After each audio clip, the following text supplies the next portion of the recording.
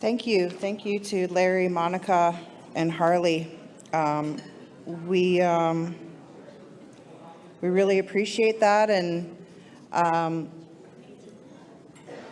guess while you're filling up your coffee,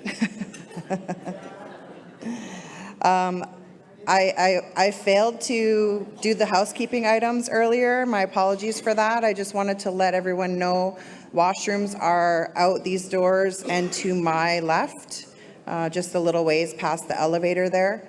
And then for our emergency exits are outside these doors and to my right. So there's an emergency exit that way. So apologies for forgetting to do that earlier. I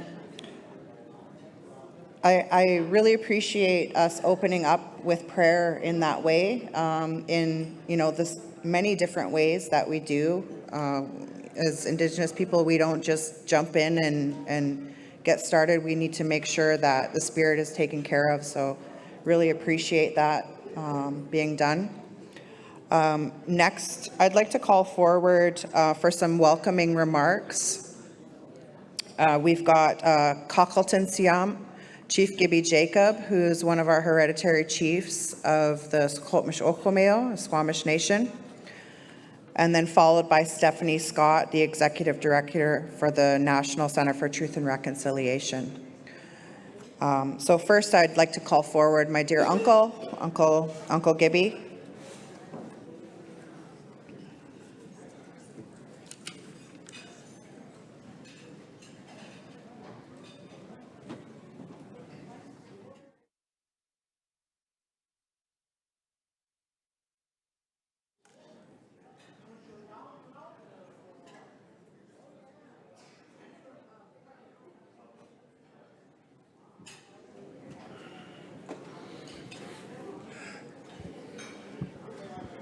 Good morning to each and every one of you.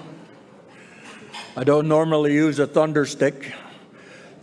I usually do a lot of speaking in our traditional houses and our Chief Joe Mathias Center. But I'm just so happy to be here. I've been wondering what's going on in this great country of ours, especially in Indian country, with this so important work that many of you probably are involved in one way or another. So I'm very, very happy to be here. And on behalf of my people, the Squamish people, welcoming you to our lands. As you can see, we got a few people around us. We're surrounded by over 2 million people within our traditional territory. So it's a lot to think about, being a Stolmach, a native person in your territory. My tribe is one of the biggest in British Columbia. We have 4,200 Squamish souls in our territory. I am just looking actually for any of my people who are working in this area, and I don't see any of them. Do they know about this? Oh, okay. Well, I was looking for Peter or somebody, so I don't know those folks. Sorry. Now I do. But it just, I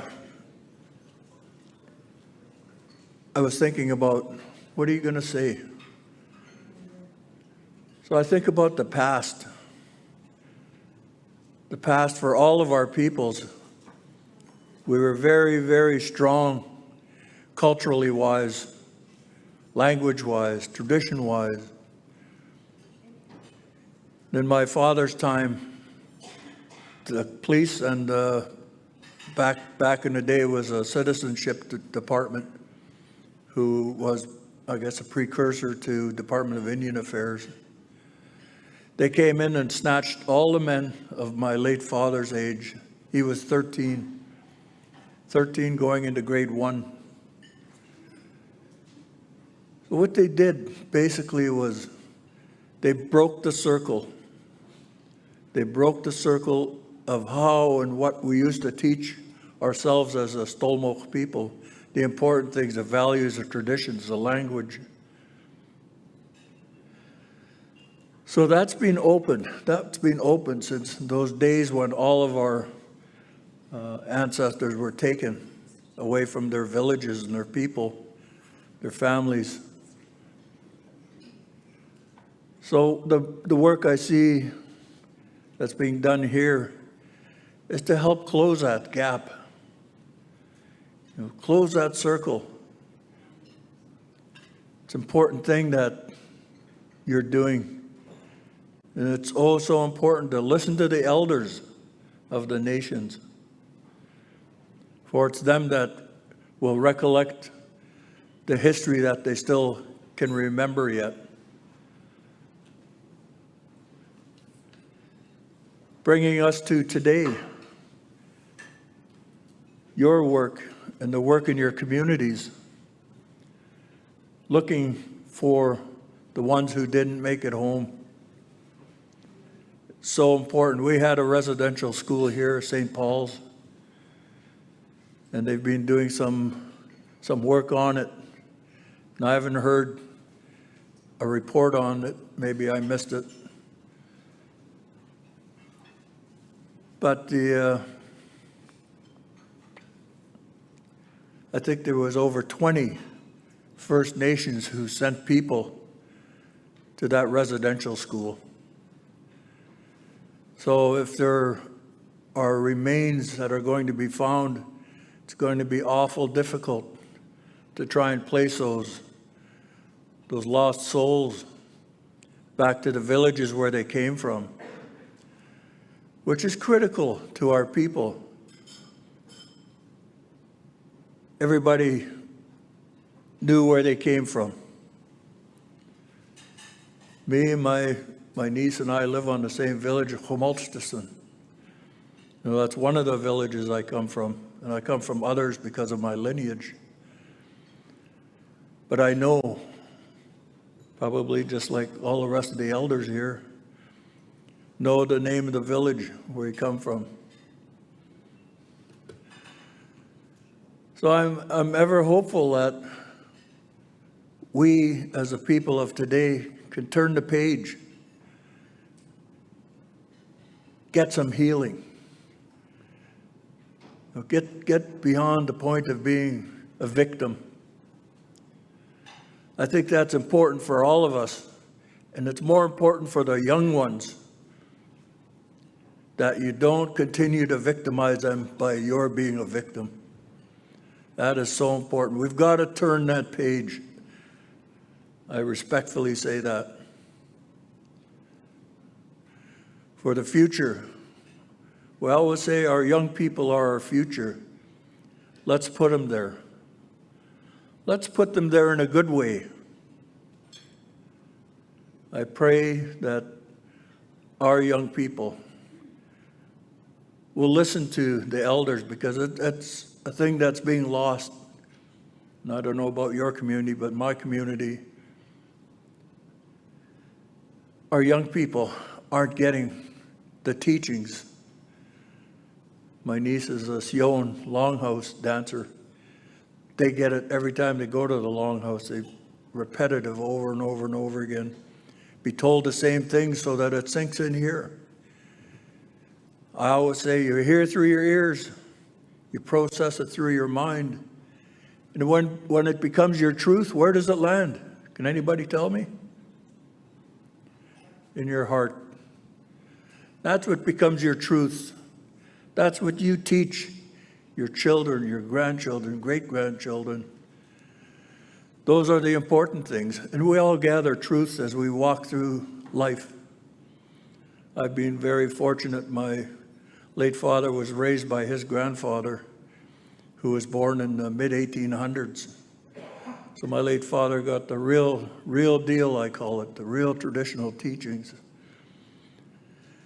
He had a stroke very young, just about took him, but he survived, and I was one of the beneficiaries of him not being at work anymore, because I got to spend a lot of time with him and get a lot of those teachings. If I could remember half of the things he told me, I'd be a pretty rich man in here in my heart. And so the future is critical. It's critical, and we've got to teach our young people what it means to be, in our language, a Stolmo, an Indian person. A lot of the kids, we ask questions at an event. Which village are you from? I'm from Capilano. No, you're not. Yes, I am. I live right over there. No, you're not. Capilano isn't the name of this village. Homalstison. Homalstison. Say it. Make them say it 4 times. Good. Next, Kim, come along. Which village are you from? I'm from Mission. No, you're not. Yes, I am. No, you're not. Mission is the name that the priests gave to that village. Aslan, as my niece was saying a little bit earlier, part of her lineage comes from the reserve just over here, Aslan. So I got fairly worried, what are we going to be getting here as time rolls through our young people? Are we going to get a bunch of brown faces who don't know a lot about their own culture and traditions? That worries me. And to that end, losing a lot of friends, political friends over the years, I did a documentary. We just finished the first segment of the documentary. It's called Back to the Fire. For all of us, the Stolmo, where did we get our teachings? Was sitting around a fire with your family, your friends, your elders. So I'm trying to close that circle, a little at a time. Probably many of you know the great Chief Bobby Joseph, Dr. Bobby Joseph. He's my first friend I tapped on the shoulder to be filmed in this piece, and so we finished that.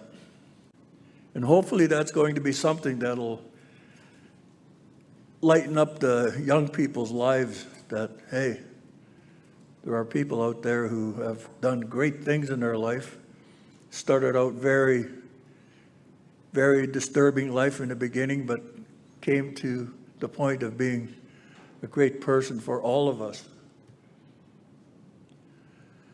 So it's called backtothefire.net if you want to check out the website.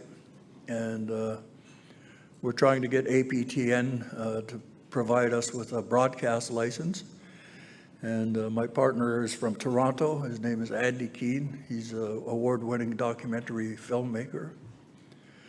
So check it out, and hopefully we'll be doing a big splash in the near future to say that we've got a license, we've got APTN, we've got, hopefully we're going to get some streamers to come on board, and we want to share this.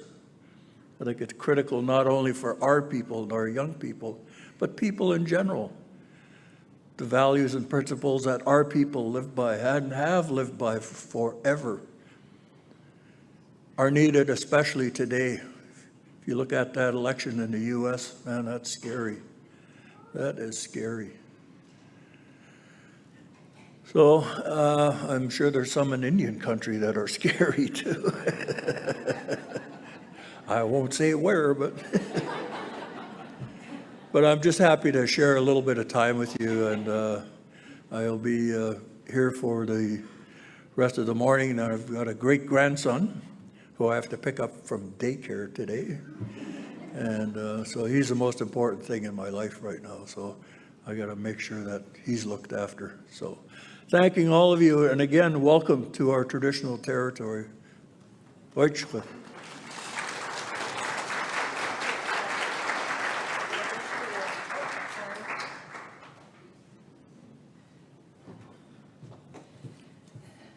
Oh, look at that.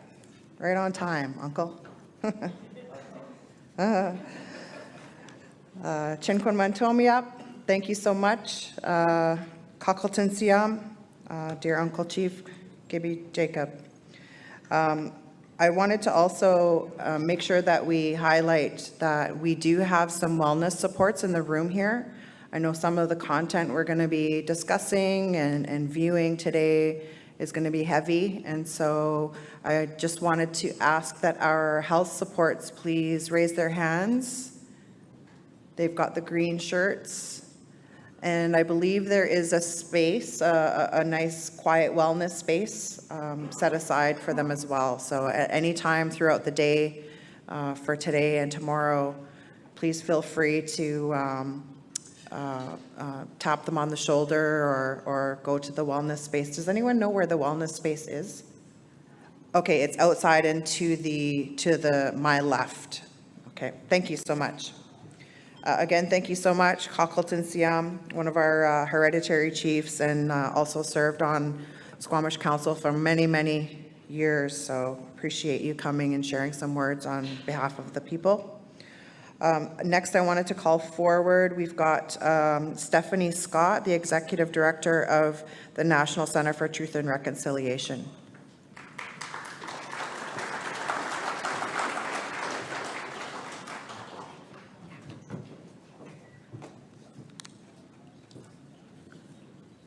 Hello, good morning. Buju, Miskwanakwatakwe, Indigenous Cause, Wabashishi Dodem. My family is from Roseau River First Nation, and I'm born and raised in Winnipeg, Manitoba, Treaty 1 territory. I am the daughter of a survivor, and I am a 60 Scoop survivor. I'm the next generation that was taken away from their family and nation. As you have heard, I am the Executive Director of the National Center for Truth and Reconciliation, and I'd like to begin by acknowledging the privilege of being with you on the beautiful, unceded, unsurrendered lands of the Squamish and Tsleil-Waututh. I'd also like to express my appreciation to all the other nations of British Columbia who are represented here today and who have played an important role in making this event happen. I'm looking forward to a very full 2 days of knowledge sharing from communities and individuals who are at the forefront of the sacred, vital work of finding all our missing children. Kelvin Charlie Dawson, thank you for starting the day in such a beautiful way with the power of your song. And Chief Gibby Lewis, for your warm words of welcome. They are so appreciated. It is a true honor to have all of you here with us for this event. There are so many people who deserve thanks and acknowledgement, and I want to thank the 3 artists who will be sharing their culture and traditions with us today and tomorrow. I also say miigwech to the health supports, and I want to thank our MCs, Elizabeth Roth and Semplian Stewart Gonzalez, who will take us through the next couple of days. And I also want to thank all the survivors and intergenerational survivors who are with us both in person and online. We're streaming across the country as well. We do this work for you, but we also do it because of you. Without your strength, without your courage, without your persistence, the truth of the Indian residential school system would never have been known. And only with truth can we move forward to reconciliation and healing. I would like to ask that we take a moment to honor the late Mizanagijik Giban, Honorable Murray Sinclair. He was one of our dear elders and advisors at the National Center for Truth and Reconciliation, and it was a very, very difficult week for not only us at the NCTR, but all those across the land and the world. Senator Sinclair was a special champion for truth, reconciliation, and healing who had such a great positive impact for all of us. So I'd just like to take a brief moment of silence to say your respects.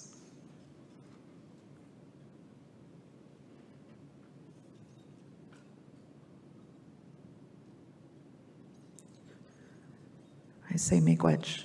Thank you so much. This gathering is hosted by the National Center for Truth and Reconciliation and by the National Advisory Committee on Missing Schools, Missing Children, and Unmarked Burials.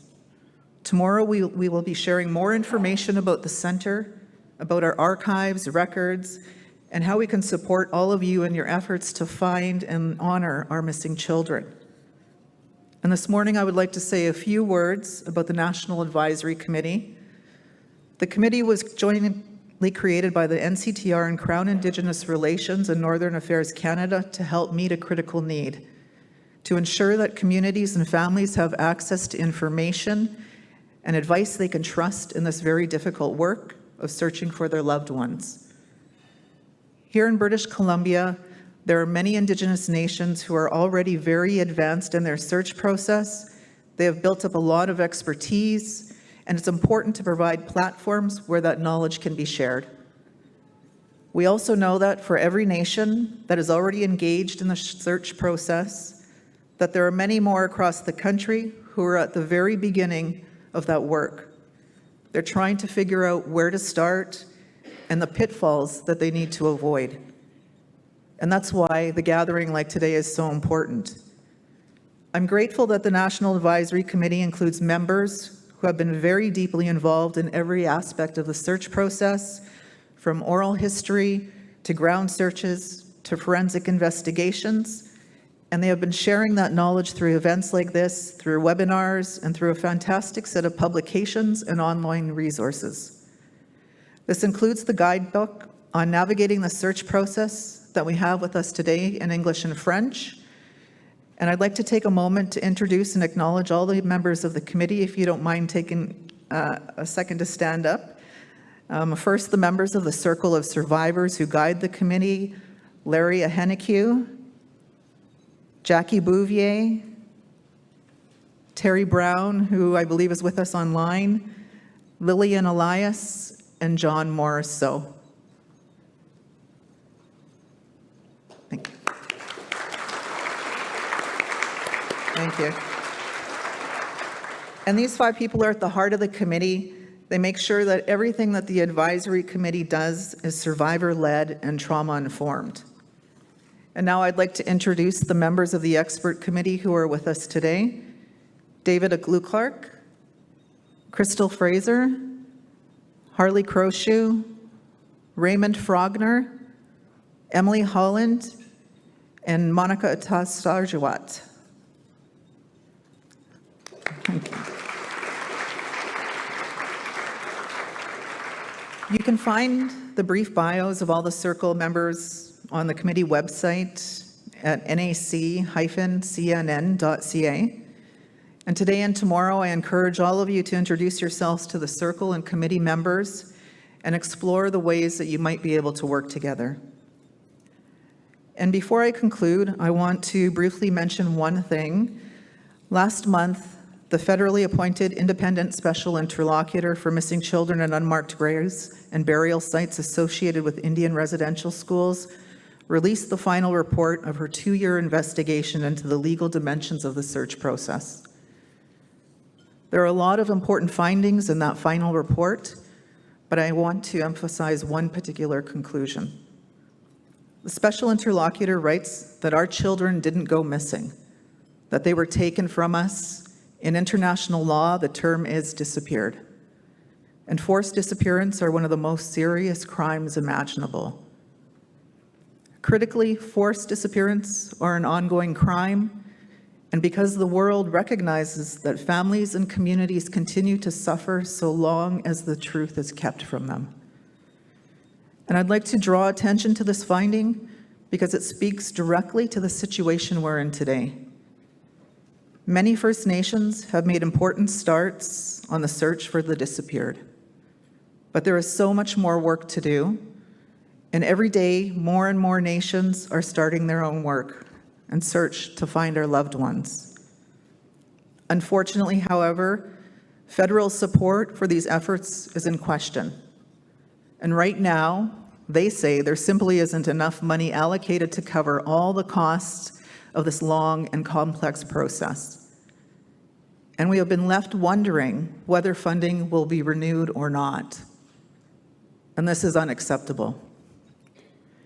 Canada has a fundamental obligation to support our nations and our families in finding answers about our disappeared children. Support for our search efforts is not an act of charity, it is a fundamental legal and moral obligation.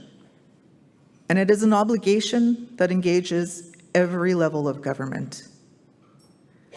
I am grateful to the province of British Columbia, which more than any other province or territory has stepped up to provide both funding and logistical support for the search process. I hope that other governments across Canada will learn from and follow this example, and I hope that the governments work alongside our people and will not work against us. I say, miigwech. Thank you for listening.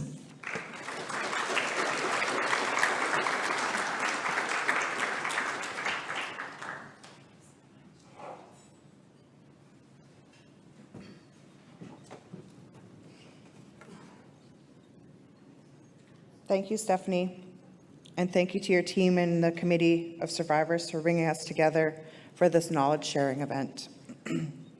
We want to make sure you know that the committee members, who the committee members are, so that you can connect with them throughout the next few days. I think at this point is where we are going to do an overview of the day. And for the most part, I'm going to be reading right from the page, so just bear with me. So we would now like to go over the path that we're going to take for the next couple of days. This morning, we will share a documentary from the Williams Lake First Nations, followed by lunch in this room. After lunch, we'll begin our live stream with a panel on trauma and wellness, followed by a break and end our day with a panel of BC investigations. This evening we'll come together and we'll welcome you all for a feast in this room again. We're going to be hanging out in this room for a little while here. At 6 p.m. there'll be a feast here. Tomorrow there's going to be breakfast. It'll be a bit earlier tomorrow at 7. It's an early start, and our agenda will begin at 8. We'll begin the agenda with a presentation about the National Centre for Truth and Reconciliation, and the rest of the day we'll be offering 3 workshops with an opportunity for you all to participate in each workshop. There will also be a cultural performance before lunch tomorrow. We'll have children of Takaya from Tsleil-Waututh. We're having our Tsleil-Waututh relatives come in and welcome you and host you tomorrow.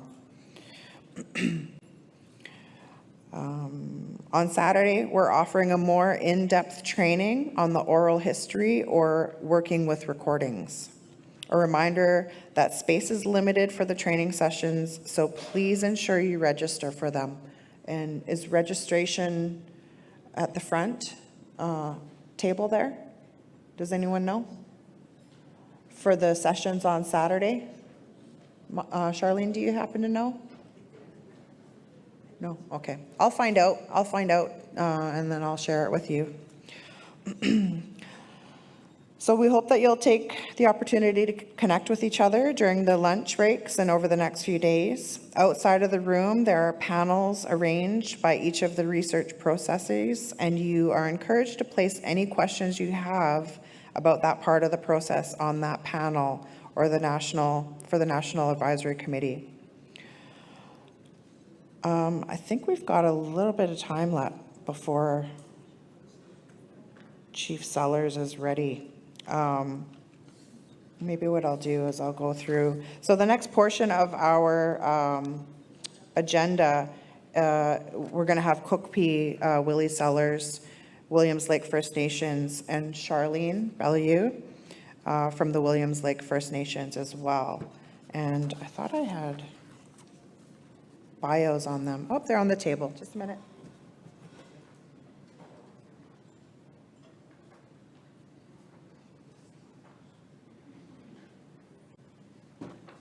Thank you for bearing with me and your patience.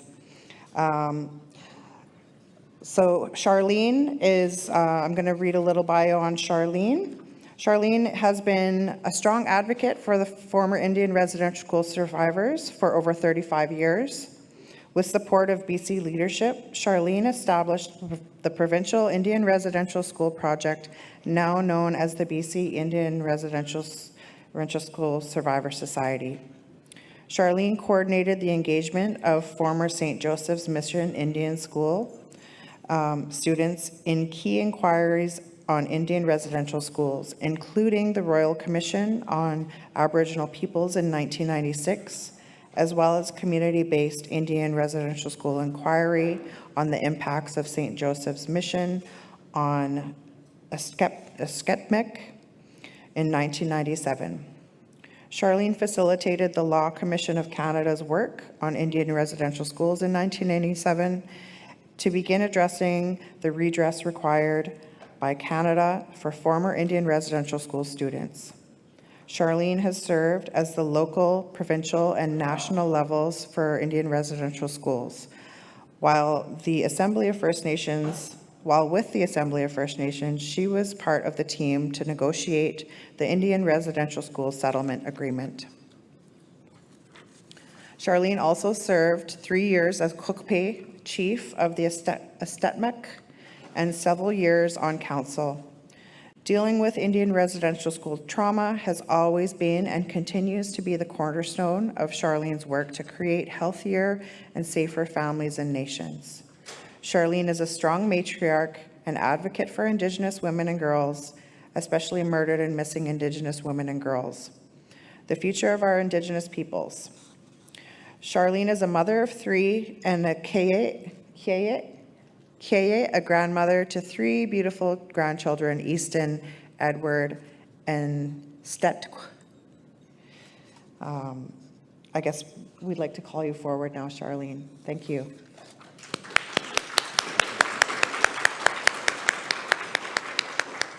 And online, we also have Cookpay Willie Sellers. Hopefully, folks he's going to be coming up. Okay, perfect. Sure. Is he on here? I didn't see him on here.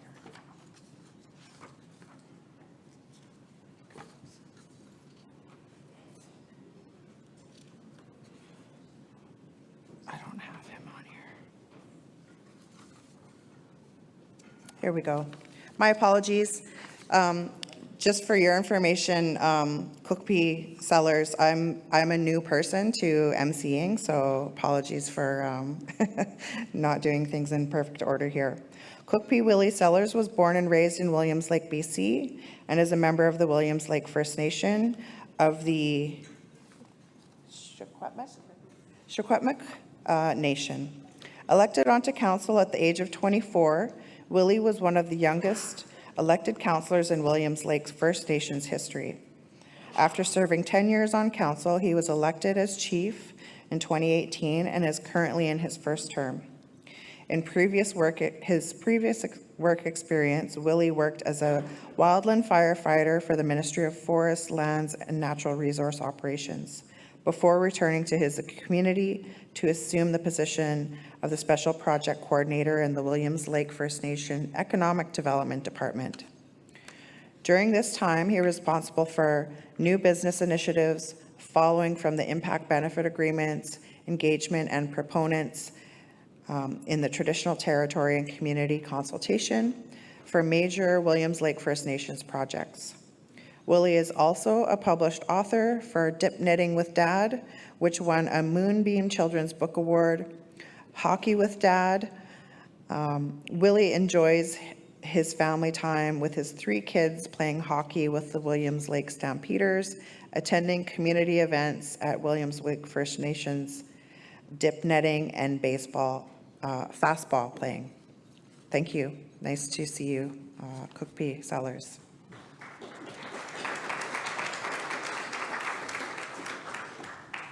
Wade Kuwaidip, speak Issakusant Nachon, Eagle Star Woman in Squext. My name is Charlene Bellew, and I'll be here with you while you watch the documentary. We're going to ask Chief Sellers to just make some opening remarks around the documentary and how it got to be, and then I will just make sure that we have tobacco ties before the documentary starts. So Cookpay Sellers, go ahead.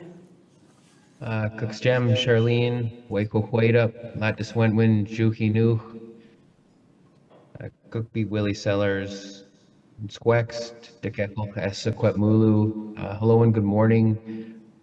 We do have an outdated biography. I am in my 2nd term now, and I have 2 more kids to add to the 3 that were mentioned in my biography. I seem like I have been in politics a long time. I served on council for 10 years, and now I'm in my seventh year as the chief. And during that time, I've managed to have 5 kids. So it's been a bit of a journey, and we're doing some really amazing things. And I think it goes towards the team that we have here at WLFN and the strong councils that we've had and the great mentors that we've had. I would love to name them all, but it could be a long list, and I know we don't want to take up everyone's time with that today. The sugarcane documentary is a real big one for us and for Indigenous peoples in this country. It has been a big part of our journey as leadership and as a community. From the announcement of the 215 to us starting the conversation around our own investigation at the St. Joseph's Mission. For those of you who don't know, Williams Lake is in interior British Columbia. The St. Joseph's Mission, which is the residential school that Charlene attended, that my dad attended, is located 6 kilometers from our community core of sugarcane, which is where the name comes from for the documentary. The stories that are being told are they're stories specific to the St. Joseph's Mission, but there are also similar stories in every single one of our communities that we can relate to. It is the legacy of residential schools in this country that has led to the impacts that we're now experiencing today. But we have to be able to tell that truth and hear those stories in order to heal and in order to educate this country in this reconciliation journey that we're on right now. And that's what we truly believed in. We went down this path. It was a conversation from Councillor Chris Wycott of how we should be documenting the investigative works, the ground penetrating radar works that were happening at the St. Joseph's Mission, which led to this introduction and a conversation with Emily Cassie and Julian Noisecat, which led to this journey of them coming into our community and documenting those investigative works and all of the things that followed with the sugarcane documentary. It is triggering. It is heavy. I am very proud of how the survivors in the film have really stepped up and showed that courage and that bravery to tell their story in a good way that is going to now live forever. One of my best friends is in this film, the late Rick Gilbert, great mentor, sat on council with him. He's a former chief of WLFN. He passed away before we could celebrate this film. And, seeing him on the screen every single time that I watch it is, it's a breath of fresh air because we miss him. And, his legacy is going to live on for a really long time in this healing journey that we're on as a country and as Indigenous peoples. And that's something to celebrate. So the idea around this film is to educate, but it's also about continuing that conversation and empowering the survivors to tell their story so that we can learn and we can heal together. So thank you for allowing the screening of it. Charlene, as you're going to see in the film and hear in her bio, is an ass kicker. She is this strong Indigenous woman that continues to advocate for Indigenous peoples, not just in British Columbia, but across this country. And again, these are the stories that need to be told, but the similarity of these stories that are being told are right across this country, something that all of our Indigenous peoples can relate to because of that history. And just again, thankful for your time and thankful for allowing me to participate virtually because this stuff is really important. It really means a lot to our community and us that you would take the time out of your busy schedules to be here and be present and to listen and to heal with us. I'm Mike Cassell, Nomad Relations.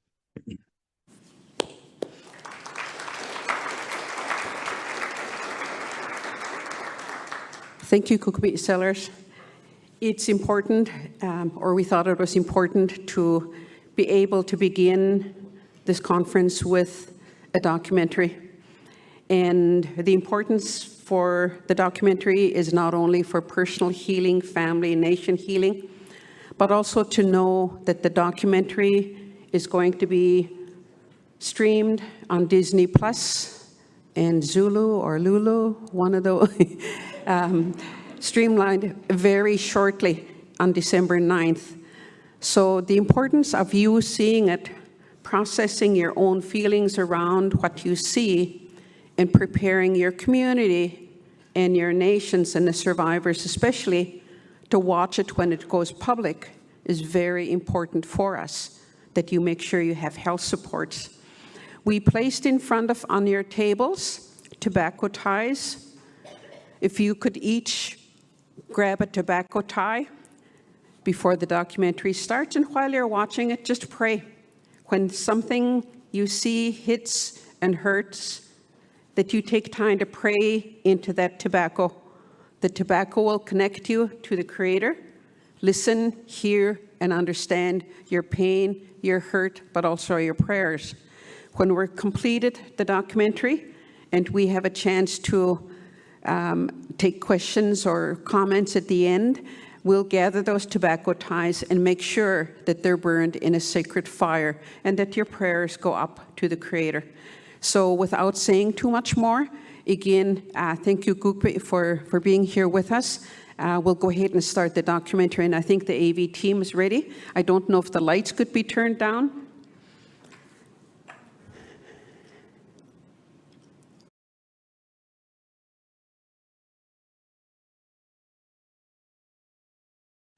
Wiggle your fingers a little bit. Rub your belly if you're hungry. Maybe cross your arms a little bit. Tap your shoulders. I know I feel a lot of big feelings here in my chest. Maybe just give ourselves a bit of a hug. We have a lot to process. I'd really encourage you to take a big, some nice cold water, drink some water. It helps flush things out. Let's take another breath after that. Whatever works for you. I just want to get back into the room. I want to say thank you to everyone. Thank you, Charlene. We really appreciate this work. Thank you to our team. We have people here in green who can do some special stuff outside we can do some cedar brushing. Just sit beside it. We don't want you to hold all this all day. You know, there's a beautiful sun out there. There's the water. You know, go to the water maybe later. Sit with some of our staff. We just want to make sure that you're okay. There's lots of us here who are helpers. You're all helpers, and we don't want you to leave holding on to that too long. So thank you.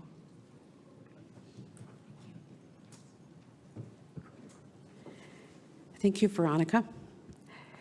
I'm just going to take time to hear from Kukpi Sellers in any closing comments. Kukpi? Go ahead, Chief. Hey, Charlene, thank you for that. So you can see the documentary is very heavy, very educational, and it tells a story that has similarities in every single conversation that you have with communities that grew up in that residential school system. You know, it is about empowering so that our survivors can share and have that support that they need, and for those non-Indigenous Canadians, and even for a lot of those Indigenous Canadians to have just a better understanding.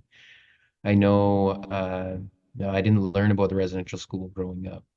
You heard rumblings, but you didn't understand the true impacts that it had in community.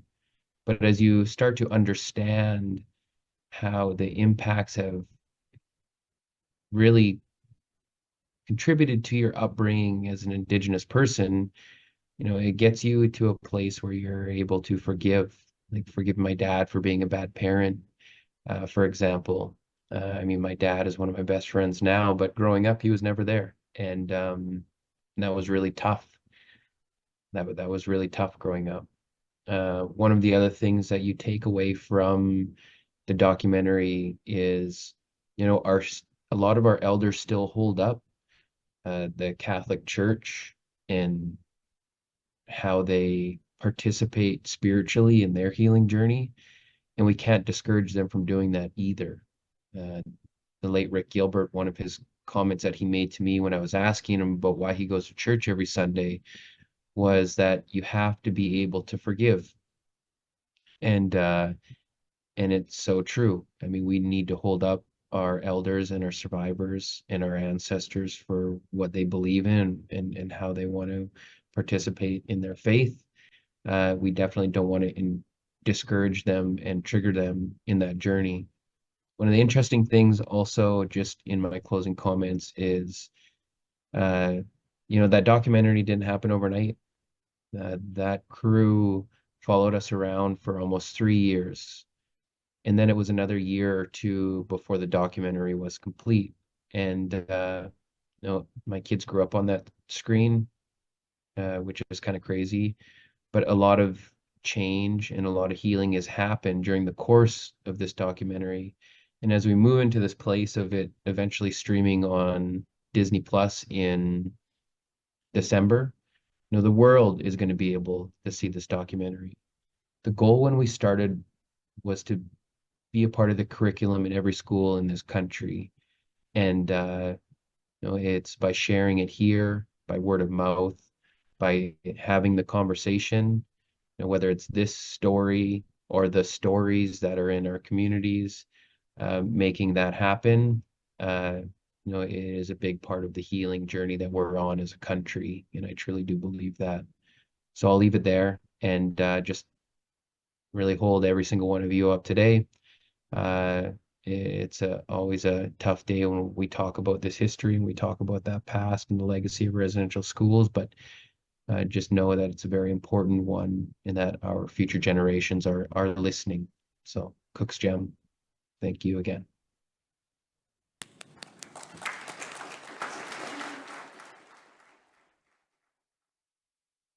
Cook Shem, Cook Beat Willie. When I was watching the documentary, I've seen it a few times, but every time I watch it, there's something new.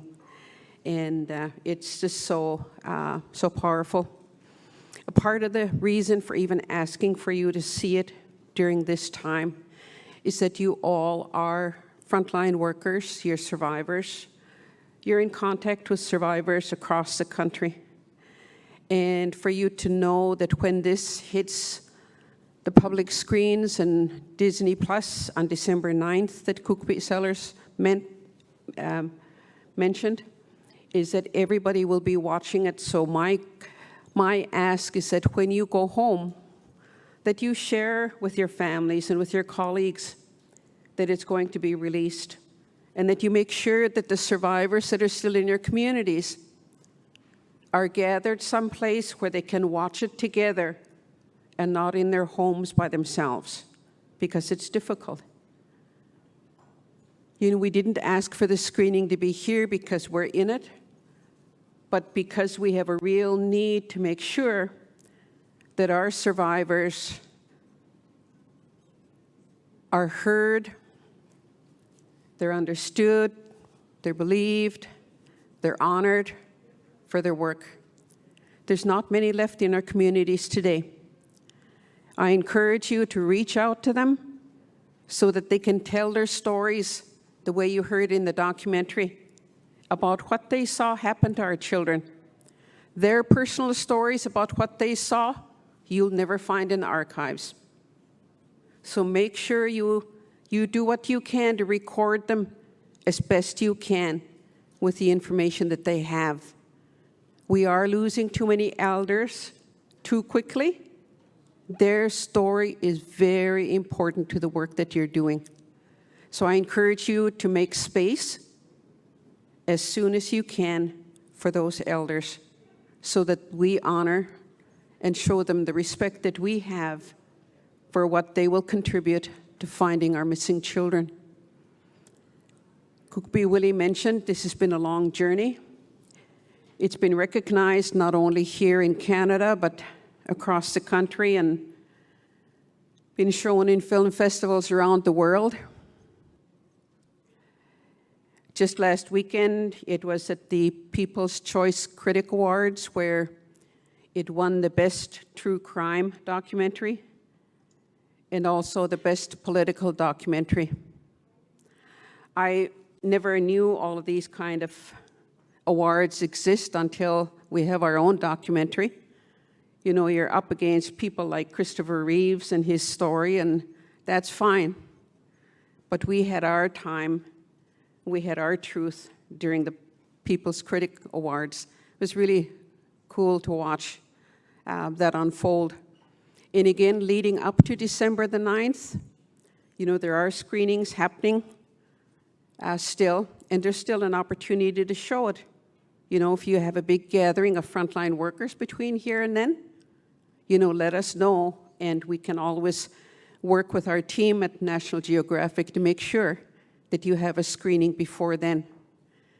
But again, just in my closing comments, I just want to thank you for taking time to watch, taking time to listen, taking time to find your place in this story, whatever and wherever that may be, but also for you to know, you know, that while you're at this gathering, that we're all doing the best that we can to make sure that our elders, our community members that attended residential schools across the country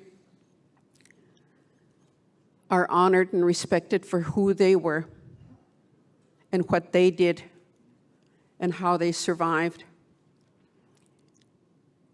Our resilience is powerful. I always mention at other gatherings that the Creator chose each and every one of you to be where you're at today. They knew we would go through this deep, dark period in our lives, but that we would be stronger for it. If we could think of it in that way, there's no mistake you're here today doing the work that you are doing to find our missing children. That's so important.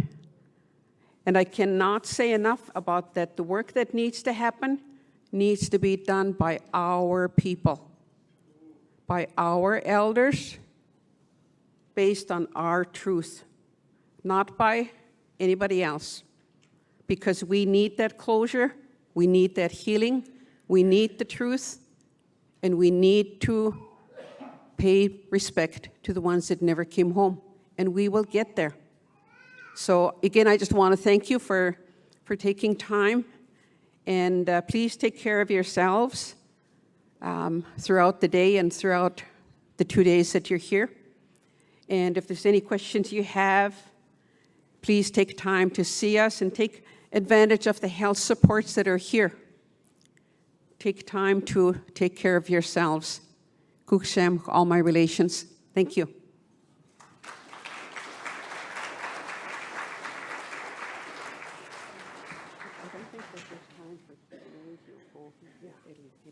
Okay. Thank you so much. Beautiful piece of art we just watched that was put together. So thank you very much, Charlene and Chief Willie. We're going to move into lunchtime, but I just wanted to ask that they do have the food set for us. We're going to have Semplayan, who's my co-MC, come forward and share a table song to bless the food. Just asking that anyone with dietary restrictions, please approach the hotel staff for your special meals. And just asking also to serve your elders and asking our elders to go and eat first. And calling forward Semplayan, maybe you want to introduce yourself quickly too before you share a table song. Osia.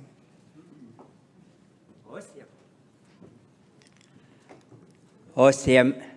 Chinquamantomi absiam sequatos chichio quache Kwamantomi Siem to Winauxium Residential School, Indian Day School, 60 Scoop, Sequatals, Yet one Hutsus Qualons Wait Siem, to Quachnomi Up Siem, the Aquachit Nut An Okumeo. Kwamantomi Siem. First of all, I want to thank each and every one of you, our respected elders, matriarchs, kupis, and chiefs that are in the room. We have one of our hereditary chiefs from Squamish, Kakhalton Siam, Chief Gibby Jacob. Welcome you to a village we call Tlaan, the Squamish, Stalmuch, Squamish families, Squamish nation. Simplion, my ancestral name is Simplion. I have a Musqueam Squamish, Squamish Simshian, Squamish Musqueam, Musqueam Katesi, Musqueam Cowichan, Squamish Mauli, Squamish, Squamish, Squamish, Squamish. So sharing my ancestry through our mothers, grandmothers, great-grandmothers. I'm honored to see each and every one of you. Our Indian Day School survivors, Indian Residential School survivors, 60 Scoop survivors. Myself, I'm a residential school survivor and Indian Day School survivor. So I've seen the premiere of Sugarcane and I cried, and I still cry, because there are parts of my story in the documentary that you witnessed. And thank Charlene and Ed and Jason and Charlene and those that were Chief Rick. I traveled with the primary delegation and the secondary delegation to Rome in 2022. So I got to meet many residential school survivors who traveled to the Vatican at that time. And so I'm going to offer you a Squamish table song. I could sing other table songs, but I'm Squamish, so I'll offer you a Squamish song.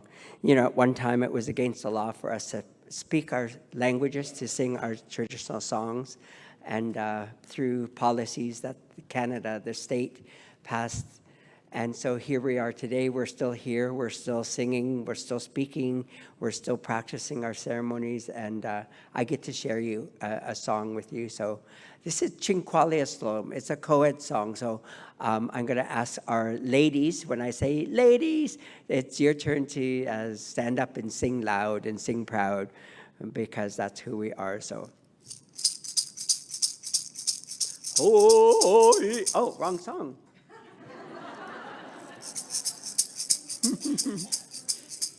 Yo, the wrong song again. This is the only song coming out.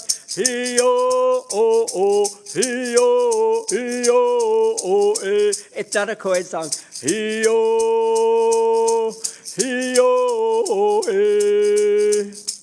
You want hot squall wind, Quista on a tire.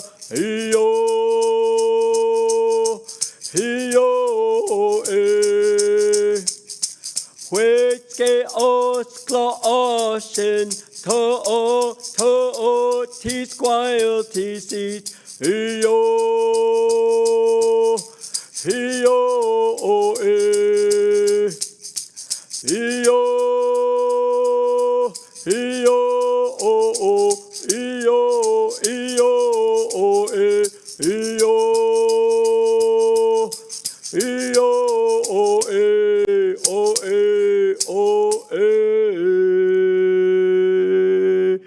I know I'm Canada's next superstar.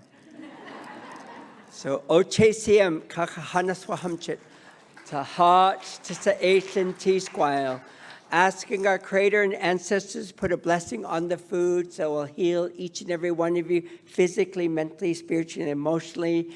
And with that, I say, Hach, Quistit Mas. That was a Sklaoshan Slolum, a feast song. So, inviting all of you to grab some food. Customary when you're in our territory, if we offer you food, you need to accept it. If you don't, then you need to give me $5.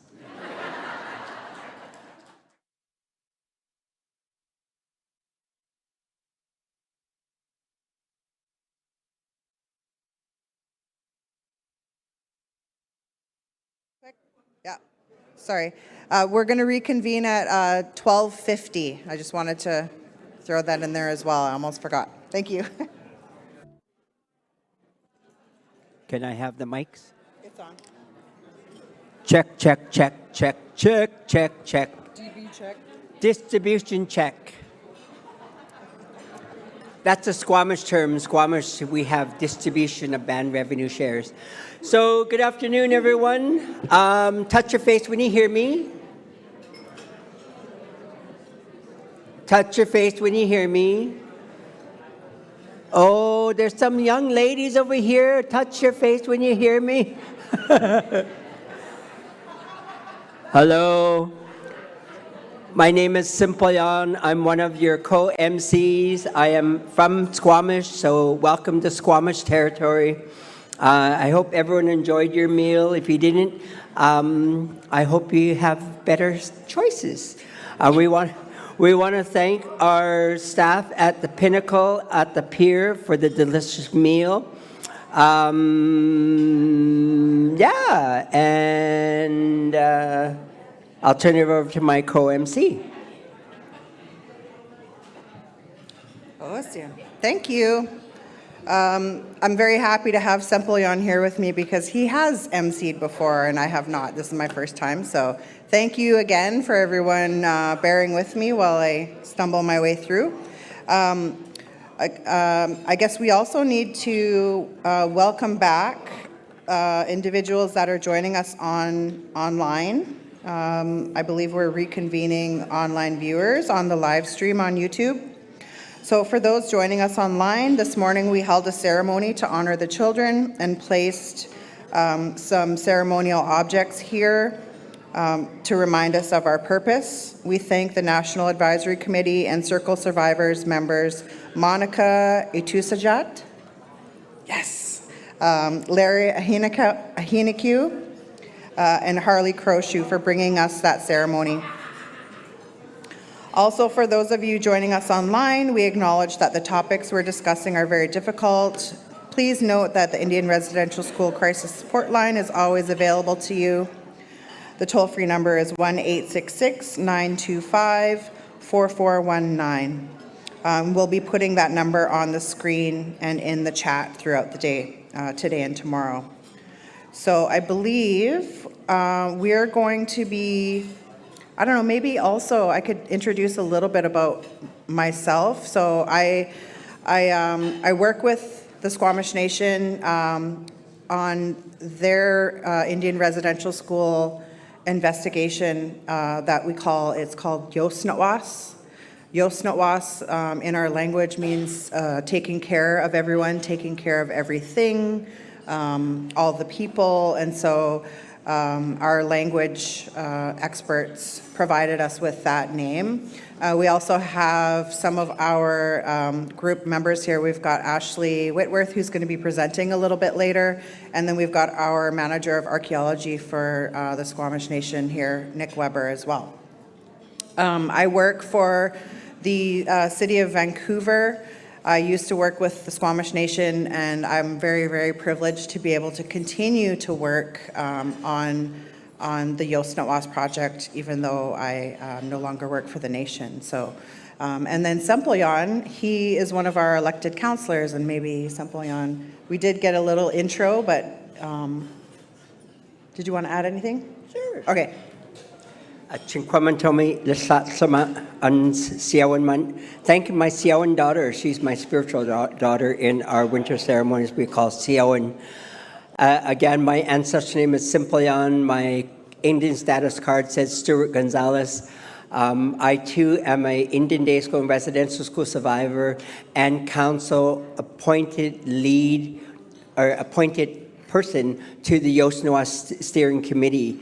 And as someone who has lived experience, I'm honored to assist the team in understanding the traumas that myself and my siblings, my parents, my grandparents all endured, and all our survivors, and especially those who never made it home. And so, you know, it's really important that we hold each other up, because some of the information that is disclosed to us, you know, it's really heavy. So As a member of the Yosnoa Steering Committee, I do need to do self-care. I do go to our sacred waters and go for a spirit bath on a regular basis because that helps me take care of my spirit. And these are the tools that Squamish ancestors and Musqueam ancestors and Tsleil-Waututh ancestors and a lot of traditions on the South Coast, we go for our spirit bath. You've seen Jason and his dad Ed go for a spirit bath. I believe that was Naquaquat Lake up in Darcy. So again, we take care of our spirit. Many Indigenous peoples up and down the coast go for their morning spirit baths, and that's how we take care of our spirit. So I've been elected council for 3 years now, and really enjoying the role. I get to be the voice for our elders, our children and grandchildren. So hat quistimas. Okay, so I'm going to introduce the plenary panel, number 1, on trauma, wellness, and taking care of survivors and others involved in the search process. We've got our support systems, Lorraine Naziel from First Nations Health Authority, and Veronica Haddon from Indian Residential School Survivor Society. Trauma-informed practices, Dr. Wayne Clark for the National Advisory Committee, and self-care, Kukuda Terry Brown, Circle of Survivors. In every step of this deeply emotional work, we must ensure that we take good care of ourselves and each other. Our first panel this afternoon is about trauma and wellness, taking care of survivors and others involved in the process. Our moderator will be my co-MC, myself, and Lorraine Naziel, Veronica Haddon, and Dr. Wayne Clark. And Kukdaka,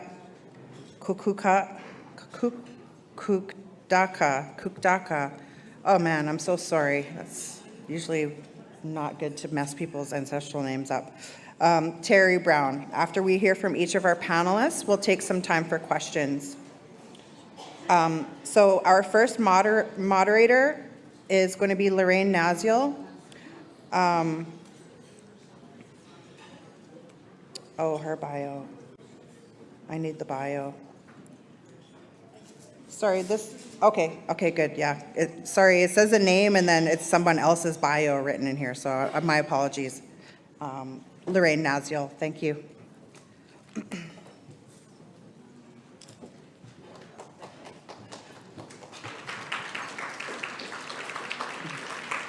Denise, Zakaze, Skyse, Saisozi, Walau, Wet'suwet'en Dista, Laksamasu Dista. Good afternoon, everyone. My name is Lorraine Naziel. My traditional name is Walau. I am a wing chief, a hereditary chief within the Wet'suwet'en Nation in northern BC. I'm a specialist in mental health and wellness for First Nations Health Authority, and I'll talk about our program in as short of time as possible. I'm carrying with me this beautiful piece of cedar, and it's a reminder to all of you to please, we had a very difficult morning. I felt the feels watching the film, even though it was the third time, like Charlene said, it does open the door to opportunities for healing for each of us. And our trauma response might have been activated. And what I did as soon as the film was done is I went and I got a cedar brushing. And I'll just quickly share that in the West Coast culture, as well as my own, all the way up and down BC, cedar grows. And one of the biggest things for trauma that I believe is helpful is our connection to the land. And for me, the cedar is a beautiful reminder that we can learn a lot from a cedar tree. The elders that I've been in connection with have really taught me a lot about the beauty of cedar. So today, the cedar that I was brushed with was by the Tsautan Lalem team, who is also here, along with the Indian Residential School Survivors Society. And they have a ceremony that is very specific to the Nuu-chah-nulth Nation, that the cedar brushing that I just did. And when it was done, I was gifted this piece of cedar to remind me to not carry what is not mine, and to set it down and give it back to Mother Earth.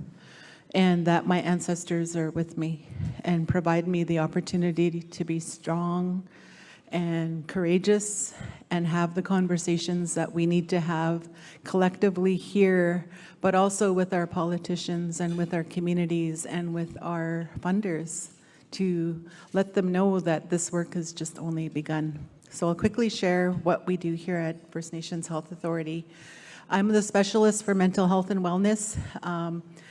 Here's a map of BC. I work with all regions: Interior, Fraser, Vancouver, Coastal, Vancouver Island, and the Northern region. And I'll do a brief overview of the program, our health and cultural supports. We have an MMIWG program and an Indian Day School program. So many of you might be familiar with the Indian Residential School Resolution Health Support Program. In BC, we are different. We have what is called a First Nations Health Authority. So all the funding for the IRS programs flows to our organization. I have an executive director that oversees finance and a director that oversees finance work plans, and those two are very much responsible with leadership from both First Nations health directors and the First Nations Health Council to really advocate on behalf of the 210 communities in BC. So when First Nations Health Authority first began, we inherited the Indian Residential School Resolution Health Support Program. And it's unfortunate because what we inherited was a partial program. It wasn't fully available to every one of the 210 communities in BC. So that's something that we continue to advocate for. So under the umbrella of the IRS RHSB program is the residential schools, emotional supports and cultural supports. You've been meeting many today. They were here yesterday. They'll be here again on Saturday. And they're here to really take care of our holistic well-being, our mental health, our emotional health, our physical health, our spiritual health. And please, when you feel that little tug in your heart or a tear in your eye, or you can't stop thinking about things, there's help for that. We also have a program for missing and murdered Indigenous women and girls.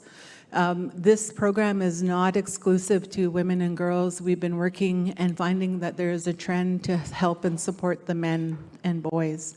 So that has been part of the work that happens. It happens in all the regions. We, in the last 3 years, have had access to what's known as expanded trauma-informed health supports. For one of those 3 years, we were able to help the 21 Indian residential school sites in BC. There were 21 sites, 3 of them were Indian hospitals. And I really, again, have to stress that the resourcing that we receive for this work is minimal, if none at all. So that's something that, again, our politicians are really working hard. Our leadership and our communities have been very strongly advocating for the need. We also have First Nations health benefits. So this is a counseling program that's open to IRS survivors, families, and the intergenerational. So pretty much everybody in BC qualifies. We know how much these schools have impacted our people. We have a program also for counseling for families impacted by MMIWG. We have a program for Indian Day Schools. We've included Indian Day Scholars, even though there isn't specific funding for that. We just brought it under our programs for Indian Day School support. And, the list continues on. Now we're seeing the need for Indian boarding homes. Again, there's no funding, but we continue to support. There's funding and, compensation going out for many things. And I just have to really hold my hands up to the staff of about 100 support workers throughout all 5 FNHA regions for just digging in and doing the work that needs to be done. So in our division of First Nations Health Authority, under the Mental Health and Wellness team, we have treatment and recovery, healing and traditional wellness, government partnerships and policy, wellness initiatives and programs and funding, and we fit under programs and funding.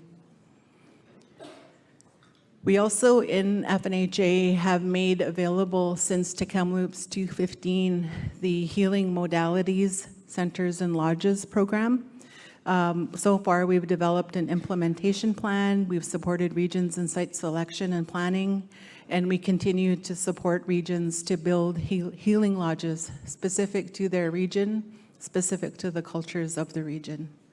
We also have a program called Traditional Wellness. We have regional traditional wellness coordinators in BC and all the regions, and we are also managing a Sacred Knowledge Keeper initiative. I think one of the things that's important to stress is that health emergency management has become really primary in our requests for supports. People from our communities, both in First Nation community and urban and away from home, are in crisis. And we see that in all of our statistics and all the data that's coming in. And then finally, the Youth Mental Health Program it's a new program. It's being established, and there's a lot of work to be done with our youth. We recognize that, and it continues to be something that is a priority. I don't think I'll go into this because I don't want to take away other people's time, but the IRS program is really an opportunity for people to have access to emotional and cultural support, and you'll hear from Veronica about how that process happens. We have 10 official IRS contribution agreements in BC within all 5 regions. The New Channels Tribal Council and Southern Lalem provide programs and services for all of the above to the Vancouver Island region. Indian Residential School Survivors Society, you'll hear from Veronica next. They provide programs and services to 4 of the remaining regions in BC. The smaller organizations that do this work do this at a very much nation-based and even community-based level. So you see the list there, Okanagan Nation Alliance, Carrier Sakani Family Services, the Ada Dene Healing Society, Kitnyao Human Services, Kispiox Health, Kitten Max Health Society, and Glen Bowell, which was formerly the Gitsan Health Society. MMIWG continues to be a very much needed program in BC, and Veronica can go in depth in terms of what IRSSS does with regards to MMIWG. But I've seen firsthand the healing opportunities that happen for families that have missing children and have experienced violence. They by no means have enough funding to cover everything and everyone and do all the things, but we certainly give our best to what we can in this area.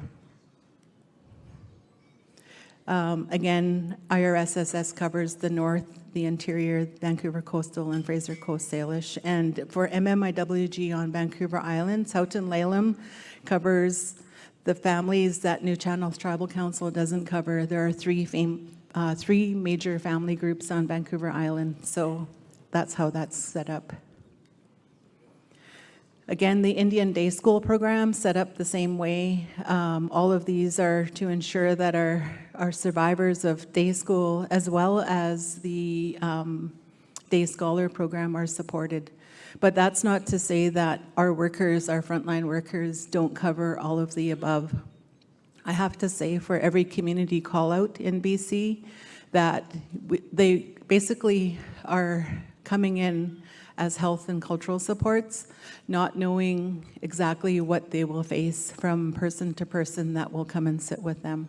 And I really hold my hands up to our cultural supports and our RHSWs who provide emotional support. There are about, on average, 100 people in BC that do this from all 5 regions. They're just beautiful, wonderful people, and it's a real honor to work with them and learn from them. Last year, we did on February 20th to the 22nd, we gathered them all together for the first time and we had an honoring ceremony.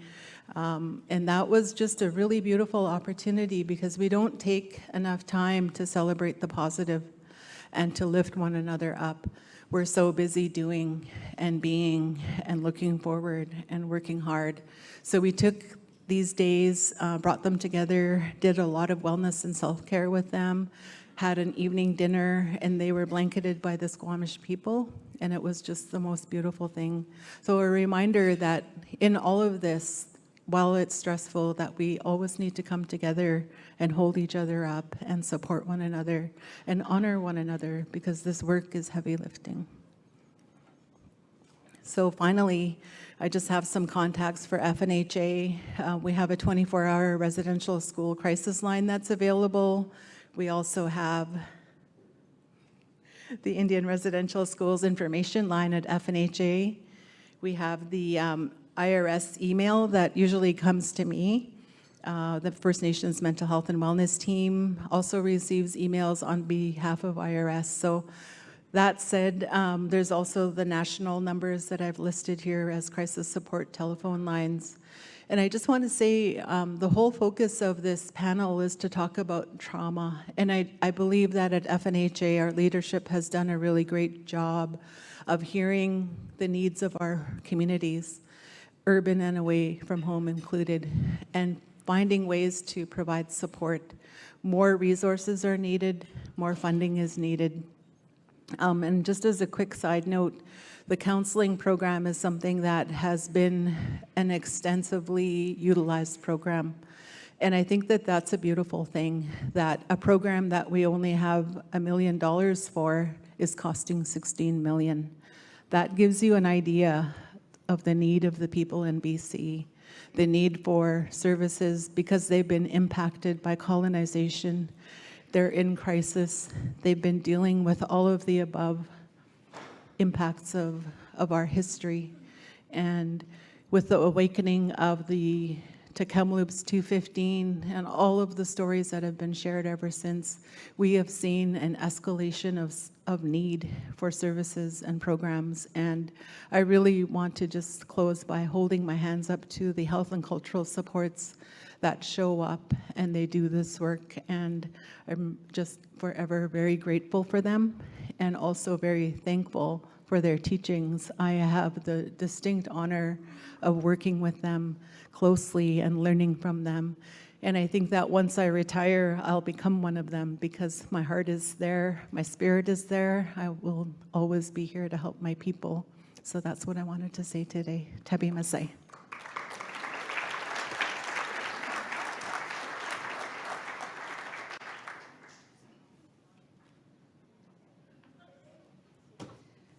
Thank you so much, Lorraine. Next, we're going to call up Veronica Haddon. Veronica has mixed ancestry from the Tatasqueyak, Cree First Nation in Manitoba, Red Rock Indian Band in Ontario, and has Finnish and Acadian roots. She has a BA in First Nation Studies and Anthropology, joint major in the University of Northern British Columbia. Veronica currently lives and works in the Lheidli-T'enneh territory in Prince George. She's worked in community development in Prince George and the North for over 17 years. Veronica is very passionate about her important roles in working and advocating for Indigenous people in BC.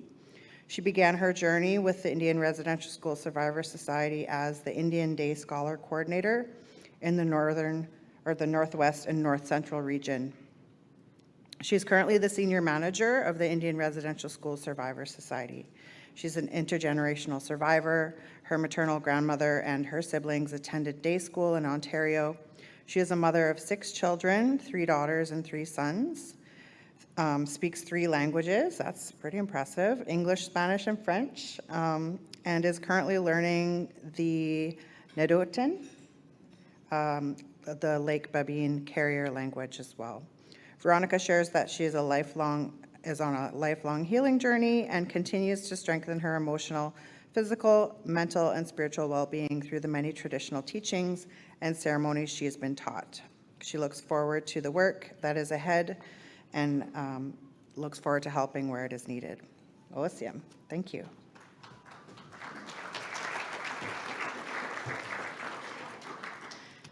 I had no idea that you had a bio. It's a little intimidating. Yeah, thank you very much. Thank you, everyone. As mentioned, my name is Veronica Haddon. I just want to raise my hands to everyone. Thank you for the warm welcome today to the territory. Welcome, everyone from across Canada. As mentioned, I am senior manager. I did start as an Indian Day School coordinator during the pandemic, and we were considered an essential service at that time.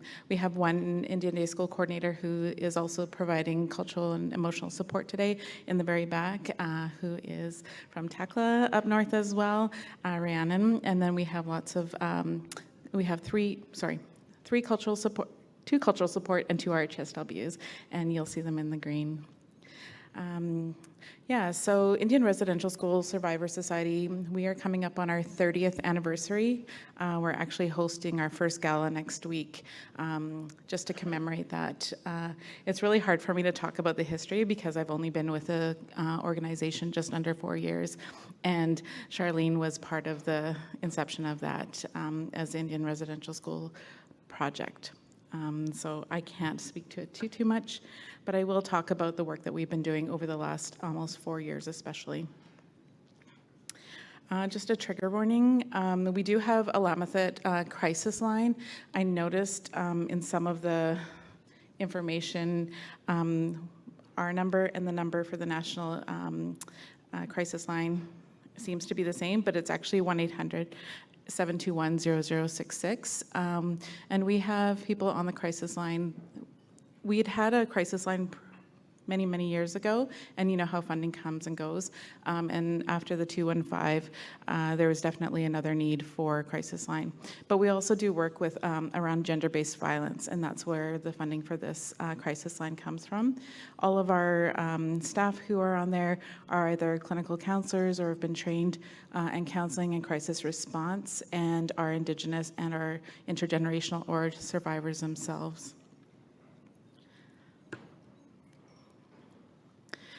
The mission, I'll just do a bit of a brief sort of mission and mandate of IRSSS.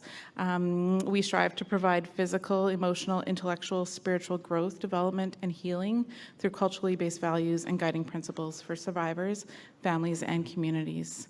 And the mandate for many years has been to assist First Nations people in BC to recognize and be holistically empowered from the primary and generational effect of residential schools by supporting research, education, awareness, partnerships, and advocating for justice and healing. Our society assists survivors with counseling, court support, information, referrals, workshops, and more. We've been in a strategic planning the last year, and now we're moving to implementation. So some of our mission and mandate is evolving. Our board, we have several legacy board members who've been with us since the very beginning, and we have some new board members, and we'll be actually recruiting for even more new, sort of a younger generation. Our survivors have asked us to do this. They really, we will continue to support residential school survivors, but they're really saying we need to continue to support intergenerational at a deeper and stronger level. And that could be 60 Scoop survivors, day school, day scholar, Indian hospital, Indian boarding home. Those of us who are products of all those people who attended them as well. And that's what we'll continue to do. Can't see this one, sorry. This is just some information about what we do and the passion that we have around it. So we, like Lorraine mentioned, you saw the map of everything, so we do cover everything except for Vancouver Island. We never turn people away, however. During 215, for example, or even during day school, when the federal claims, when there's deadlines, we would be getting calls from everywhere across Canada. And sometimes outside of Canada, sometimes in Europe, sometimes in Central and South America, of people needing help. So we continue to do that online as much as possible. We don't travel out of BC unless we're asked to, like when the Pope was in Edmonton. However, we do, we will support online, and that's not something that's necessarily funded, but we don't want to be turning anyone away. So we have the crisis line. We had another program called QQXX, the Kwam Kwam Huihua, and that was working with young people in the downtown sort of Vancouver area who have been impacted by who could potentially be going to jail. And this is really young people under 18. And so we ran that program for a few years, and it was really successful. But as you know, funding doesn't always continue. The IRS support work with our cultural support. We have 3 here today. That's a huge program that we rely on our cultural support who have the teachings, the people who've been doing their healing for many, many years, who are survivors, who are intergenerational survivors. They support us on a regular basis, whether it is in community in an event like this. It could be for ceremony for our staff, for other communities that request them in lots of different ways, and I'll talk more on that in a few minutes. We also have the resolution health support workers, and that's fluctuated because, you know, people tend to age out into the cultural support space, which is great, but it's also hard because we don't want to lose their just their strength and their groundedness within that program. Resolution health support workers go anywhere and everywhere they're needed.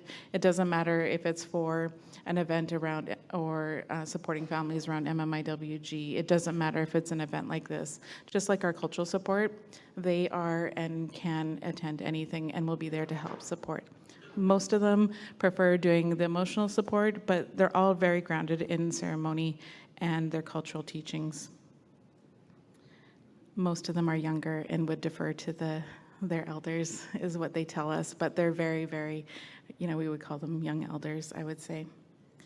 We also have the MMIWG program, and that has been such, I've just had to help write a letter. Our funding is changing for MMIWG, and we've been writing letters and getting letters of support because this is essential for our communities, for our families, for the province. Every single day we are seeing missing people, Indigenous people, our relatives. They're not just boys and girls and men and women, they're everyone. And we don't have enough funding or enough political push around looking after all of our relatives, our Two-Spirit relatives, our family from the LGBTQ IA plus communities, and it's something that we have to continue, and we're striving to continue this program on our own. Some of the things that our MMIWG program staff do is, I can speak for the North. I'll speak for the North because I look after the Northern region at the moment. We have 3 MMIWG workers there, and we have been part of a lot of court cases where families have had a loved one go missing, they're found, and then charges have been laid. And so we've been following families and supporting them from the beginning to even most recently the Abraham case where there was sentencing. And this is a really, really hard job. We've been called into places where people are found, and we've had to make sure that our staff is okay, but also be there to support family members. Most recently in Kamloops area, there was a man who had gone missing on the river. He had been dip netting, I believe. And so one of our, actually Daniel, Joe, he was here yesterday with the committee. He was in that, he was helping search, he was in the boat, and he was helping people during that really difficult time. Some of the other things that we do are a lot of workshops in community, depending on what the need is. Every community is so vastly different within this province, like so completely different. Not even just dialects between communities, but you know, ceremonial practices, all the different things. And so when we go into community, it's not saying, okay, this is my teachings, I'm gonna do this. It's us coming in a humble way and saying, what are your needs? What are you comfortable with? How can we be supportive? Oftentimes it's the community frontline workers who are burnt out, or it's a family member, or all those things. They carry those big, heavy loads, and we're there to support them, as well as the community members who are going through difficult times. MMIWG, we hosted almost a year and a half, 2 years ago, I forget, a really big sort of caravan of going all over the province, and we did a lot of work around that, and people just want their families, their loved ones' names to be heard. They want to be surrounded by people who understand. We've held retreats for family members. We've supported in different, most recently, Transformations was hosted up in the north, and we supported families from the Tears to Hope Society as well. So there's lots of different opportunities to grow the program. Our goal is to never have to have a program, but we know that there's a need to grow it right now. We want to include all relatives. Part of the work with the MMIWG as a manager, as someone who is impacted by MMIWG myself and our family, is to make sure that our staff is okay. And how we do that is really variable. It could be us doing, debriefs. It could be preparing. We're not a 9-to-5 job, sit at your desk and just do that kind of work. There's a lot of preparation. We all know when we're going to ceremony, we're preparing beforehand. We're not just like arriving, just like Lorraine did. She got her brush down. She was grounding herself. That's a huge imperative part of our work that we do. The Indian Day School coordinators, it's been wild. I'm not gonna lie. It's so hard, and I speak with passion for this. It's so hard to help people during a pandemic with so many different issues, people sending off their, level 1, and then there's no appeal process, having to work within this incredibly offensive claim settlement.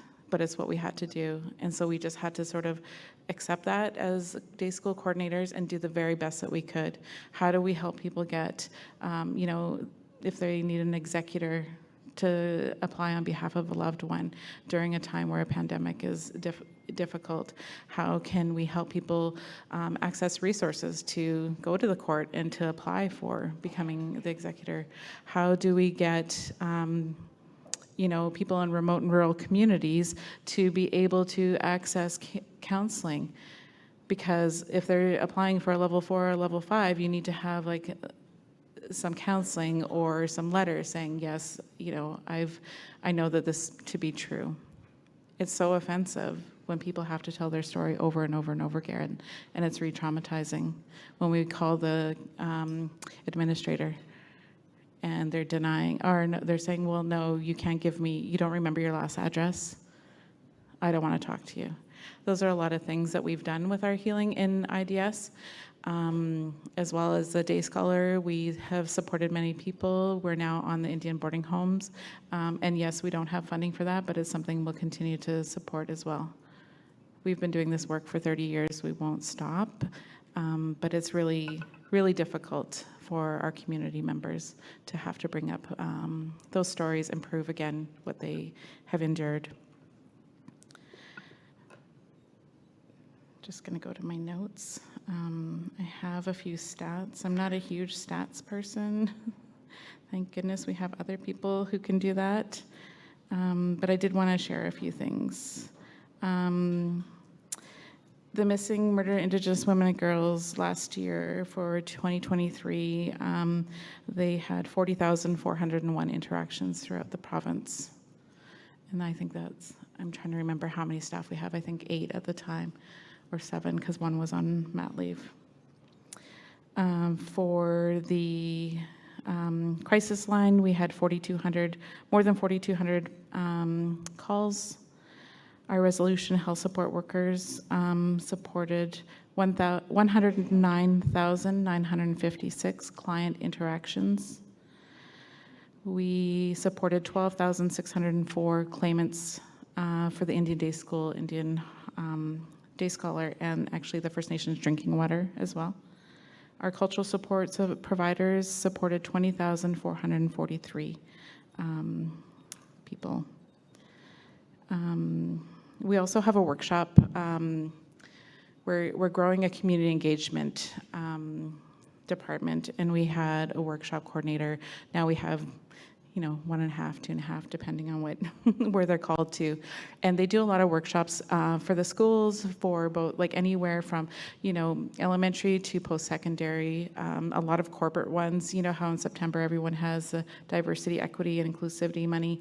We do a lot of those things. This year we did a bit different. We had some webinars, which was really helpful to really divert a lot of those corporate sort of DEI requests, so we can actually be there for communities. Communities wanted us there to help with their events, especially in healing.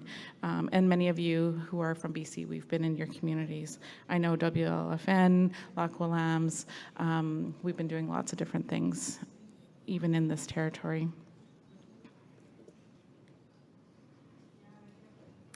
Lorraine alluded to the trauma-informed cultural support. So we had it was one-time funding, so we had some for Vancouver Coastal a year and a half, 2 years ago, and then for the northern region as well. So the Vancouver Coastal, that's when we were really able to do a lot of work in Sechelt. And, sorry, I can't pronounce it properly. And we did a lot of work in all of the 21 caretaker communities here in BC. So there's 18 caretaker communities and 3 residential schools and 3 Indian hospitals. And so we were able to provide support as much as possible in some of the work that they've been doing. And that could be attending meetings like this, the provincial caretaker community meetings. We've helped when there was going to be announcements. For example, in Sechelt, we had a huge many people who are here now supporting emotional and cultural support were there. And there was a lot of really thought out ways of how they were going to be presenting the findings, making sure that the media wasn't there, really having a hold on that, and how could we do that in the best way possible for their staff, for their communities. And so our teams were there providing support. A lot of it was land-based support and outside. A lot of it was in their community when not everyone else was around. And we've continued to do that in many communities. Most recently in Lejac, we've been supporting that as well up north. I know that we've done stuff in Stalo territory, at WLFN, whenever they're doing any sort of media coverage, then we're not only in their community, but the surrounding communities. There's lots of Secwepemc and Chilcotin communities in the surrounding areas. I wanted to speak about the trauma-informed cultural support team that I was able to manage in the north. I miss our team. They're an incredible team. Most of them were trained in a trauma approach, which is called Indigenous Focusing Oriented Therapy. All of the people that came into this program have worked in trauma for many years in different capacities. It could have been, with street-involved people, with in an urban area or in community, and they've done their healing, and they really, really have continued to have this want to continue to help our people in a really good way. And the and I was lucky to do this training recently. It's rooted in the humanistic person-centered approach. So it's not about, coming to us and dumping.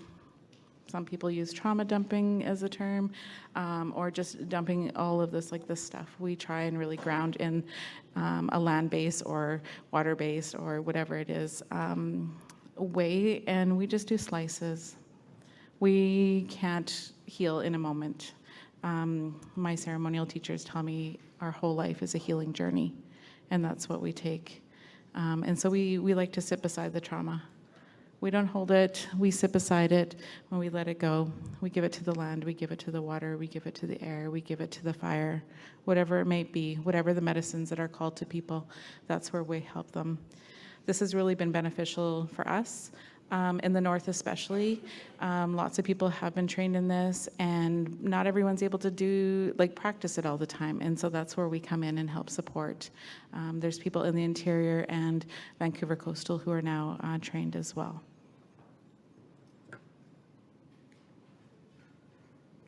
We do a lot of work in different capacities, and I just want to explain a few examples of the culturally sensitive work that we've been doing. There was a Canadian Human Rights Tribunal that was happening up north in Burns Lake with a certain person named Mr. Furlong.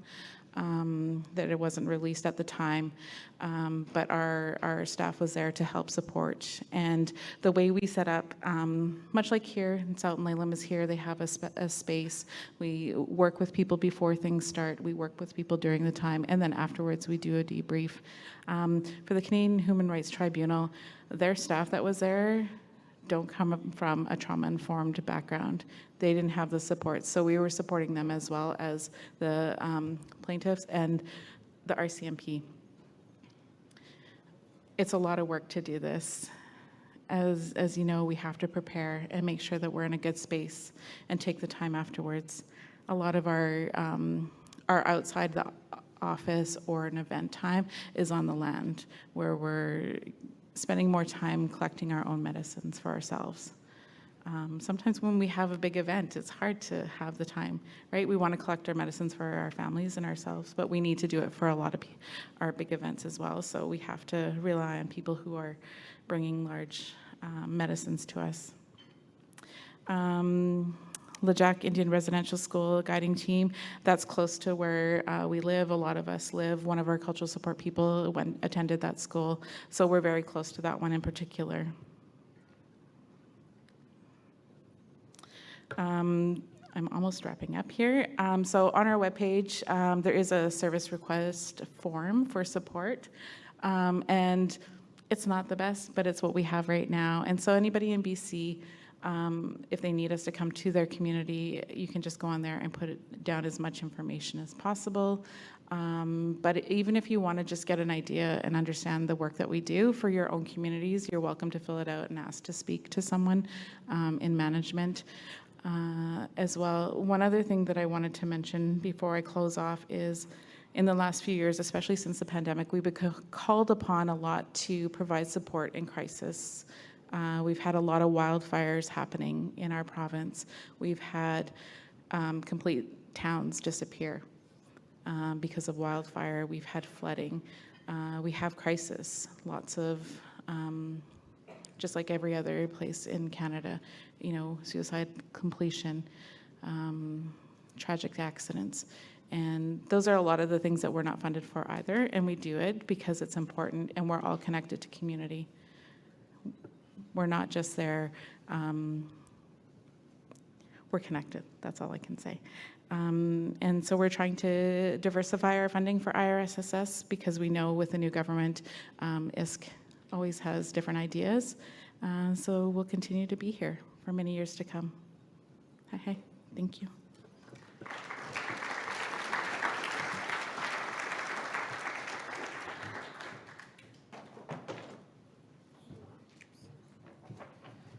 Thank you so much. Also wanting to let everybody know once we're wrapped up with these information sharing, we're going to have a question and answer period. So next I'm going to ask to come up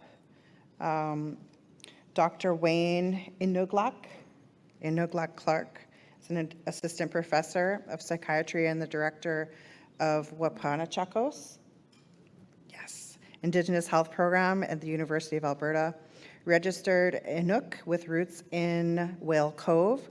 Dr. Clark focuses on advancing Indigenous health by integrating Inuit knowledge into clinical and educational settings.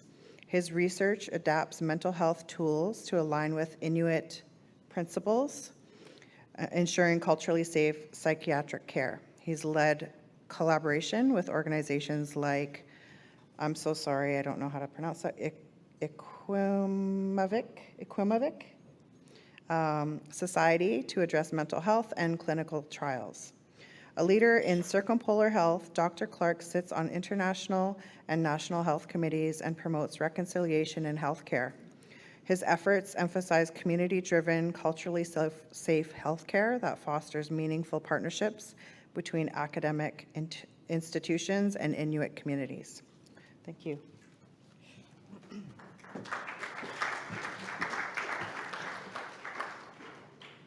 Right. Okay. Thank you for that introduction, and thank you to the my fellow panel members who presented this afternoon with me. I agree, this is a challenging topic, and everyone, please take care. I just had a nice introduction, but a little bit more about me. I was born in Churchill, Manitoba, and these are my grandparents on the screen, Joni and Francis Voicey, pictured, I think, around the 1950s, and Inuk and European ancestry. Like many Inuit, we were relocated. And also, my grandmother went to a boarding school in Manitoba. So that's a little bit about me. So I'm going to talk about trauma and trauma-informed care, and then new approaches to dealing with trauma at the community level that would hopefully have some degree of involvement with clinical care or your family physician or mental health resource supports that exist, whether that's in community or in hospital. So trauma, there's historic trauma, which is, resulting from, forced assimilation, colonization, residential schools, and then intergenerational trauma is that gets passed down into generations. We saw that in the film today, where the young man was wanting to find out information from his father was wanting to find information from the mother, and often we sit with this trauma. We inherently understand it. We inherently know it's there, but sometimes there's challenges in being able to resolve it. There's the very complex trauma, acute trauma, and that will present often where you have very difficult situations. This is not the kind of mental health that would be clinically diagnosed. This is almost, I believe it's with everybody who has experienced residential schools or colonization. So almost like, everyone in our communities. One thing to mention is historical trauma and intergenerational trauma are sometimes used interchangeably. And so this is the intergenerational trauma is the collective trauma that is across generations, like I've mentioned, and those are the causes. It can also represent with PTSD and depression, distrust, victim identity, survivor's guilt, and these can have very significant kinds of impacts, not only on the individual, but the family and the community. This is kind of a way to look at mediators within intergenerational trauma within families. This is a clinical representation, looking at adverse childhood experiences, whether that was inside the home or inside the institution, and how that impacts the cycle within families, and that gets passed down. It also can create challenges with parenting, and then the cycle continues. I'm not a big fan of this model in terms of how this is being taught. I think there's ways to look at this that also incorporate Indigenous ways of knowing, looking at maybe a strength-based approach, which is something that I'm going to talk about in this presentation. So unresolved grief is that linkage to trauma.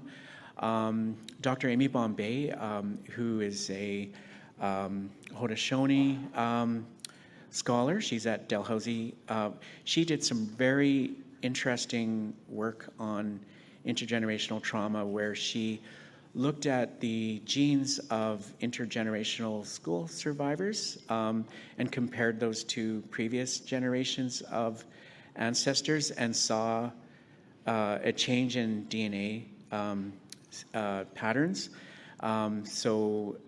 This essentially then provided empirical or scientific evidence that this actually exists. When she speaks about this and elders have shared their thoughts on, what you may have all heard of blood memory. This research was groundbreaking. It was about 15 years ago. And it used the same methods that were used by Holocaust and Japanese internment camp survivors. And it was a very, I think, pivotal time to prove, that we have experienced these, we do experience this. And intergenerational trauma, I think, has now been made more mainstream because of the TRC. But over the years, when, say, I was growing up or when my mom was growing up, we didn't talk about it. We didn't talk about trauma at all. So now we have not only education around it, but hopefully programs and certainly practices in the community that have always been there, I might add, and that we can find ways to incorporate these with clinical systems. Here are some protective factors I think that are important. And so it looks at, colonization and how we've been able to deal with that is with our identities. We develop self-esteem by overcoming intergenerational trauma, and we can do that through land-based healing and other kinds of supports, be it through clinical care or just supports from loved ones. One of the things that I think what we've been talking about today, and as part of this work with the NAC, is that there is a disconnection and loss from knowing that some of our family members didn't come home, and finding recovery from that and reconnection, whether that's spiritually or in other forms. I think one of the ways that we can also consider protective factors is by having really a revival of the way we have been resilient over centuries, and bringing back some of these methods into self-care, but also supports that we have for mental health in the community. In Arviat, Nunavut, we work with elders there who have created a model using Inuit Kalyamaktokangit, which is Inuit knowledge. And it has principles for how elders work around interventions when they see someone that's suffering, and work to have an intervention and almost seeing it coming, and then working with that individual and family, and then kind of having, a process for that and helping that person recover. And when that person recovers and becomes an elder, it's then their duty to then also provide the same type of care to community. It's a responsibility that is inherent in the concept of Inuit Kalyamaktokangit, and it has been used for centuries and has been revived more recently. Arviat was one of the communities that was last settled when the communities in the north were being settled after the Cold War. So there was actually more potential to save that type of knowledge because the missionaries hadn't got to that community like they did in the other parts of the north. So I'm very fortunate to be able to work there. When we consider healing practices, we know about the holistic approach, which of course is the very well grounded in physical, spiritual, emotional, and also balancing that with social. We've seen healing circles and other kinds of land-based activities. And then, of course, the knowledge of elders has always been very important. The integrated approach, this is what I'm currently studying, but also looking to find ways to do this with my community so that essentially we don't actually have a lot of access to psychiatrists and mental health supports. in the north, or what's available is very limited. And often even for the more acute kinds of experiences, that present, patients have to fly to the south to get that type of care. And what's happened in RVET is the model that I just mentioned has been created into programs, and they've trained mental health resource or support workers who can provide care at the community level. And that's actually working, but they're not part of the healthcare system. And so then how do we then make those programs commensurable, say, with the health record, if, say, they're going to a nursing station and can indicate to the nurse or the doctor there or specialist that they do get care from an elder or in ceremony or some other form. And then, if someone is having sort of higher levels of acuity with mental health that requires a clinician like a psychiatrist, that the psychiatrist understands the kind of supports that they're getting in the community so that they can combine those and not get in there to take over it and regulate it. That is not what we want, but really to find a space, maybe an ethical space that both parts kind of understand what each other does, but kind of stays out of each other's way. I think that's very important to mention. This is just speaking of regulation, I found this on a federal government evaluation of First Nation and Inuit health programs. So I think that there is sort of at a policy level an understanding that we do have different ways and approaches to dealing with healthcare. And I wanted to include this to kind of give a sense, just a image of what this looks like. And I think this is like a very Western image with Western language, but it does, I think, provide some significance to the topic. Just a few more slides. Trauma-informed care in health systems. I'm thinking about a framework that addresses intergenerational trauma, that allows healthcare providers to understand our ways, as I've mentioned, but then reframing that in healthcare and helping not only with diagnoses, but certain kinds of interventions and care plans. We all know about the systemic barriers. I've mentioned that in the North in terms of what we experience. We know that that is certainly the case in a lot of First Nation communities that are isolated or just have a nursing station or just don't have the knowledge that we would want care providers to understand. A lot of physicians don't get trauma-informed care training. And so I think it's also important that our communities get that training in whatever that looks like, depending on the kinds of resources or healthcare delivery models that exist in those locations. The new approach that I'm mentioning would allow us to use our own ways and combine those with medical practices, and thinking about how to do this, not only for past issues, but the kinds of things that we're dealing with today with addictions and other kinds of social challenges that we're faced with.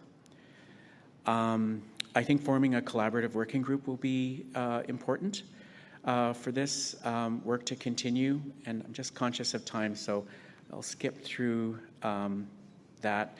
I wanted to talk about this a little bit because when we consider trauma-informed care, we have to consider the individual and the interpersonal level, the organization, which could be the clinic, or the supports that government essentially, and then you have, or it could be even like community-based government, as well as the structural or systemic level, and so practices that can be met at all levels.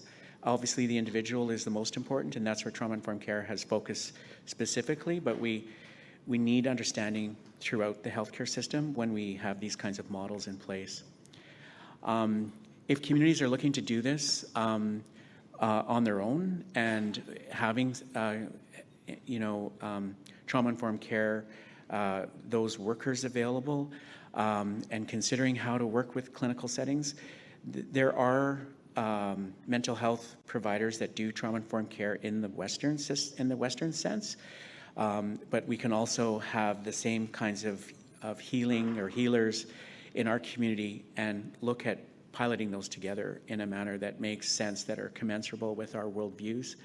A lot of the research that's been done is focused on maybe a high-level Indigenous perspective across Canada and the United States, but this will be necessary to look at these at local levels, considering like local elders, languages, and other models that would be, say, consistent with the healthcare system, say, for example, in British Columbia.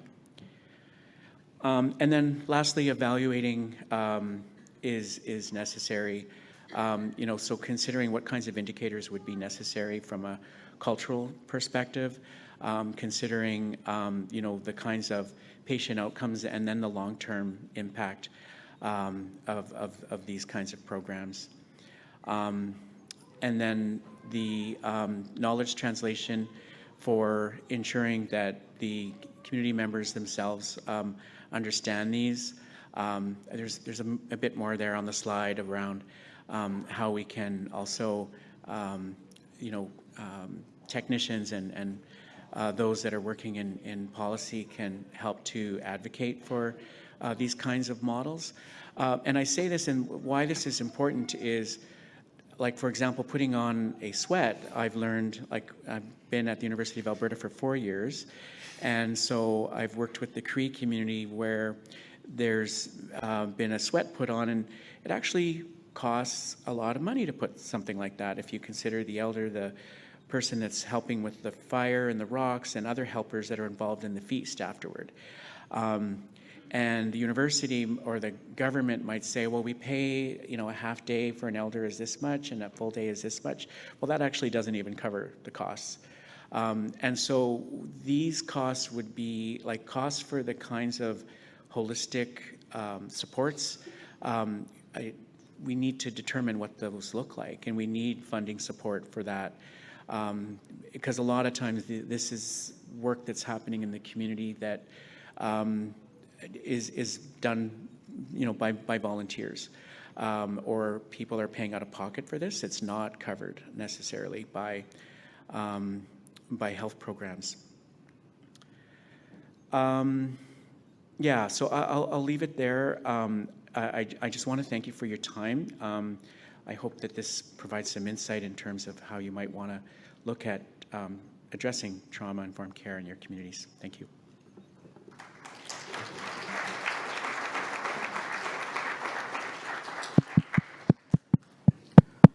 Hello? So I have a mic that I can run around for anyone that has any questions for our panelists. So maybe just put your hand up and I'll do my best to make my rounds to everybody.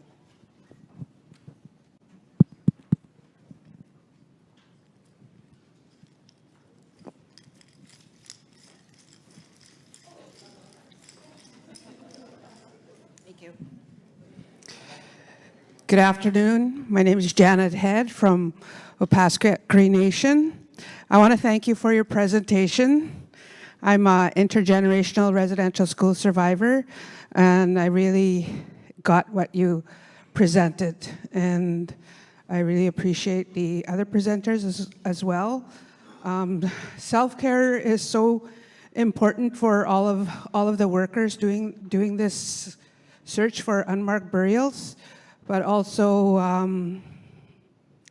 the importance of people like yourselves telling the audience that the intergenerationals have been impacted in a huge way as well, because a lot of the survivors, like myself, don't know that we were impacted in a big way.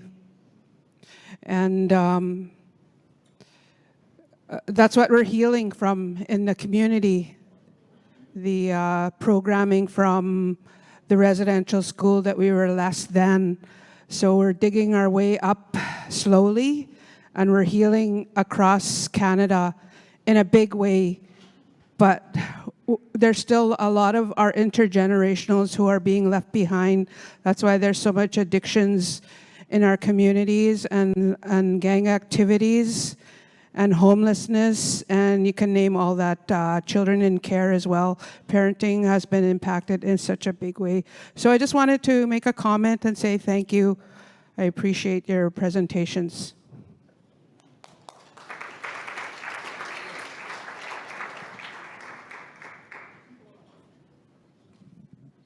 Good afternoon. I'd just like to thank you for that presentation, and it's a presentation that our communities are working on, and with our elders within our 3 communities. And one of the major issues that come out when we talk to all our ceremonial lodge holders, and is the issue of the colonial system that's in place is designed to fail our people.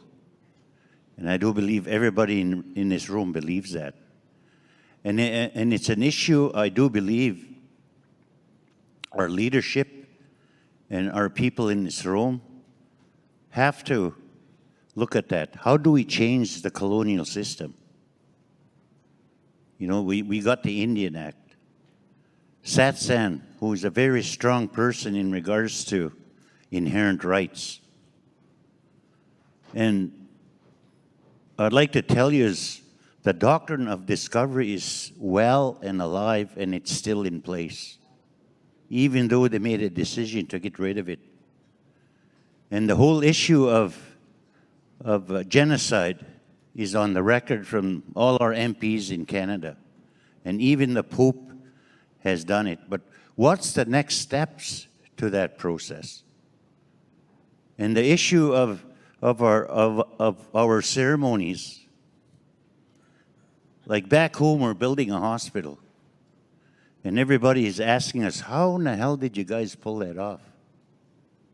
We used all our elders from our 3 communities, meeting with ISK and the government, and through ceremony.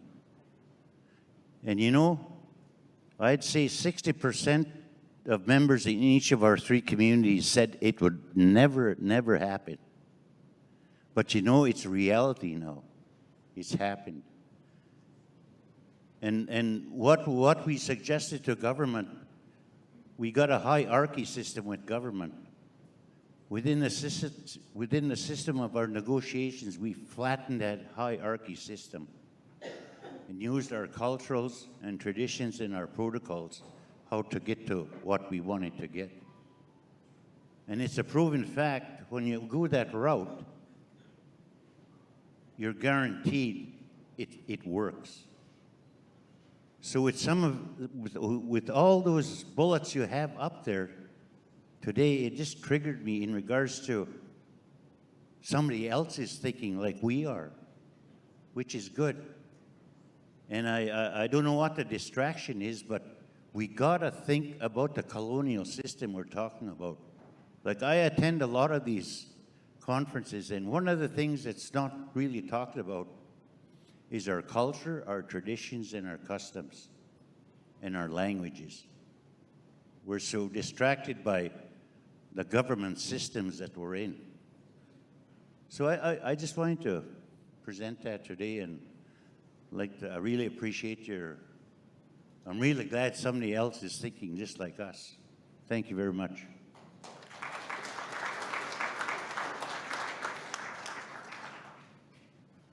Hi, I'm from Cowicess in Saskatchewan, and I'm a survivor of the residential school there. I went from 1960 to 1968, and along with all of the members of my family. And I appreciate the last speaker speaking about the healthcare system and how we can get involved in it and how it can change. But one of the problems I think we have is having a voice into that big system. We just had election in Saskatchewan, and we were talking about who the next ministers were, but like, who is the next minister of health, for instance? Like, and how much voice do we have within their policy-making process? And you know, we have very little. And so when you have the example here of starting their own hospital, probably that is it. We need to open our own Indian hospitals. Part of what I think is that they're sometimes responsive to our suggestions about what it is we think we need within the healthcare system. And a lot of times it's not just medicine, you know, it's not just a pill. And I was talking with a fellow, one of my colleagues here from downtown, and they suffer like the rest of us. You know, they live on the street and they have issues, they have health problems, and they're getting older in their age. So they go to the doctor and he said, well, like, what can you do with all of that? What really can you do as a doctor with all of those things that are afflicting them? You were just talking about that, the trauma. Well, what he suggested was, when was the last time you went home to your family?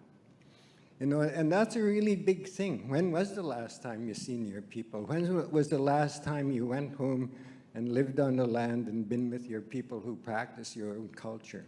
You know, and parts of those things are not being introduced into the healthcare system, especially when they're always so used to giving out pills. And that's how it was at home, you know, and that's why it got so broken up. So I think we need to have a bit more say into the policy-making process of the healthcare system. The other thing that I think we need more of is more people getting involved in the health delivery process, and not just at the doctor level, but at the community level, at the hospital, even for a person to sit at the front desk and be one of the clerks that sees us when they come in.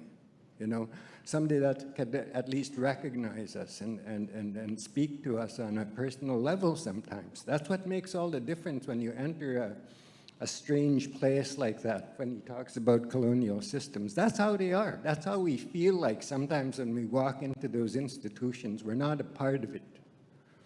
And we always have things that are thrown at us like, you know, all of our addictions or wherever it is we come. And yeah, that is the cause. But there's a lot more than that. Like, it's spread out in our community. We still have people that commit suicides after all of these years. Young people, older people, parents, people that are just starting out in life. They never have a chance. You know, and that's how it is a long time ago. And it seems now that we have such a big group, large numbers of young people that are wandering around aimless, you know, and getting involved in the drug lifestyle that's so hard to get out of now.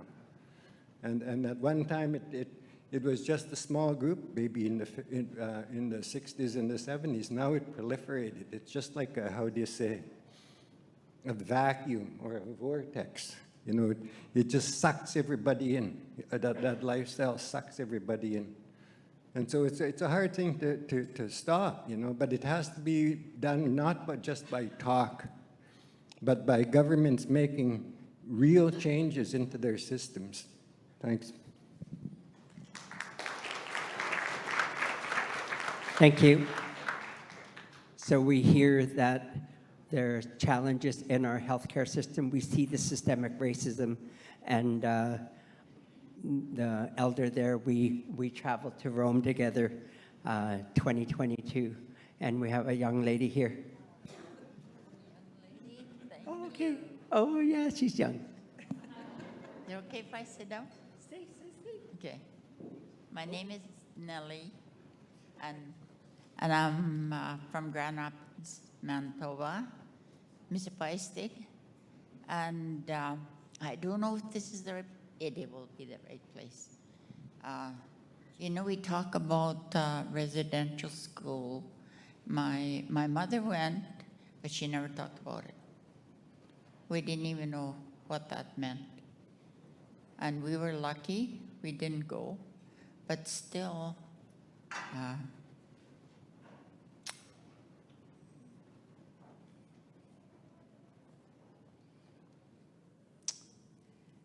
the other, shoot, fucking me. I'm 85 years old, I have 6 children,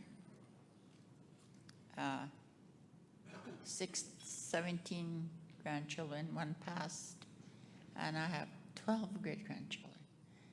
But I heard this the other day, something I didn't know.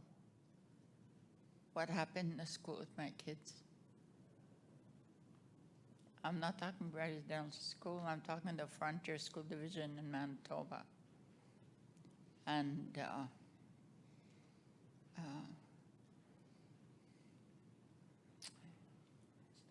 my youngest son, I know that he'd been dealing with stuff. I didn't know, because we think it's just normal, young people stuff. And he said to me, Mom, I used to get a strapping spot every day. I never knew. Nobody told me. And I said, why didn't you tell me? I don't know, he said, because all the rest of the kids in the school were getting a strapping too. And he said, he named some young people that we know. He said, this young man committed suicide. And he said, I'm quite sure it's because of all the strapping they got in school. And he said, I remember the first time I was 6 years old. 6 years old. And he named the teachers. I know the teachers. They were all friendly to me. And except one, he said, of the bunch, this woman, he named her too. And, I thought my kids are okay. I never knew. I couldn't sleep. The other night, because I was thinking about my young son, but also one of the teachers also made my youngest daughter watch while her brother's getting a strap.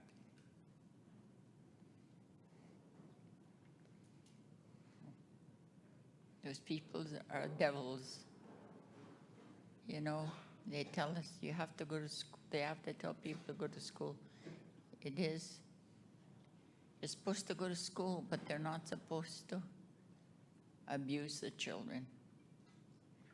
And I remember I used to go to school. I remember this one family. Their last name was Bull. That one young man was always out in the hallway. I couldn't figure out what was going on. And I know he ended up in jail when he was older.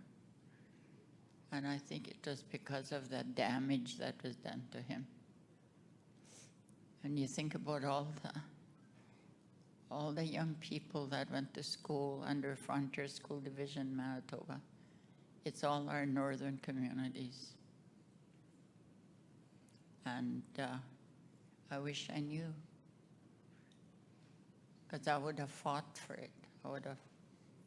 I wouldn't have backed down, but I never, ever suspected, and I feel so bad for my kids. That's not right. They were killing their spirit.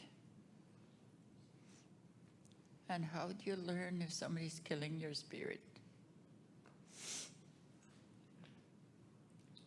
And John didn't know either.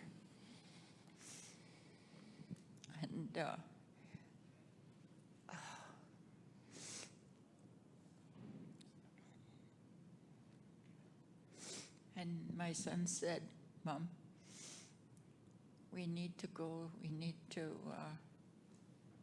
talk to somebody. He said that we can maybe get a lawyer and, go after Frontier School Division, because they were responsible for all these kids and they did not pay attention. And he said, maybe because you're at the right place. and I didn't know what to do. But a few years ago, maybe 4 years ago, I was supposed to have an operation, and they were going to put me out. My heart stopped, and I was under for maybe 4 or 5 years. Of course, I don't know anything because I'm out, but my family suffered. And when I got better, a friend of mine from Paskwayak, I said to him, he knew what happened, and he said, Nellie, you know, God has something for you to do. That's why you're still here. And I kept thinking, what is it? What is it? I would question. And when I talked to my son, I knew what I have to do. I know that's why I'm here, to tell you all. And if it's happening in Manitoba, I guarantee it's happened in other provinces, because they all followed the same system. And when I'm talking about teachers, I'm not talking about, there were some Aboriginal teachers too. It wasn't just people from out. So maybe we need to get together and save the future children and save our children, because I know my kids, my youngest one is 57, I think she is. Yeah, and my son is 58. And all these years, they've carried that. And here I thought they were well. And I guess that's that young man that spoke. He said that we need to look after the future. I think this is what he meant, that we have to do what needs to be done now, because we can't do anything for the past. We can't save them, but maybe we can save the future ones, so that they don't feel like they did something wrong, so that they can have a good life. Thank you for listening to me. I go say.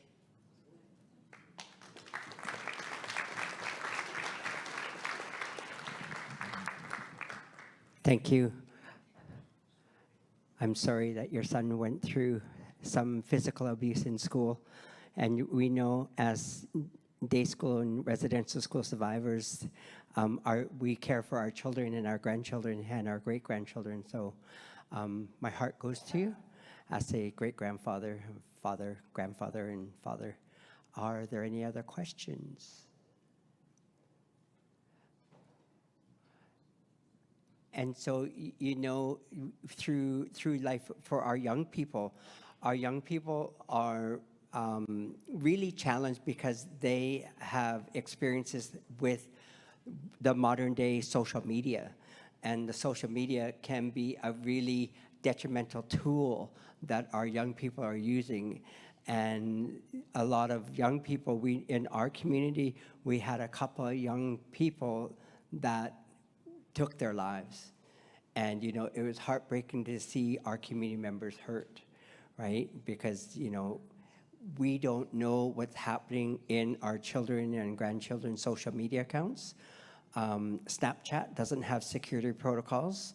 TikTok doesn't have security protocols. So again, we need to do our best to monitor the content that our children and grandchildren are using on social media platforms in order to keep our children safe. I know our children and grandchildren, well, yeah, I don't want you to look at my, but you know, that's what we need to remember. We are the parents, we are the grandparents, we're establishing those healthy boundaries. And it's about being comfortable enough with your relationship with your children and grandchildren that you're able to establish those boundaries. Because in order to keep our children safe on social media or in our communities, we need to have open dialogue. If we don't have open dialogue with our children will shut down, and we don't know what they're capable of, because we see the high suicide rates throughout not only the province but throughout the country. So I'm going to turn it over to our panelists. Thank you for a final word.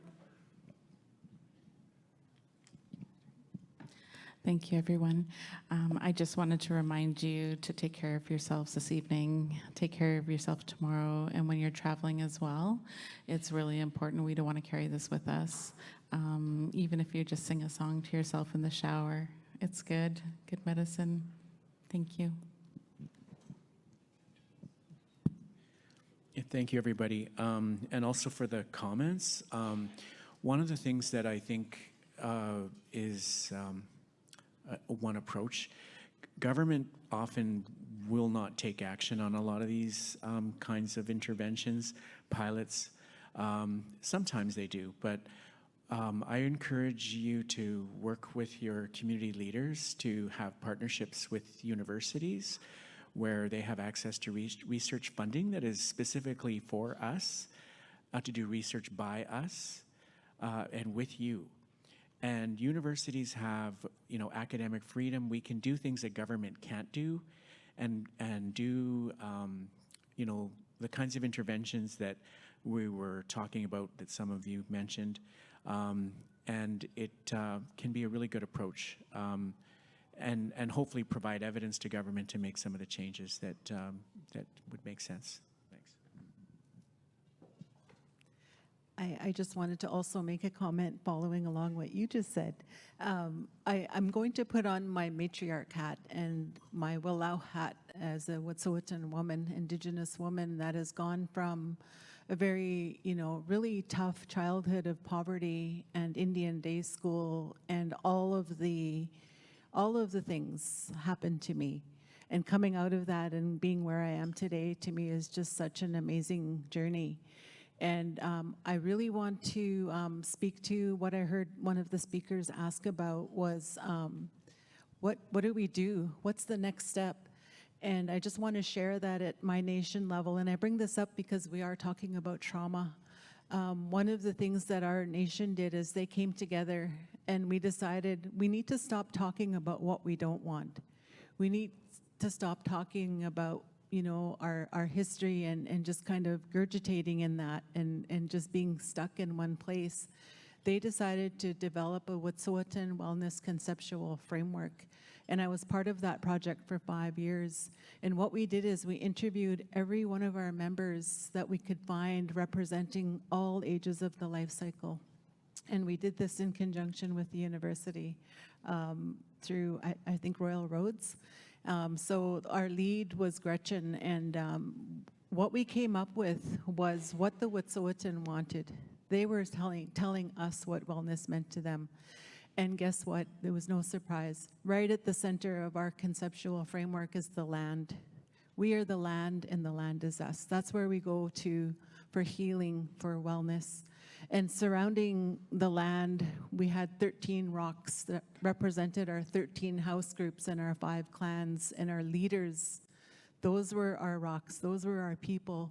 But it also represented our ancestors and the ancestral knowledge that we need to recapture and bring forward.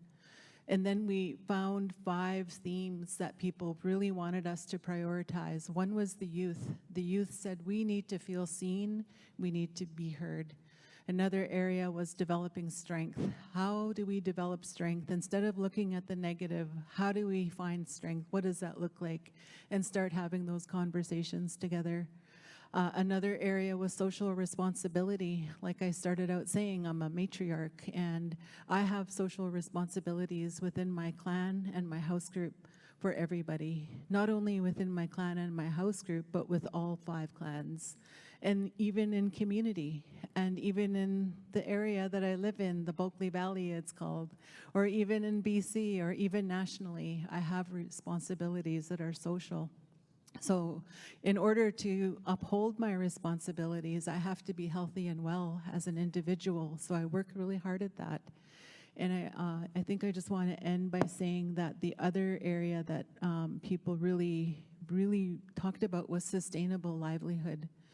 A part of trauma that I think we don't talk enough about is how it affects our bodies. What we eat affects our bodies. What we physically do or do not do affects our bodies. And we can see it in the healthcare system. The statistics show us that our people are not well. So remember to also look at the wellness of our people through that lens.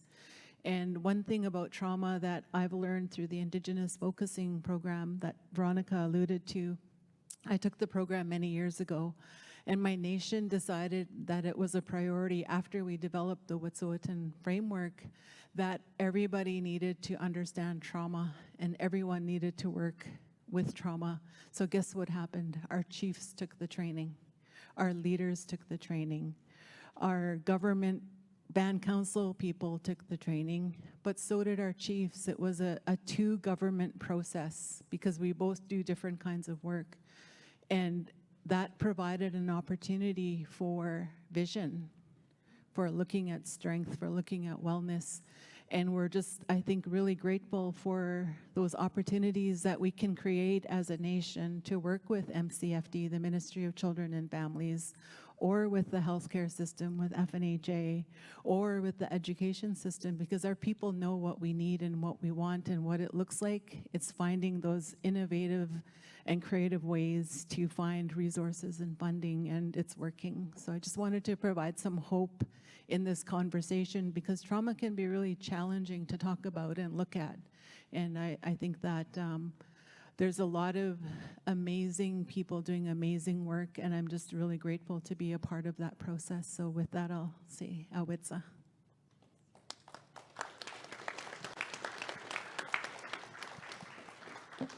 Thank you to our panelists, and before you go, we've got a little gift here for.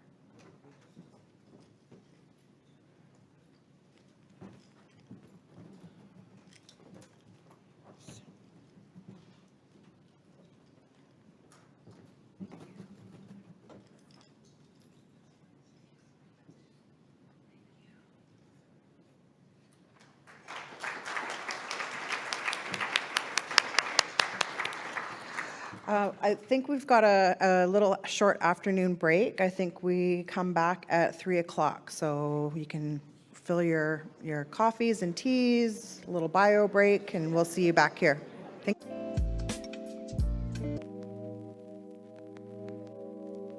Being a friend down the road and back again, a heart and two and a pal and a confidant. Do do do do do. I know, don't give up my day job, right? Thank goodness. Who taught this person how to sing? My father. So welcome back, everyone, for our last panel this afternoon. I could take my glasses off, I can't see it too close. For our last panel this afternoon, we will be learning about the investigations at Indian residential schools and Indian hospitals here in BC. I am joined by panelists Charlene Ballou, Whitney Spearling, Jeanette Jules, Thomas James, and Judy Jingle. Charlene Ballou has been a strong advocate for former Indian residential school survivors over 35 years. With the support of BC leadership, Charlene established the Provincial Indian Residential School Project, now known as the BC Indian Residential School Survivors Society. Okay. I don't need to say that. Thank you, Charlene. And Whitney Spearling is a lead investigator and archivist, archaeologist at St. Joseph's Mission Residential School and Onward Ranch Investigation. She was born and raised in North Vancouver, but has lived and worked in BC Interior for many years. After traveling extensively and completing some forensic recovery and excavation abroad, She completed her Bachelor of Arts in Anthropology from the University of Northern British Columbia, a postgraduate degree in Project Management at University of British Columbia, and recently a Master's of Arts in Archaeology from Simon Fraser University. In 2016, Whitney accepted a position at Williams Lake First Nations as a Natural Resource Coordinator. From there, she established an in-house archaeological consulting firm, Sugarcane Archaeology, and has held several positions at Williams Lake First Nations. She is currently the Senior Manager of Rights and Title and Rights for Williams Lake First Nations, Senior Archaeologist for Sugarcane Archaeology, Vice President of the BC Association of Professional Archaeologists, and the mother of one amazing boy. Turn. Thomas James, Shukwetmut, and Suquetmuk, member as well as the executive coordinator of Lee Esquire, the missing. He is Suquetmuk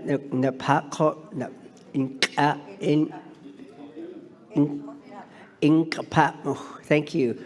Thomas worked in universities and colleges supporting Indigenous students across Turtle Island, providing financial, academic, and counseling services. He sat on numerous boards and committees to advocate and support Indigenous students at the institutional, provincial, and governmental levels. He is a published researcher, has completed the genetics program at Harvard Medical School, and is currently in the final year of his neurobiology degree at University of Victoria. And Judy Jingill, born to her grandparents' trapline at Moose Lake, south of Whitehorse. Judy Jingill has promoted and advanced Indigenous rights and governance in Yukon for over 50 years. Judy was part of the 1973 delegation to Ottawa that initiated the Yukon land claims negotiation process. Judy is...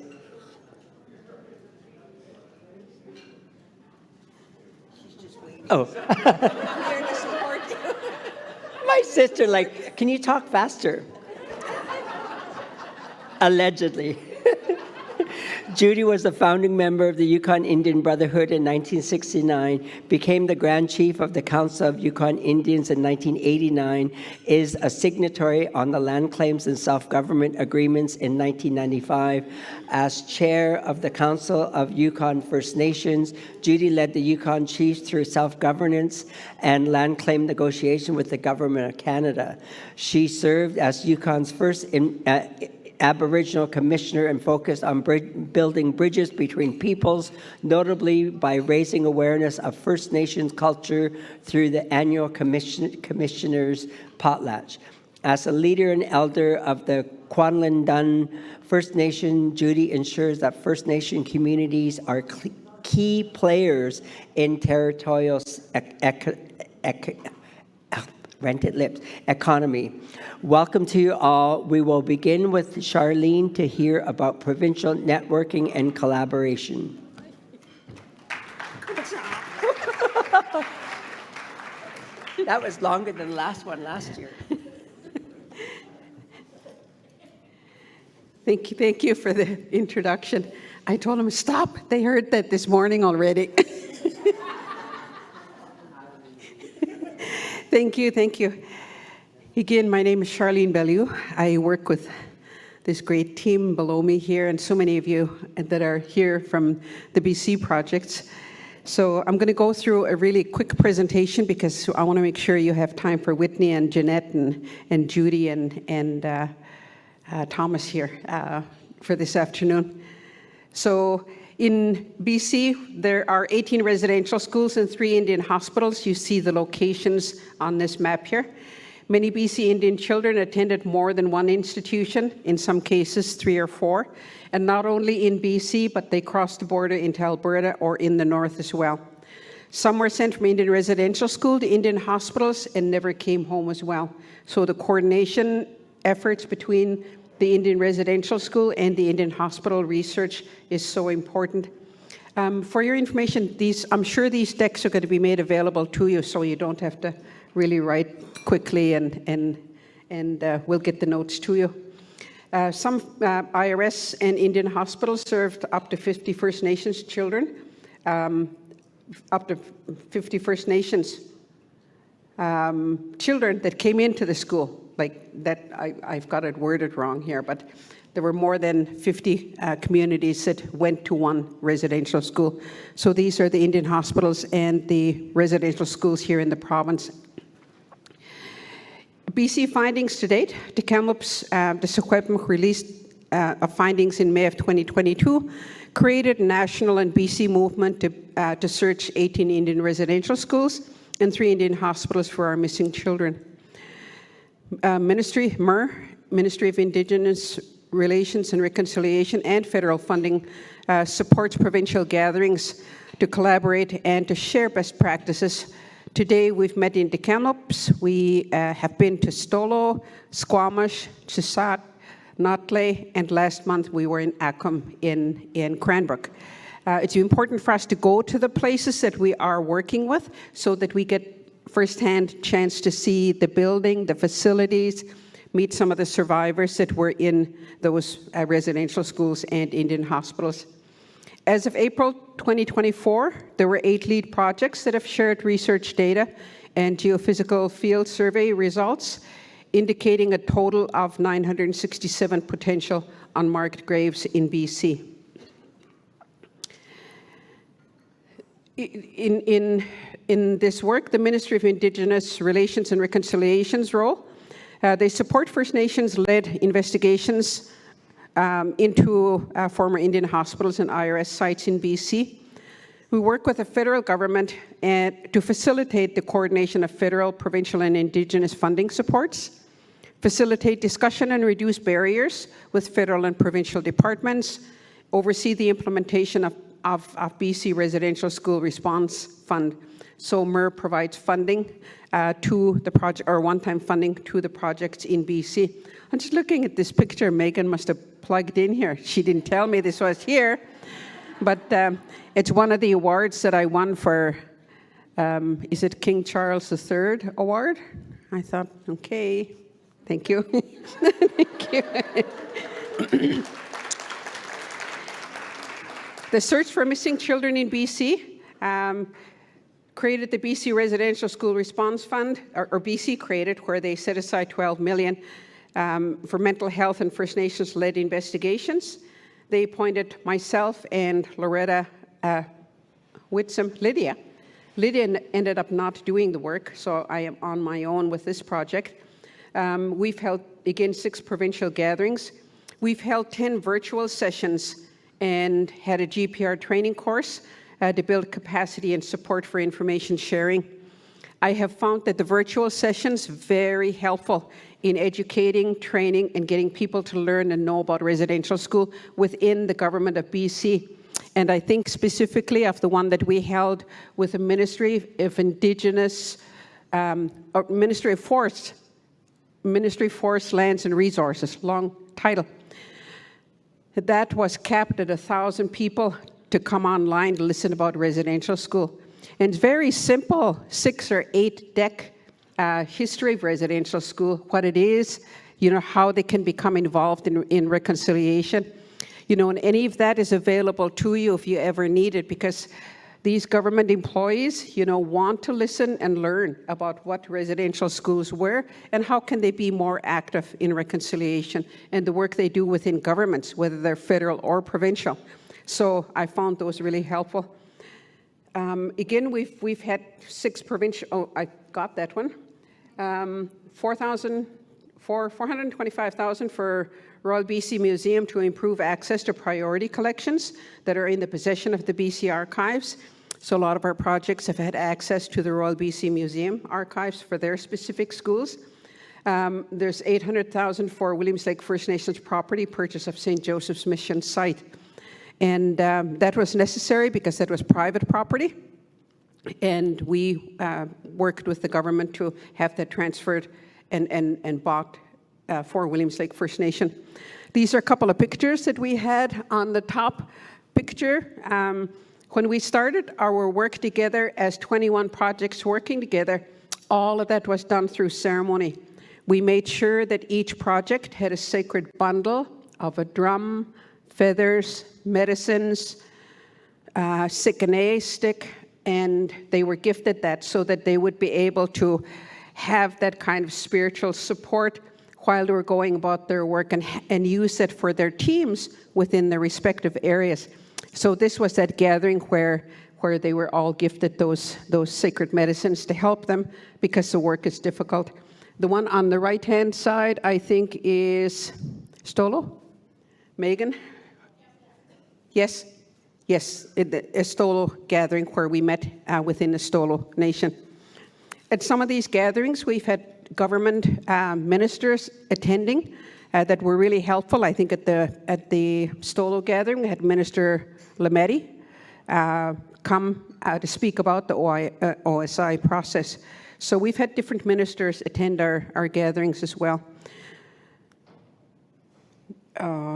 Working together with BC experts, we co-hosted with Simon Fraser University a special technical session with BC experts in archaeology, forensic anthropology, DNA analysis, and GPR work. We collaborate with BC institutions and experts in IRS investigations. Again, for example, Simon Fraser has a forensic and a DNA lab that we can work with. UBC has remote sensing experts. UBC, Indian Residential School and History Dialogue Center, has a research and an archivist. So these are just a couple of pictures of some of the work happening in the communities. There's strong leadership support for our project teams. To me, this is critical while you're beginning your work or you're doing your work across the country. It's important for us to have our chiefs engaged as much as they can, and we're very fortunate that they are. For example, Chief Willie Sellers on the top had his full council and leaders with him when they released their GPR results. They're updated all the time. Chief Ken Watts over on the left side, very engaged with his community and stood up with his people when they had their GPR results and actually facilitated and helped with the whole activity. And Chief Dave Jimmy on the right side when the Stolo released their findings. So our leadership, it's been important to have the chiefs involved. And I think while we're going through this work, when we run into challenges, whether they're about funding or anything else, you need to keep your leaders involved, or else, we don't have them when we need them, like the funding cut. We had to really work our leaders to get on the ministers to reinstate funding. So it's important to keep them in the project. In terms of just community and numbers that total in BC, with the Kamloops, the Sequepim had 215 reported, Akom in Tanaha, 182, the Penelakut tribe, 160, Williams Lake First Nation, 93, and then an additional 66 in Phase 2. Chisat announced 17, Sisal in Sechelt, 40, Stolo Nation, 158, and Ahousaht, 36.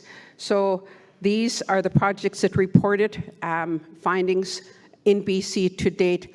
And it's been important for us to work together so that when somebody is going to make an announcement, for example, when Williams Lake First Nation did their announcement, we let all the other projects know on January 5th, 2024, we're going to announce our Phase 2 results so that we're all prepared around the province.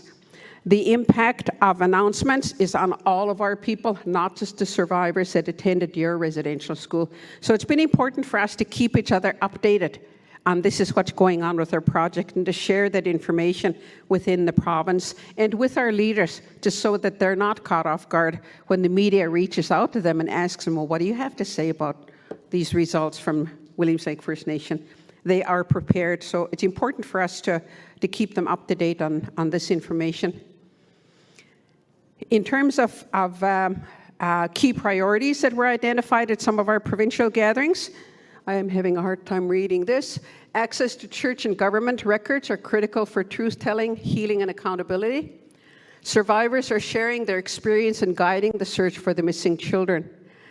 Those survivor interviews are so important that I mentioned this morning because they will tell you information that you may not get through the archives. This work reinforces the need for mental health and wellness supports to address individual and intergenerational trauma. Indigenous communities need adequate long-term funding from governments to continue this generational work. Funding is required immediately to combat rising residential school denialism. So addressing denialism, we had Dr. Sean Carlton present to us in Notley. The grave error among those, this is the book Grave Error. Among those who have been critical is Grave Error editor and contributor Tom Flanagan, who wrote that what was happening in Quesnel is similar to the totalitarian societies, accusing its members of thought crime, which fellow editor C.P. Chapman argued in a press release that council is preventing the truth from coming out. So there's a lot of work done to deal with the Quesnel City Council. There was a big rally that we all went to support. So November 1st, also Williams Lake Mayor apologized for sharing offensive article on residential schools. Again, it's important to get ahead of these things when they happen within your regions so that they don't continue to harm the survivors. Again, on April 30th, the Quesnel City Council voted unanimously to censor Mayor Ron Paul. And as far as I know, that's still an ongoing issue.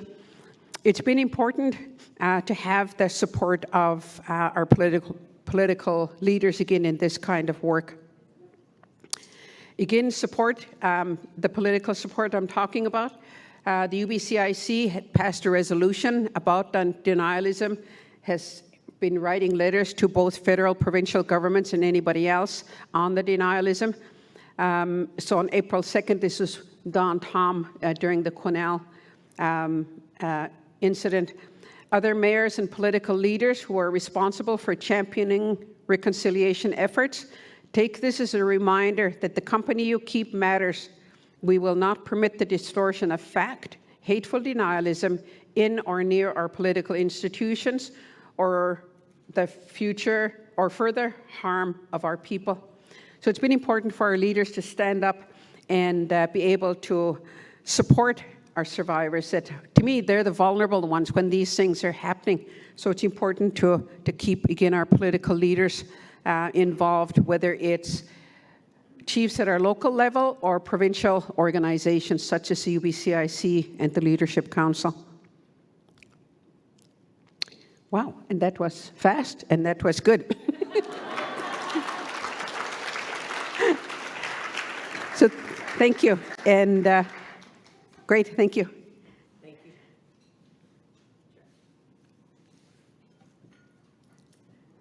Check, check, check, check. Thank you, Charlene. We will move on to Williams Lake St. Joseph's Mission Investigations Whitney Spearing. And give Charlene a round of applause.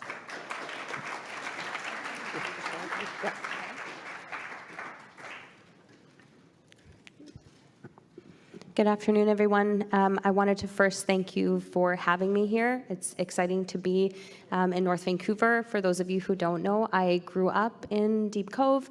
My family is not from there originally. They are from England and Ireland. I'm of settler background, but I very much feel a connection to this place, and so always coming back here, flying in this morning, I was happy to be here, so thank you for having me. I wanted to present a presentation to you today on some of the results from the Williams Lake First Nations investigation at St. Joseph's Mission, some of the processes that we've been going through over the course of our 3 phases of investigation, and some forward thinking about our next steps. So Williams Lake First Nation recognizes there are First Nations processes and protocols for doing this investigative work that have to be adhered to out of respect for the disappeared and deceased children's families. The investigation team has ensured that all of our team members, our staff, our consultants are informed about Indian residential schools and that they engage in ceremony for the safety and well-being of themselves and survivors and their families. So brief historic overview of St. Joseph's Mission. St. Joseph's Mission was operated as an Indian residential school between 1891 and 1981. It was operated by the Government of Canada and the Oblates of Mary Immaculate, as well as several sects of nuns over the years who were there as well. The Onward Ranch was an additional holding that was added to the Oblates holdings in 1964, and it was essentially like the economic powerhouse of British Columbia. It provided a ranch, a farm, and housing to sustain the mission operations and other missions across the province as well too. Our investigation at Williams Lake First Nation began following the Kamloops discovery of potential unmarked graves and remains on the former grounds of the Kamloops Indian Residential School. WLFN leadership formed an investigative team in early days, and we were asked to conduct survivor interviews, archival research, geophysical investigations, and to document the atrocities that were committed at the St. Joseph's Mission, and to identify the disappeared and deceased children who went to that institution. So our response objectives were to engage local legal, technical experts to develop, implement, and document a culturally appropriate, community-based response for disappeared and deceased children, assertion of authority for all work related to the SJM investigation, facilitation of a community-based inquiry into SJM that ensures the safety, promotes respect, and enables healing for the impacted communities and families, utilizing the profile of this investigation to educate all Canadians about the reality of Indian residential schools and the ongoing impacts to Indigenous peoples, communities, and families. So part of that profile of the investigation is what you saw this morning. Only a piece of it is the sugarcane documentary, but we're also doing lots of other engagement as well. So our investigation phases. Phase 1 is located directly at St. Joseph's Mission. So this is right in the area of the historic buildings where survivors remember going to school. It's a small parcel compared to the entire investigation area. It is about 16 hectares. Phase 2 was an additional 130-hectare area that was across the track, so across the CN Railway tracks from the mission. And then Phase 3 is an additional area that's north of Phase 2, west of the San Jose River, and it goes northward towards the Onward Ranch. It's a very large parcel. All in total, it's about 782 hectares. So it's one of the biggest spatially investigations in Canada. So processes for our geophysical investigation. That 16-hectare parcel that was identified includes historic buildings and was the industrial center and the mission proper, as we say, and that was selected for initial survey. So that was where we started. Both standing buildings and historical buildings were used as markers for areas of interest, and we conducted visual reconnaissance, recording of historical debris, any areas of disturbance. We did mapping, we did photography, we took transcription of all of the burials that are in the historic cemetery there, as well as transcription of some of the names and student numbers that you saw represented in the sugarcane documentary. We transcribed all of those walls. Magnetometry, ground penetrating radar, aerial photography, LiDAR, and a host of other things have been done as well too. So lots of different techniques, lots of tools in the toolbox that we've been using for the geophysical. This is a very early picture of St. Joseph's Mission. You can see some of the buildings in the back here, the priests and boys dorm, the early church and the convent. So some of those buildings did burn down, and this is not how we see the mission today. Certainly it's not the mission that most people remember when we do survivor interviews as well. So this photo is just meant to show the change over time. Phase 2, very similar to our Phase 1 investigation, but a much larger piece of area, 130 hectares.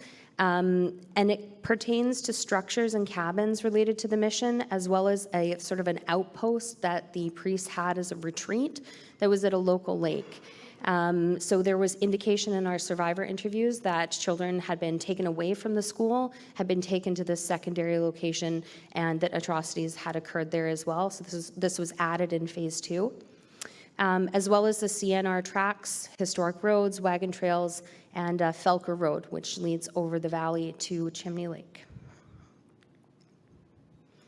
Archival research has been a component of all of our phases of investigation. This is not going to lie about this. This has been very challenging. Records and archives and photographs has been a very challenging portion of this investigation.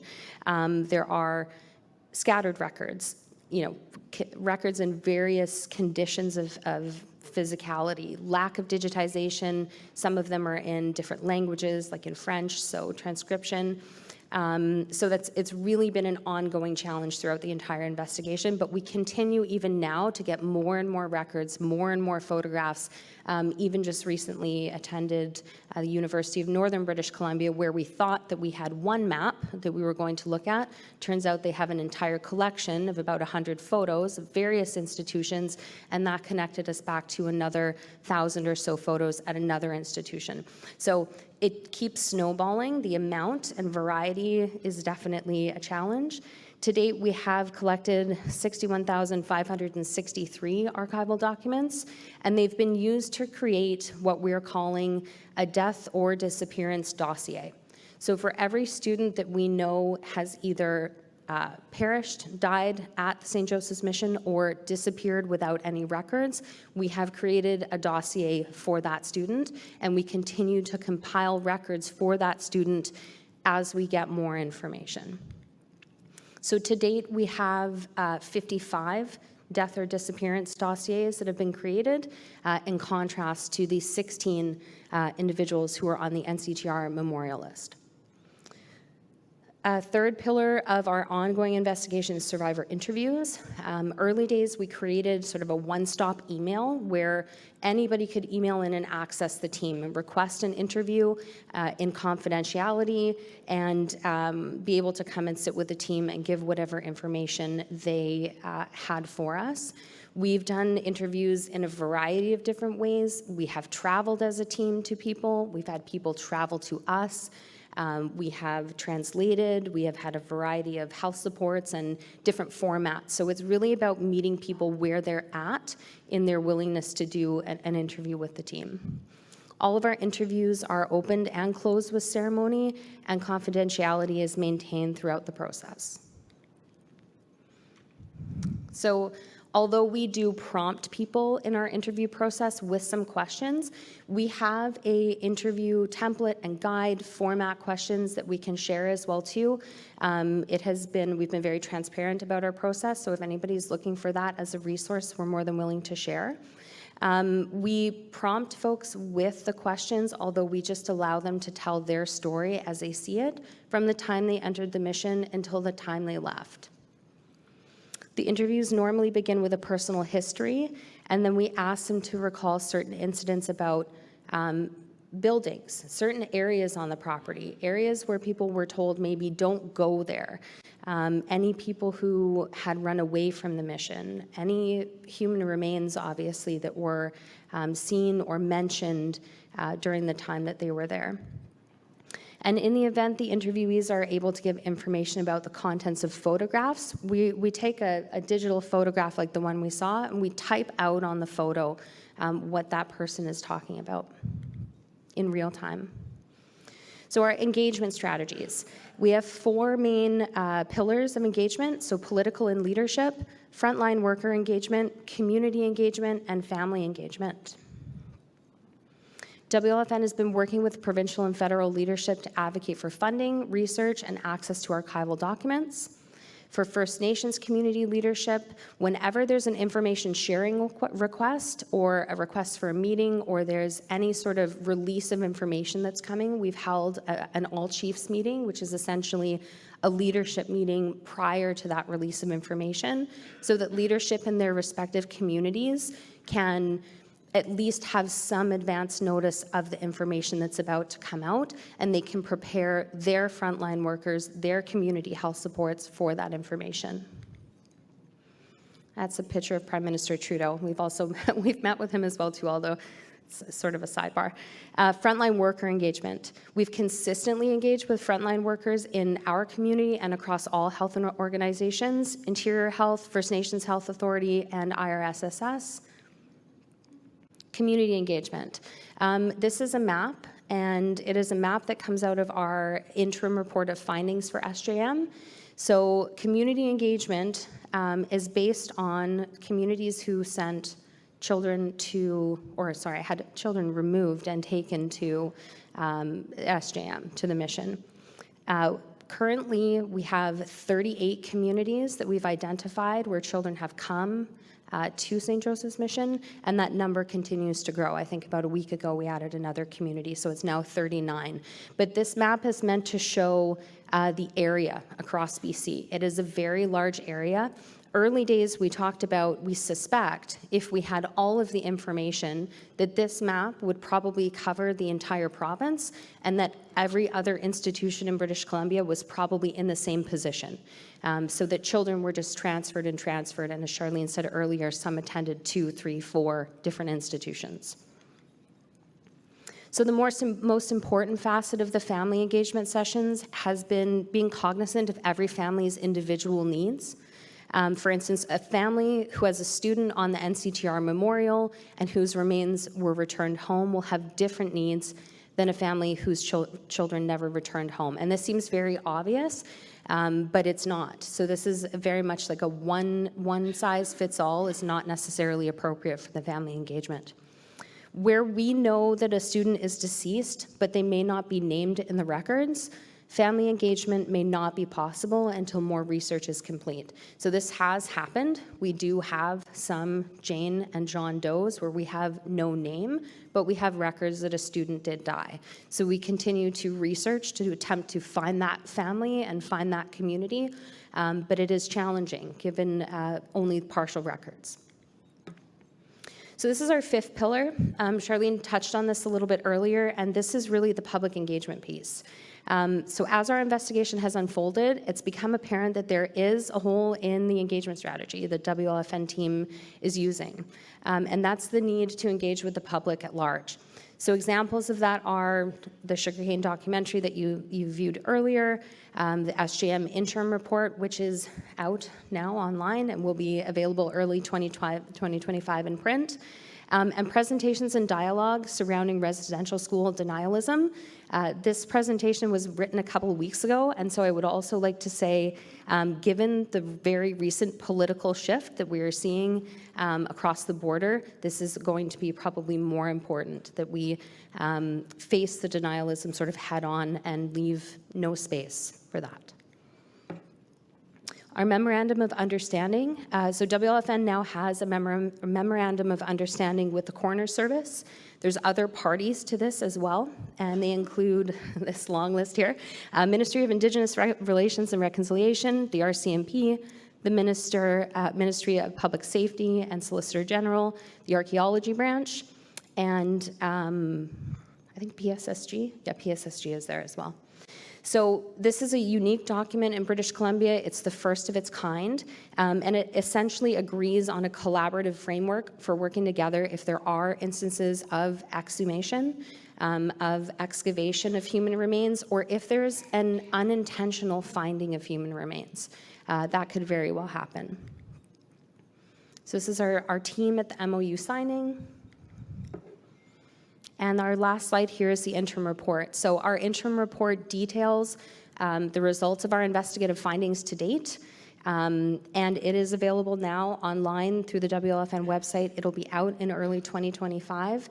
Certainly, the information in it is reflective of 2024, but we continue to find new information, and we continue to ask folks if you do have additional information or leads, photographs, more archival records, to please contact the team, reach out directly to myself or that anonymous email, and we will be in touch. Thank you so much.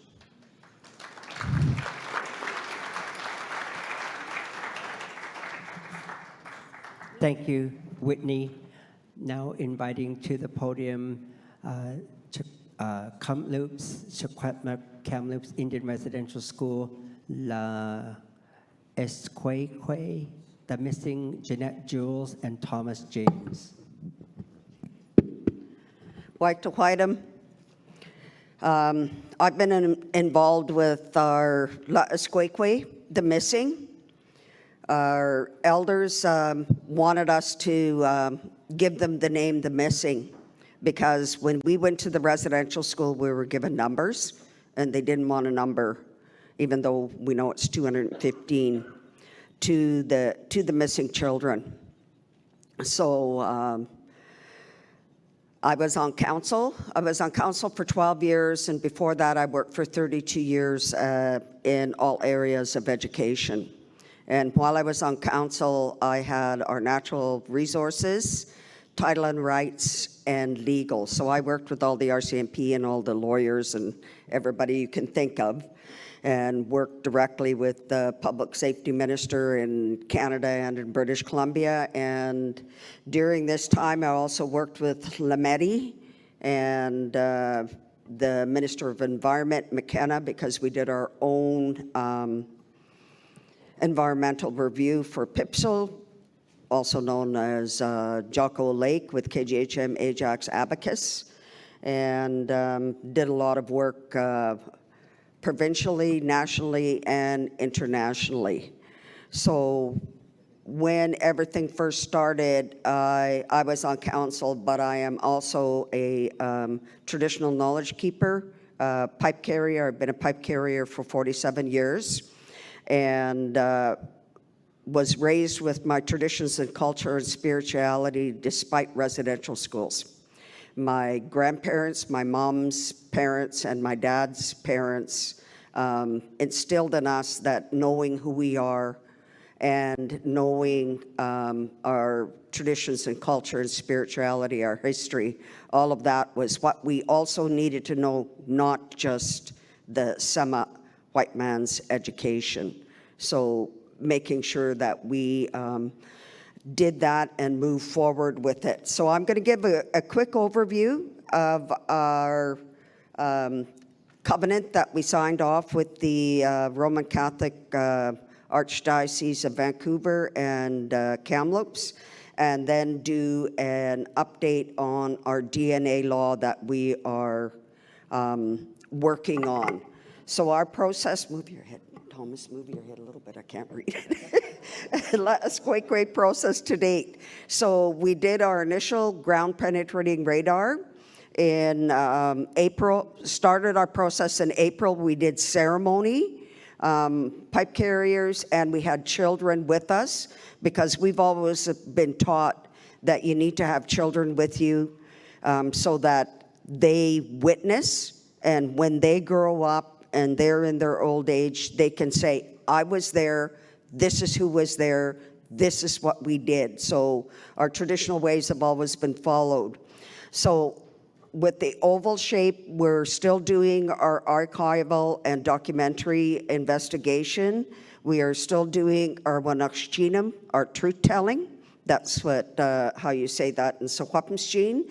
And then we will get to the archaeological and forensic investigations. And right from the beginning, our 13 grassroots families stated that this is not an academic exercise. We probably, in the first 2 weeks, have had over 1,000 emails from academics around the world wanting to come and work with us so they could publish a book. That was what they would say right at the end. So we can publish a book. And we brought this to our 13 grassroots families. So within our community, we have 13 main families. All of them have a representative on the 13 Grassroots Family Advisory Committee. All of them are residential school survivors, except one, because all of the residential school survivors from the one family are all passed on. She's an intergenerational survivor. So the expansion of our Wanakshchinam. So approximately 80% of the children who attended the Kamloops Indian Residential School were not from Kamloops to Secwepemc. There's 108 communities that we've found so far that attended the Kamloops Residential School, and they come from 38 different nations. We currently have 102 TTS survivors. So in the center is the TTS survivors.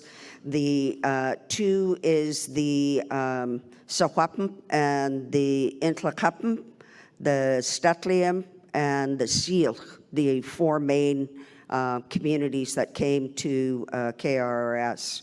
And the other is the other that came. We've met people from Alberta, some people in Saskatchewan, down in the States, up in the Yukon, Iqaluit, and a few other places that have relatives that came to KRSS that did not return home.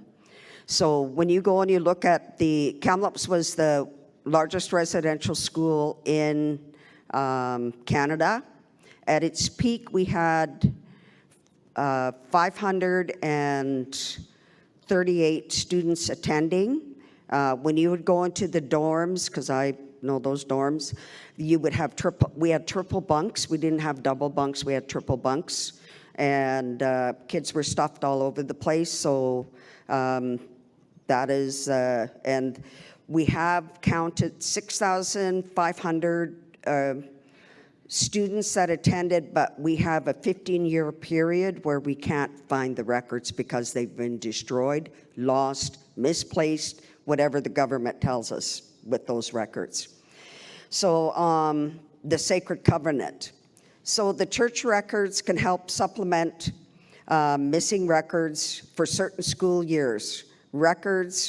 Our records for Kamloops are not housed in Winnipeg. They're held in Montreal or at the Vatican. So during our negotiations with the Archdiocese, that's where we know all of our records got sent to. The central location for all archdioceses in Canada is in Winnipeg, but ours didn't get sent there. And then on March 31st of 2024, TTS, the Roman Catholic Archdiocese of Vancouver, the Roman Catholic Diocese of Kamloops signed a sacred covenant. And we're using the language that the church uses. So I made sure, because I really studied the religion, and my granny said I had to learn how to study the religion. So under canon law, you need to sign sacred covenants with the church. That's what they will understand. You can't go and ask the church to sign an agreement. You can't ask them to sign an MOU. You have to ask them to sign a covenant, because that is under canon law. And so you go and we did that. There are commitments within there that the church has to fulfill with us. And it's to share it's 12 commitments, developed under canon law. It's written in English and Chinook was taught at KRSS until Father Lejeune died in the 1920s. And Father Lejeune was the oblate priest and a Franciscan priest that came to Kamloops in about 1893 and stayed until his death. He lived in the St. Joseph Church on a reserve. And he developed the Chinook Slavic writing for us. And Chinook was a trade language that was spoken from Alaska to Northern California. Argentina. See, I tell that to my brother Manny, and he argues with me all the time. and you know, but that's what I was always taught. So everyone in all of the nations in BC all spoke Chinook. When I was little, I heard elders speak Chinook when they would get together. When you read the old Anak journals, they will have the Indians are conspiring against us. They were writing letters back and forth in Chinook. And so they all decided, the Indian agents and everyone, that they had to stop teaching Chinook because they didn't want us Indians conspiring against them. And so, I'll go back to that picture. That picture is Father Lejeune. Standing is Cookbe Chief Louis, and sitting is Cookbe Johnny Chalhitsa from Spachman. And they traveled across Canada and went to the Vatican. First, they went to England. King George was out hunting and said he couldn't meet with them. They thought it was okay because they understood he needed to provide for his family, not really understanding that he was being totally disrespectful to them. So they're sitting in the waiting area at the Vatican to go in and see Pope Pius. So within the agreement, and with anybody who had the Catholic Church at their residential school, you need baptismal records, First Communion records, confirmation records, marriage records, last rites, and death records are stored at the primary church, not the archdiocese. So ours are stored at the Lady of Perpetual Help in Kamloops. But under canon law, anyone who gave last rites to a person who was dying, they had to write that down. It's a part of canon law. So getting all of these records so you can check and see if somebody got baptized there, check the census record, check the band list, and all of a sudden children disappear off the band list, they disappear off census records.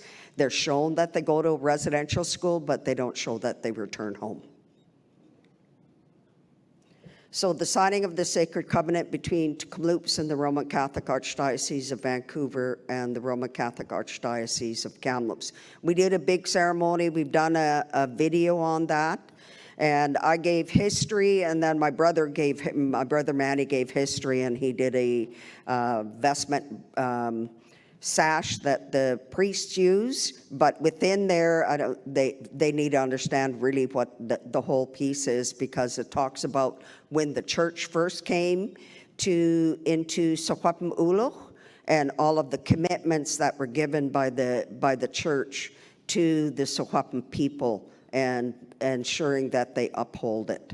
And so we're still in working on getting access to all of our records and have ongoing meetings. So this is the covenant.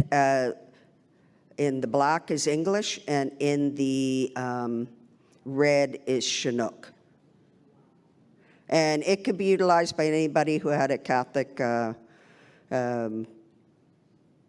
church-run residential school, and you can change it to what you need. Pope Francis knew what was going on. He wanted to be updated continuously, and he was updated continuously.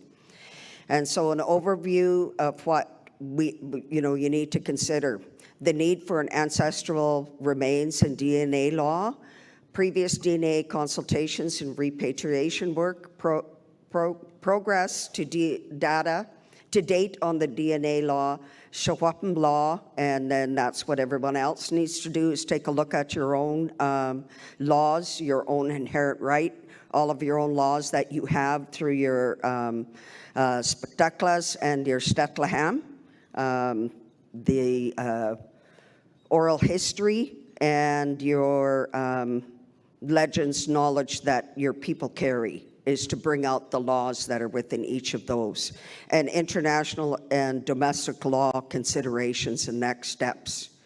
So Kamloops to Secwepemc, the people of the confluence, are part of the Kamloops to Secwepemc Nation, a historic caretaker unit of the Secwepemc Nation, and the holder of our inherent title and rights within our territory, on behalf of the rest of the Secwepemc.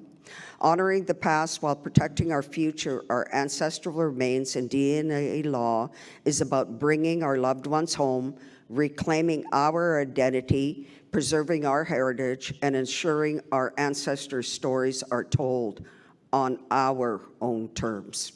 And one of the other things that our 13 grassroots families also stated to us is that we have to go out. Yes, we need to work with experts, but we also needed to find Kalmuk. That's the words of our elders. You go find Kalmuk experts because there's Kalmuk people out there that have their degrees, that have their higher education to work with us. So that is what I did for a year and a half, was look for the experts in DNA, and that's who I work with. So the preliminary findings of the 215 unmarked graves in May of 2021, survivors' testimony, children lost to the residential schools system, ongoing investigations, consultations, and protocols led by TTS, consultations with consultant, our relatives, bringing them home, need for ancestral remains and DNA law, legal framework for DNA testing, and I'll get more into that further, establishing belonging and protecting our genomic information. Why a law on DNA? International and domestic legal frameworks on DNA testing and research do not reflect the collective rights of Indigenous peoples to our own genomic data. While consent at the individual level is established, though limited standard, genomic information is inherently identifiable and shared among families, communities, and populations, so other nations and surrounding nations. Self-determination, self-governance, and free and prior informed consent apply as minimum human rights standards to any DNA and genomic testing. Provincial legislation, the BC Heritage Conservation Act denies Indigenous authority over ancestral remains and fails to adequately protect our burial places. This is off reserve. We have our own law, our cultural heritage law that we developed in 1996 and 1997, so it applies to our law, and we've also made it applicable throughout Kamloops and Uluk. So the city of Kamloops and anyone else that works with us has to comply with our law. Indigenous people often must fight for recognition of ancestors found within our territories as ours, because they say anything over 100 years, you won't be able to say that that person is your direct ancestor. History of stolen remains, funerary and ceremonial belongings, knowledge, self-determination, self-governance, and free, prior, and informed consent apply as minimum standard rights. So Indigenous governance, uphold TTS, SSN, Secwepemc, and other nations' self-determination and self-governance across our territories through our own structures, and occupy the field. And my dad used to say that. My dad was one of the founding members of the Union of BC Indian Chiefs, and he was also one of the founding members of the National Indian Brotherhood. And he started stating occupy the field in 1960 when we started really being able to move forward with our own rights, along with a lot of the other elders and some of the greatest orators that I ever heard in my life during that time. Developed the first-of-a-kind legal framework and precedent for self-determination, protection, and management of Indigenous genomic information, and improve health equity, ensure our peoples are getting the benefits of the latest genomic health records while exercising data sovereignty, and reclaim our narrative, ensure our identities are not distorted by the misuse and misinterpretation of DNA. Rather, DNA can assist in articulating our own histories and determining who we are today and in the future, according to our own laws. So when you go and join in on any kind of DNA study, they can't tell you if you're Cree, Blackfoot, Mohawk, Secwepemc, Stalo. They'll just say you come from haplotype A, B, C, D, E, X, or other. They can't tell you who you are. And so that's one of the things of the DNA. There's not very much DNA work with the First Nation people, and we haven't participated in a lot of the studies that have gone on. So the UN Declaration on the Rights of Indigenous People, Article 2112, Indigenous people have the right to maintain, protect, and have access in privacy to their religious and cultural sites, the right to use and control their own ceremonial objects, and the right to the repatriation of their human remains.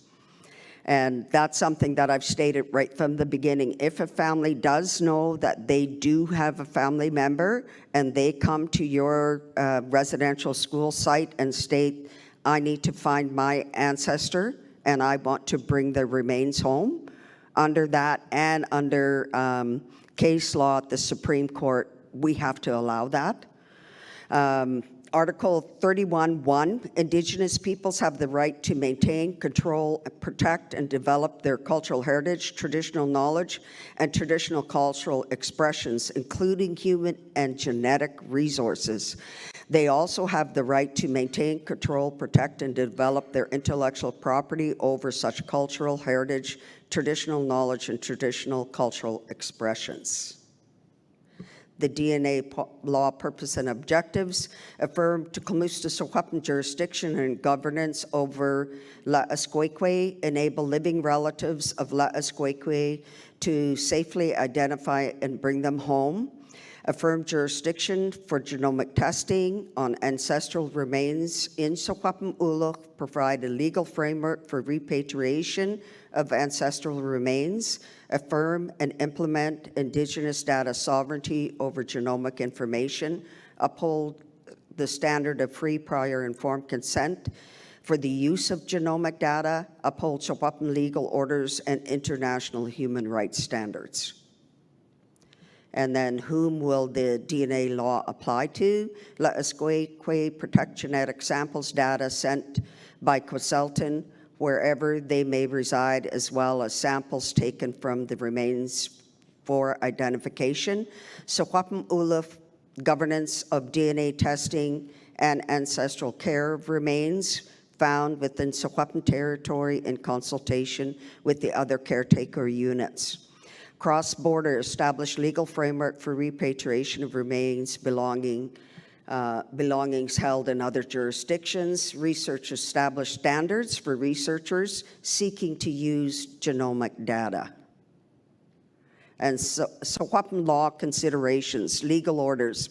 Secwepemc principles, procedures, rights, and obligations regarding care of ancestors, stewardship of DNA, and citizenship and belonging. Obligations of Yachaminma, caretakers of our territory, people, and knowledge. Kinship ties as the foundation of our rights and obligations. Our genealogy connects us to the land and to each other across family, community, and nation and nations. Secwepemc genealogists are often the Kia'as, elder women, and they hold the authority of kinship. So Yachaminma, for us, Yachaminimum is the obligation that from the time you were born, and when you leave your mom and you take your first breath, you become Yachaminimum. Yachaminimum, that means that you have to speak for those that cannot speak for themselves, and that means all of creation. That is my sacred responsibility, and that is everyone who is Secwepemc. That is their sacred responsibility. International and domestic law considerations, the United Nations Declaration on Rights of Indigenous Peoples, UNESCO Convention for the Protection of Cultural Property, Universal Declaration of Human Genome and Human Rights, Indigenous intellectual proprietary copyright considerations, privacy and consent under international and Canadian law, linkages with processes to transform the BC Heritage Conservation Act, alignment of laws pursuant to the BC Declaration on the Rights of Indigenous People Act, Bill 41, and research ethics. Most people forget about this one. This was signed in 2015. The Tri-Council Policy Statement, Ethical Conduct for Research Involving Humans, Informed Consent. And most universities and everybody forget about this one and pretend it doesn't exist. It's a 220-page document that they have to abide by. It was signed by everybody in Canada. Background of previous DNA consultation, TTS and SSN have been preparing for this work for decades. TTS Knowledge Keeper, my late brother John Jules led consultations with the 17 Secwepemc communities in the early 1990s towards consensus on proper treatment and scientific study of ancestral remains. And he did that. He visited all the elders in all of our 17 Secwepemc communities and spoke with them. Then he got a group of them together. Reburial, repatriation of ancestral remains on Secwepemc laws. Genealogical tracing through DNA testing is widely supported. Scientific study can help us understand more about our ancestors, prove ancestral presence, to affirm title and rights and to affirm our oral traditions. The TTS Cultural Heritage Policy and Bylaw passed in 1996 and 1997 for our reserve lands, but we made it applicable throughout SSN. So the backgrounder, Gore Creek Man, ancestral remains of Gore Creek Man was found east of Kamloops dating back over 8,000 years, but with the new carbon dating, you can add 3,000 to 5,000 years onto the 8,000 years. And the claim by Tecumseh Secwepemc and Sketcheston as an ancestor, carbon isotope analysis showed a primary terrestrial diet with evidence of marine protein, likely Pacific salmon. In the historical context, this supports Secwepemc oral traditions of inhabiting our territory for millennia since the time of transformers. And I went out to the site. That was in 1968, and my grandfather Isaac Willard, my grandma's older brother, called my dad, and myself and my siblings went out when Gore Creek Man was unearthed by a flood and washed away and opened him up. So plaster cast of Chief Lewis. He was an Indian rights movement leader, as well as human remains of grave goods taken in 1897, which are still held in the American Museum of Natural History and other collections, including the Royal BC Museum. So that's one of the other things that I need to state to everybody who has a residential school. You need to go and take a look at who came as an ethnographer or an anthropologist into your territory. What was done with Boaz and Tate when they came and they took everything was right at the time that the Kamloops Indian Residential School was found. So when you read the Jessup North report, they talk about him working with the Indian agents and stating that they should build the residential school up where Sun Rivers is, up on the Government Hill, as they call it. That's where it should be built. And the Indian agent responds back to him that the Indian kids don't need to have a good view of the river. So it was built lower. So that's something else that you need to take a look at, is what ethnographers came through your area and what they had to say, and did they work with the Indian agents on the establishment of residential school. And so going through, the Secwepemc genealogists established our rights. They asked how I was related to Chief Cookby Hikikan, Chief Louis, Leonard Filardo, Edward Sisiasket, and Chapman, and the other ones. And my sister and I went through our genealogy and told them exactly how we were related, so they opened the doors for us.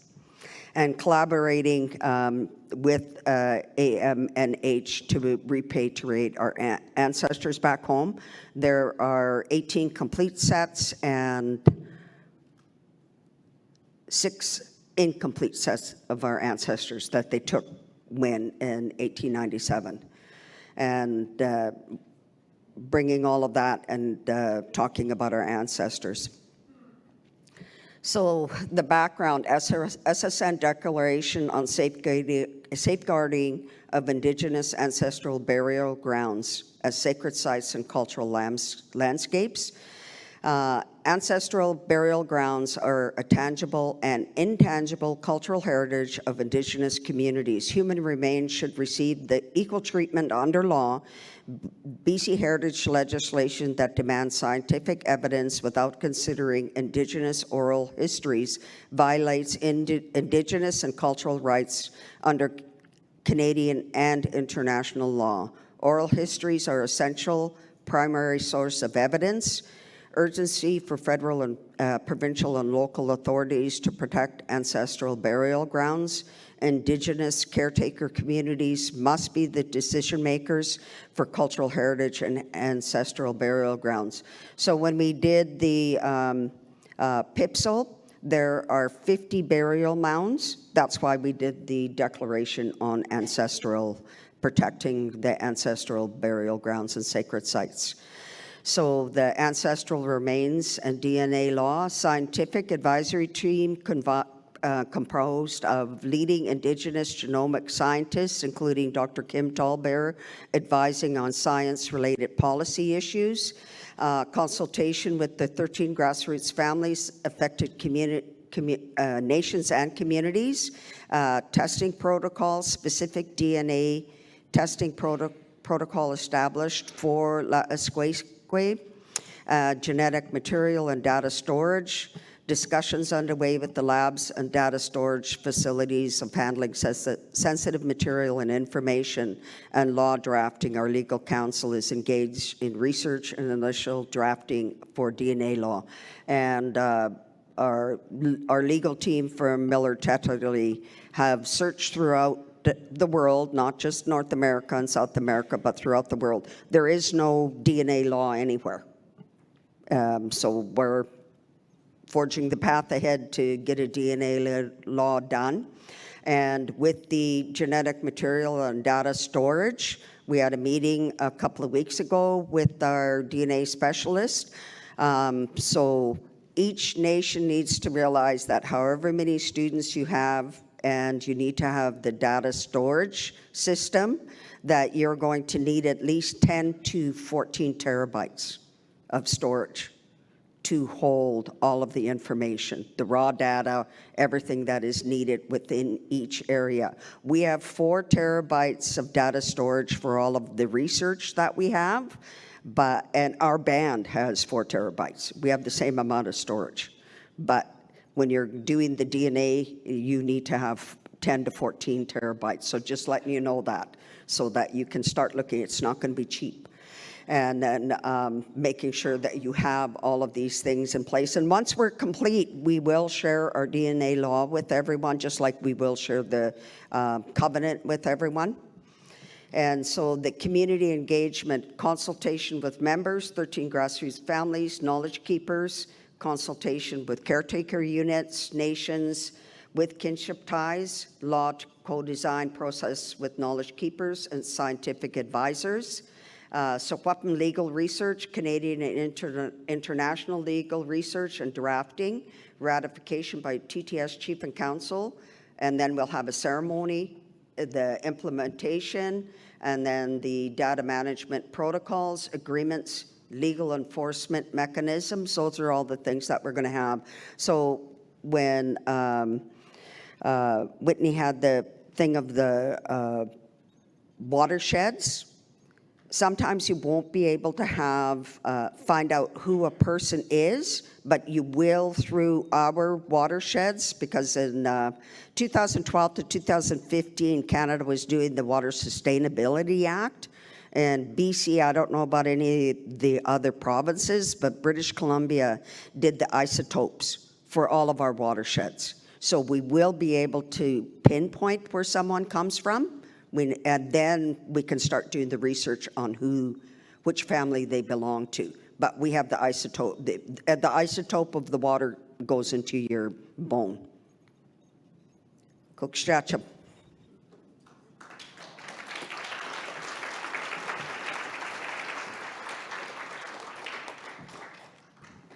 Cookstem, Jeanette.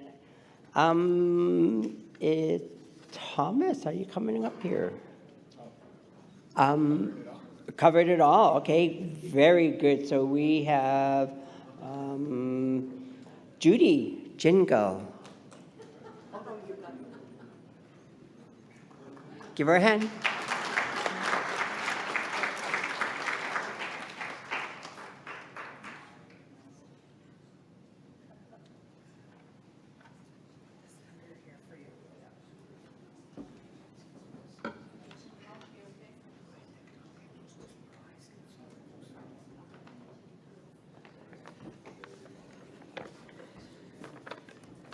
Thank you. Oh, just kind of worried. I got tissue here. I get a problem with my eyes because of the lights that from that screen. So anyways, he said, as you get older, you'll go to the golden age, but I don't know if I reached that or I went beyond, but got to have my glass of water, my mouth get dry, and the lights, my eyes get watery, so just the other way around. But anyways, I would just like to say good afternoon and thank you for the invitation to be part of this panel this afternoon. And this is the second time I've been to British Columbia to this conference. And I'd like to at this time introduce our elder who's with us. Sandra, if you could stand up. Sandra Johnson. We're the only two that came down from the Yukon. I guess a lot of them have tried, but it was already booked, so I'm sure they're online, so I better behave myself. They're watching.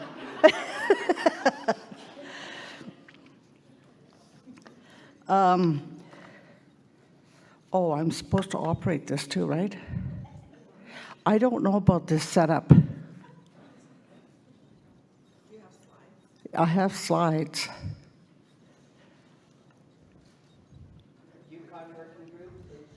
Do you have a slide?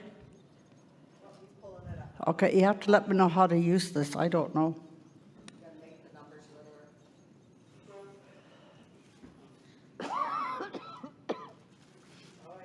Oh, it's down there too, eh? Yeah, the time is showing really big. It's covering. Oh, there we go. So to advance. Go ahead. I didn't come for Someone advance. Just give them the cue. Thank you. Oh, okay. I guess you could. I think it starts off with some right now. If you could turn that on. Go ahead. Next slide. There we go. Okay, and I will tell you when to. I have it up here. This is all new to me. I just know how to turn to my computer and turn that on and answer and reply and check my Facebook, and that's it. So this is all new. But anyways, I will just give you what we have back at home. It's called the Yukon Residential School Missing Children Project. We have a working group, and we have, like I said, Sandra is our elder who serves as our spiritual advisor to our working group and helps guide us through the tough times we all experience with this work. Before I get started, I would also like to hold my hands up to the survivors who are in this room and those that are online. Your journey has not been easy, but I thank you for sharing your truth, our truth. History must be shared not only for the project doing this work, but for generations to come. History must accurately reflect our time in those dreadful institutions so that coming generations can know and understand what we went through, and they will protect our truth and history going forward. I continue to pray for the families who seek the truth about their missing loved ones who never returned home from these governments and church-run institutions. They deserve answers and they deserve peace. And I commend all of those who helped us with this work. We could not do it without you. Next slide. As a bit of background, our project started shortly after the announcement of 215 potential graves being found in Kamloops. These findings were not unexpected. We all heard the stories growing up. It was just a matter of time. Currently, the project has conducted ground-penetrating radar at 3 former residential schools sites in the Yukon. Each site is a varying stage of the process. Our initial work started with the Chudla Residential School, previously located in the Carcross. In its day, it was the largest residential school in the Yukon. Over time, the working group's mandate was expanded to include all residential schools that once existed across the territory. Our project includes working group members from each of the Yukon's 14 communities who help guide our work. Our mission is to conduct survivors' interview, archival research, and ground search to uncover the truth about children who went missing from these Yukon institutions, including those who may be buried in unmarked grave sites. In June of 2023, we conducted our first ground penetration radar investigating at the Chudla residential site. And on September the 26th, we came forward with our findings that 15 areas would require further investigation. Prior to starting the search, our team heard stories from the community citizens that children could be heard playing in the area. But when they would go to check, they did not see the children, yet they were still heard. Days after the search, we went back to Carcross and held a talking circle with the community. During that conversation, we were told that children were no longer heard in the area that we had searched. We will return to Carcross in January 2025 to follow up on additional searches in the Carcross area, and our team will take a closer look at the 15 flagged sites from our previous visit. 99% of the archival search have been completed for the Chudla Residential School. Files remain open should additional information be found in the search in other schools. Next slide. Yukon Hall and Corridor Hall, Whitehorse, Yukon. In April of this year, we conduct a ground-penetrating radar on 2 more areas in Whitehorse at the former site of the Yukon Hall and Corridor Hall. During the land claims process, each property was eventually transferred to one of the 2 local Yukon First Nation governments. The Yukon Hall site became a part of the Kwalindun First Nations land allocation, and the Corridor Hall was transferred to the Ta'an-Quitchin Council. Although both buildings have since been demolished, I still remember being part of the team who brought together former students for one final walk through the Yukon Hall before it was torn down. That was a very emotional day. While we continue to wait for the full report, the project has received a preliminary assessment, which indicates there are no areas of concern in these locations. However, before we can clear these sites, our technicians need to redo one zone due to equipment problems the last time they were in Whitehorse. This GPR work has been set for January 2025. The archival research is in progress. Next slide, please. Whitehorse Baptist Residential School in Whitehorse, Yukon. The project has 3 other residential schools on our radar, the first being the Whitehorse Baptist Residential School. Unfortunately, we are not able to conduct GPR work at the former Whitehorse Baptist site in Whitehorse. This area is in the heart of the city and has already been cleared and developed. Nevertheless, the archival research is in progress and will continue. Next slide. The St. Paul's, Dawson City. The St. Paul's Hostel once operated in Dawson City. This location is slated for GPR next year, and archival research is in progress. Next slide. Oops, I don't know. Shingle Point Residential School. Try one more. Oops. Okay, that's all right. While Shingle Point Residential School is part of our mandate, we also recognize that many of the students may have come from the Northwest Territories and only a small number may have come from the Yukon. We are therefore attempting to establish a working relationship with the Northwest Territories colleagues in doing this necessary work. Our primary interest in the Yukon student who attended the school. During one of our visits to one of the communities, there was an elder in the crowd there. She's from the Yukon, and she said, I went to Shingle Point. So we're working right now on doing a real good, thorough interview with her. Lower Post is in British Columbia. Before I wrap up on the schools, I would like to touch on Lower Post. While the Lower Post Residential School is not part of our mandate, it is a school that remains at the forefront for Yukon First Nations.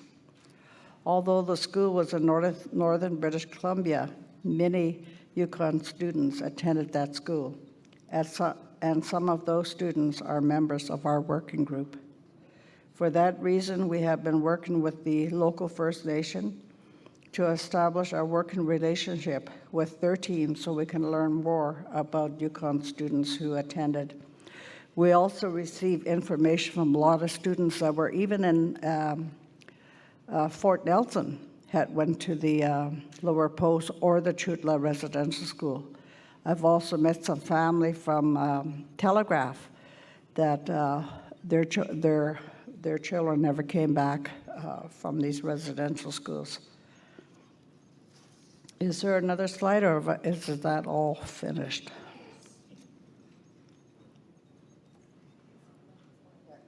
Okay, I guess there's no more. I don't know what happened. Okay. Oh, okay, I better keep quiet. We'll see what comes up.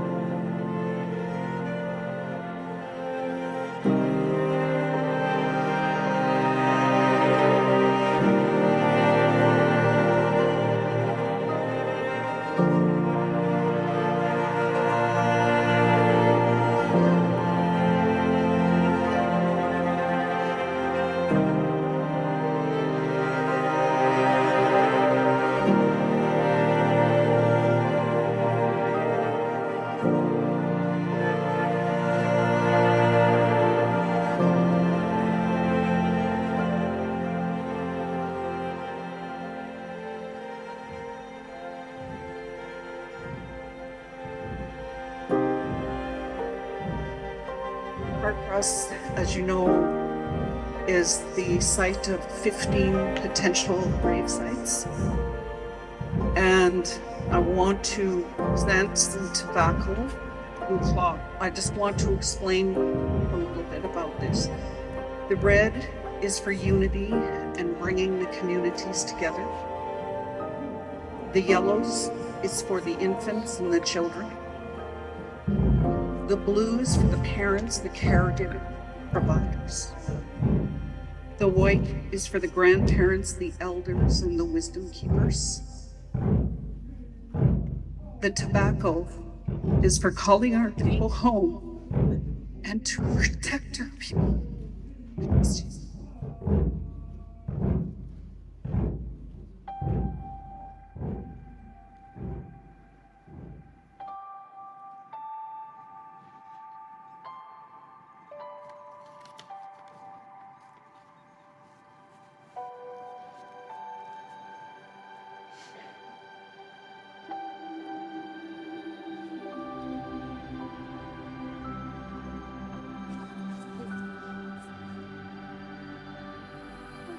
First of all, I want to thank the GeoScan team for doing their work.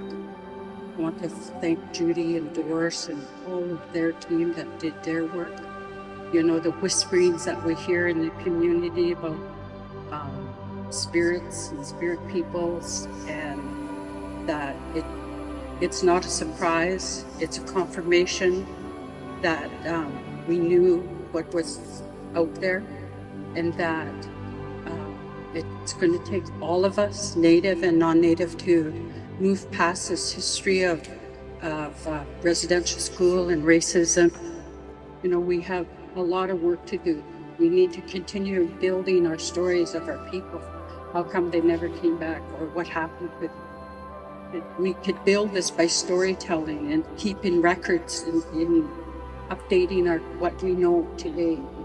And you know, the non-Native people could share these stories with their children and kind of understand the legacy and the history of what residential schools did to our people and why we are the way we are.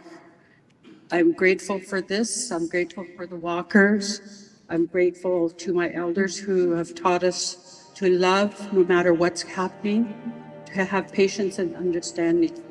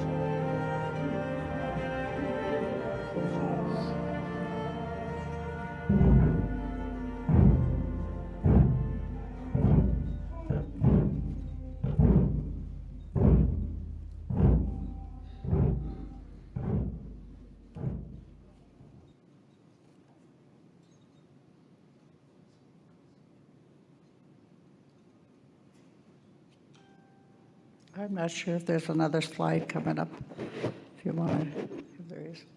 Okay, it isn't. Okay, I'd like to we lay out the progress of our project here today, but much of our work is now at a standstill.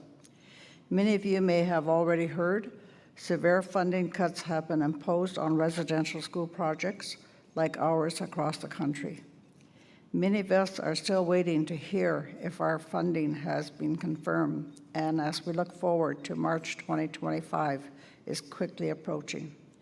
We are still trying to determine what the impact will be to our project, but what we know is these searches for residential school students who did not come home must continue, not only in the Yukon, but across this country. At the same time, we may be forced into an early election. As a result, this fortune of this project currently remains unclear. As voters, we must ensure this work remains a priority for all political parties. In fact, It should be a key issue in each party platform, but it should not be about politics or used as a political football. It's about correcting a historical injustice that was forced upon our people. It is up to all of us to ensure that this work continues. Cheese. Thank you.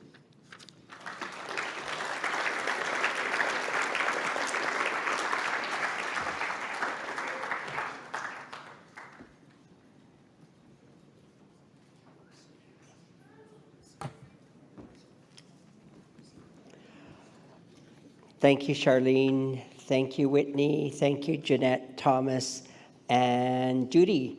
At this time, we will open the floor for any questions. Again, the dialogue was really, really deep, and again, we need to remember to take care of ourselves. So, any questions?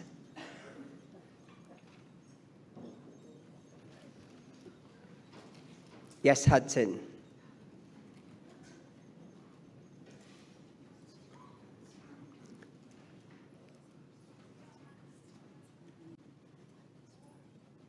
Is this, yeah, okay, there we go. Thank you very much. Yeah, I guess beautiful presentations, and it comes back to mind something our elders that always talk about. How do we make sure this never happens again? That's what they are very consistent with.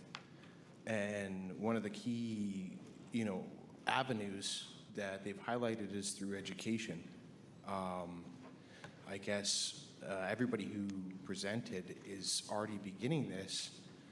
You have videos, there's books being written, articles, publications, but there's a real need for curriculum building, and that's really what a lot of our elders and community members are talking about, is how do we structure a proper curriculum through the BC First Nations to get something implemented in high schools across the province and outwards. So I guess maybe it's not even a question, maybe it is, but I see a great opportunity here in all of the work. Yeah, and I guess I just wanted to pose that. Maybe how do you see us going forwards with this? And yeah, just wanted to put that on the floor. Thank you. Thank you. You're from this is Hudson. He's from. He works with Lac Balams in the northern part of the province. Green mic. I'll start. Go on green. Okay, got it. Purple mic. Never mind, I got the green one going.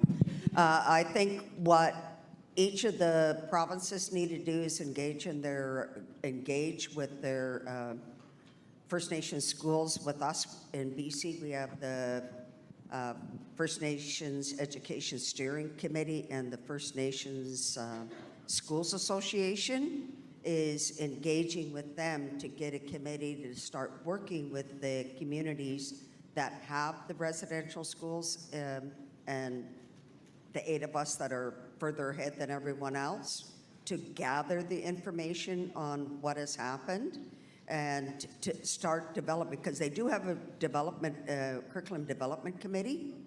And when I was on council, when everything first started, but nobody carried it forward, with the Leadership Council, which makes up the BCFN, Union of BC Indian Chiefs, and the Leadership Council, First Nations Summit.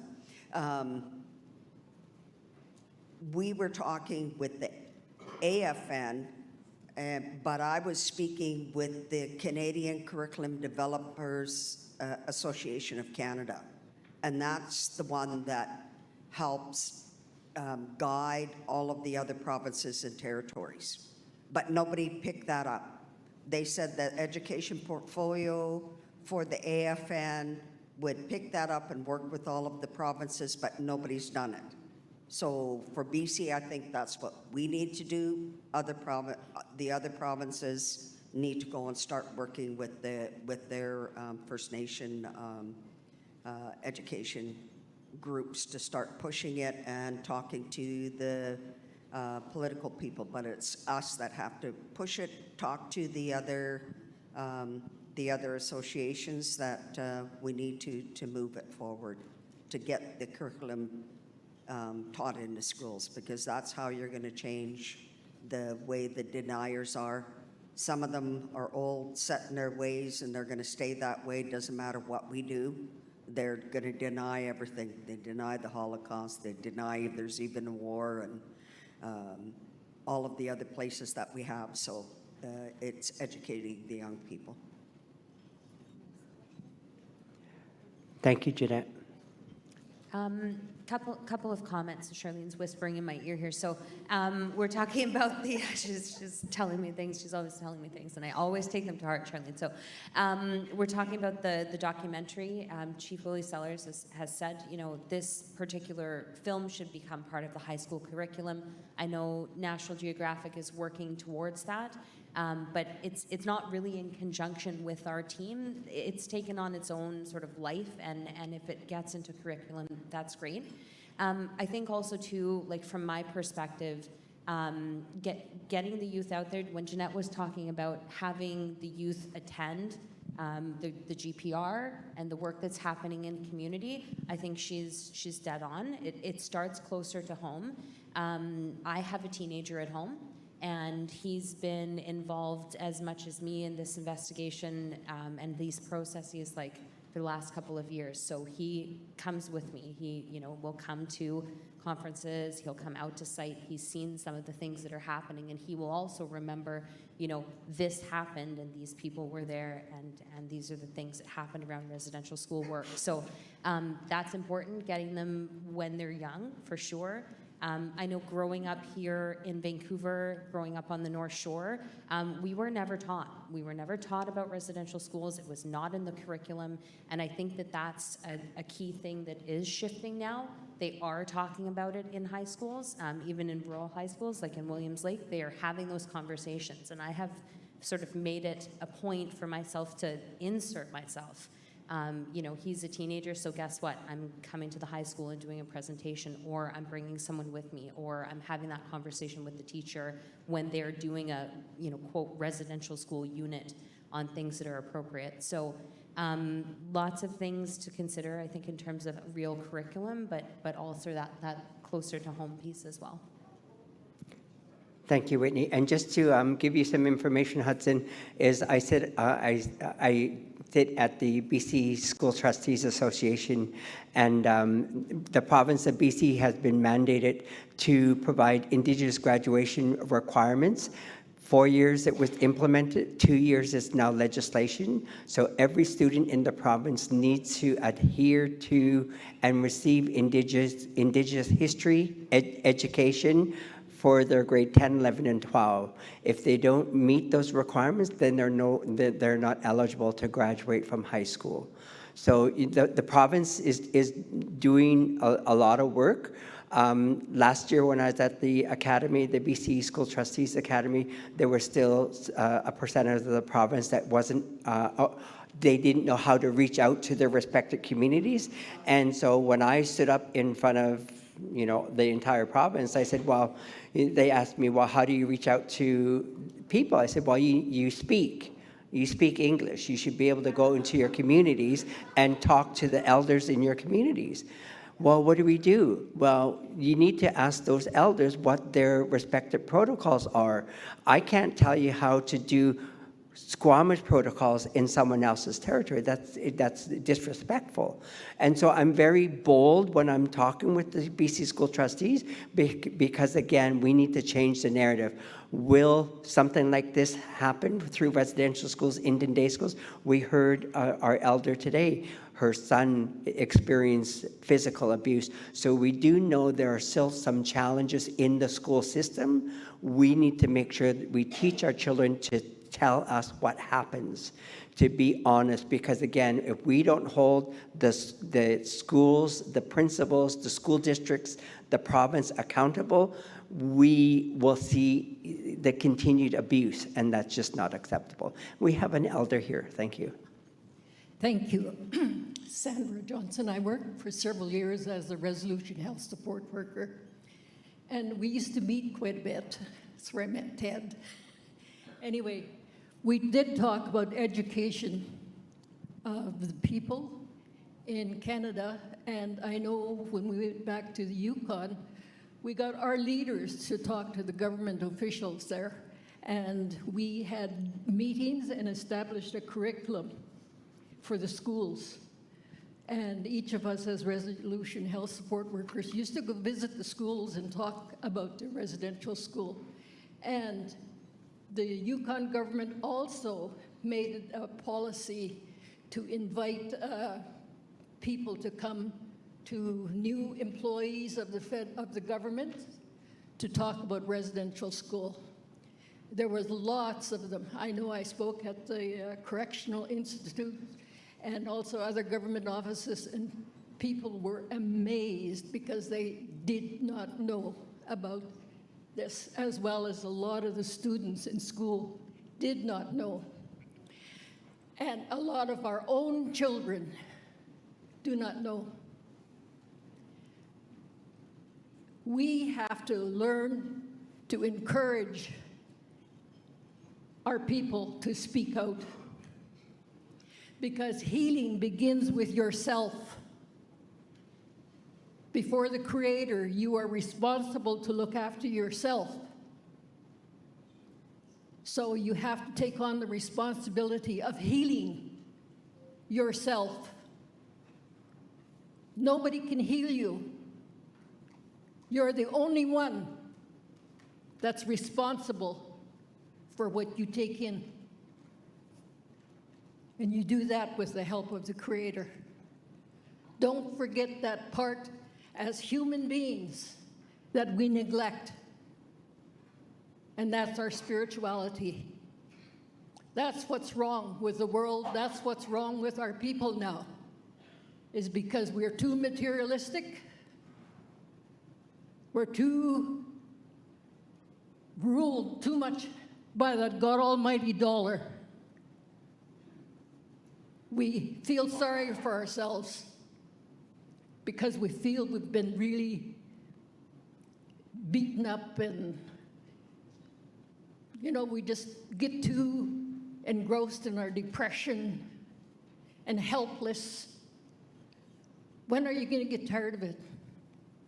That's the only way you're going to heal, is when you're sick and tired of being sick and tired. And that's the only way we're going to save our children.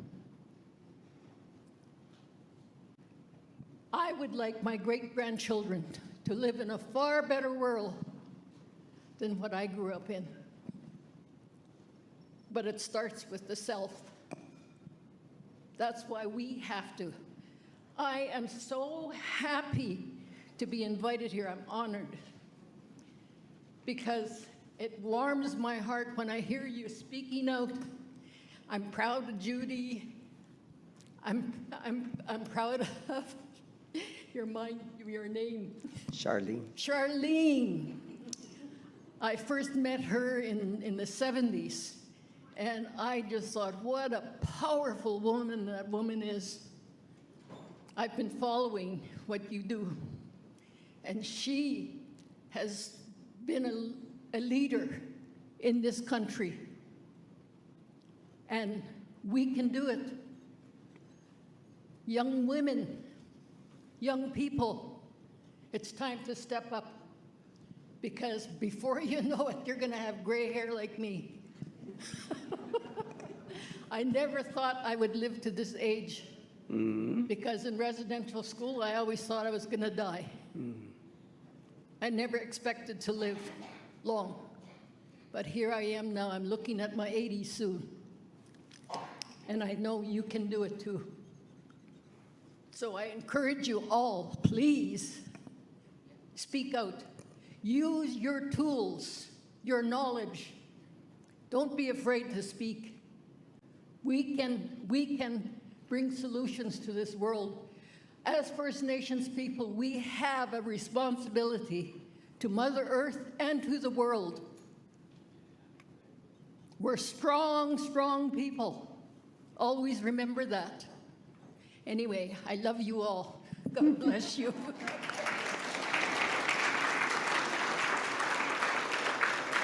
Panelist Judy. Purple mic. Hi.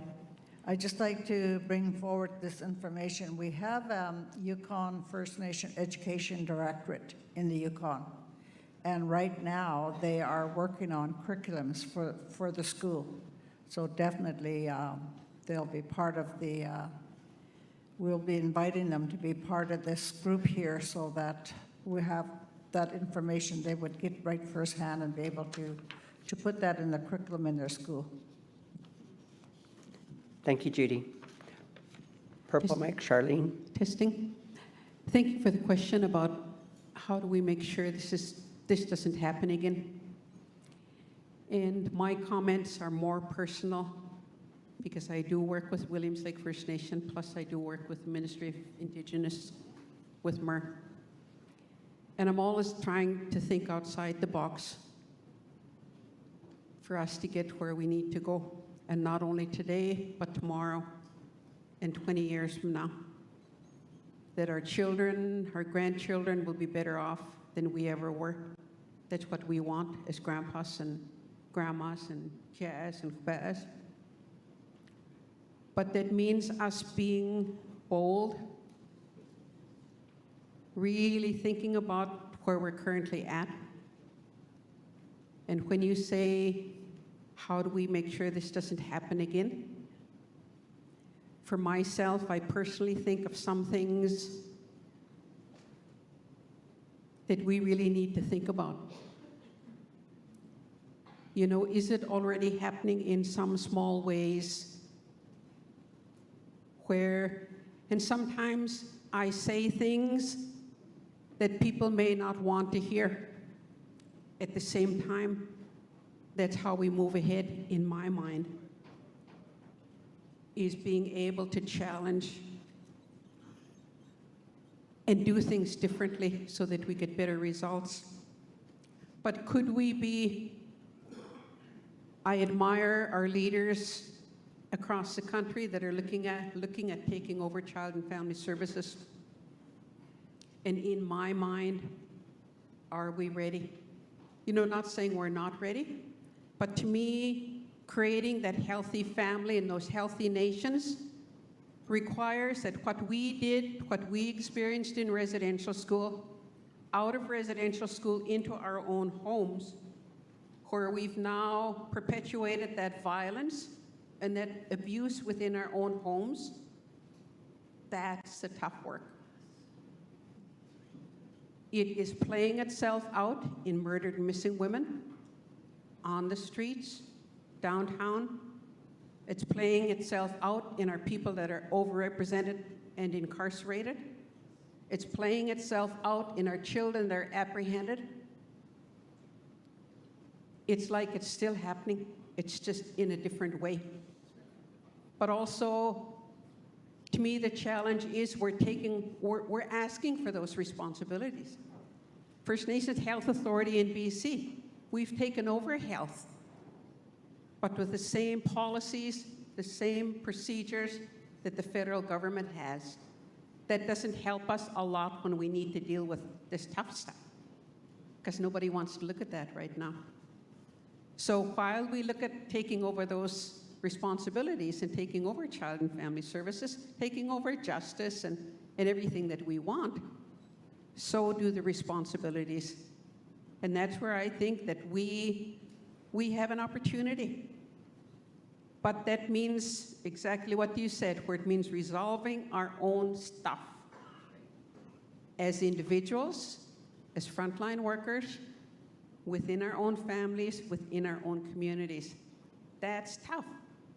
But when you look at the sobriety movement at Alkali Lake over 40 years, it's because we sobered up, dealt with the root causes of sexual abuse, incest within our own homes, outside of the criminal justice system, and hit it head on. We need to think about that work. So earlier today, I was listening to Gibby Jacobs, Hereditary Chief Gibby Jacobs, talking about needing to turn that page I worked with former National Chief Sean Atleo, where he said the same thing. He would always say that wherever we went. But turning that page is something that we need to do. The government's turned their pages fast, trying to get rid of what they're dealing with. It ain't going to happen. We're the ones that have to be ready to turn that page. And I look forward to that. When we say we don't want our children to suffer what we went through, big statements. I want people to step up when a child is being slapped, when a child is being hurt, when a child is being left home because everybody went off to bingo or to the casino. Oh, this is stuff people don't like to hear. But if we're going to change life for our children and our grandchildren, we got some tough work, but we can do it, you know? And I just look forward to those really happy little grandchildren that we are all going to have. And I have 3 and I want some more, you know, so. But, you know, and I don't want to leave us feeling in a state of hopelessness or helplessness. The good part of what we're going through right now is we know what's going on. We know what our history's been. We know where we're at. We need to know where we're going. But also to get where we're going, there's going to be some tough work. And I look forward to that tough work in the days to come. Kukshem. Thank you, Charlene.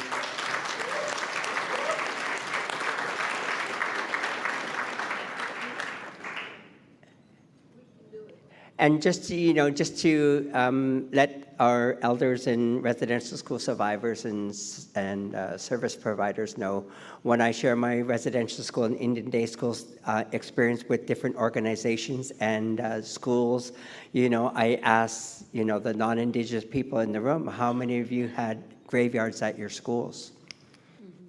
How many of you in the room here had graveyards at your schools? And see, this is the narrative we need to change in our lifetime. You know, as a great-grandfather, you know, my great-grandchildren have never seen me under the influence of anything. My great-granddaughter, my eldest great-granddaughter will be 18 December 3rd. She turns 18 before me because I turn 18 April 3rd next year. That's my sobriety date, April 3rd, 2007. So. Learning to be an example without putting negative coping mechanisms in my body. And that's something where we're creating that narrative change. We have a question over here. I think you just led me into my thoughts. My name is Gina McGackie. I'm from the Chippewa Thames First Nation, which is in Ontario, and I'm here with my delegation of our residential working group, because of the fact that we also have a Mount Elgin residential school in our community. And I just, to start with, like to thank you the opportunity for us to participate, because we are also in the investigation phase as well, but we are also realizing all the work that you have done that will help us continue to do our work as well. Now, when I talk about the narrative, I'm talking about we need to change and rewrite the history. And when I'm thinking about this, I think about a member of my family that had passed away, that went to residential schools years before, and this came out through research. And what had happened is that he took very ill at the school, and the parents at that time decided to take him out. It was too late. They took him out, and what was written in history was the fact that it was improper care in the home, and that really saddens us. This is why the narrative needs to change, and my message is basically to say, for many of these people, and of those that are missing, and that as well that suffered abuse, in some sense, there needs to be a justice through this. And when I speak of justice, I speak of the fact that all these nuns and all these priests, there's nothing being done. And when you look at the laws in here, is that when somebody's sexual abuse, you're on a list. There is no list. And so that's what I would like probably to see that narrative to change. Miigwech. Thank you. And we see that narrative in our world as Indigenous people. We do have a question with the elder over here, that we don't see any consequences to our abusers, the priests and nuns and brothers that abused us students. Elder over here. Thank you once again.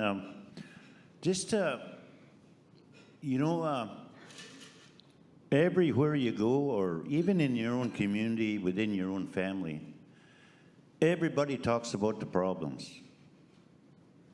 And I truly believe I lived a life through with my elders in my community, and I share with you. It's very frustrating. Like, I get angry. Like the lady talked about justice. About sexual abusers across this country. The priests, the nuns, the administrators. Why aren't they on the list, on the criminal code list? And another thing is, me as an individual, I've been accused of that. And I've been hunting for perpetrators for the last 35 years.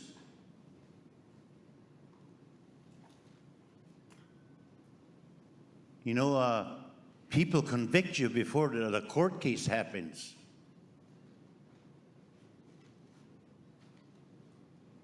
Your own community members, politicians, government officials, church officials. Because I've been speaking on this file for 40-some years. And that's the kind of treatment I get. But you know what?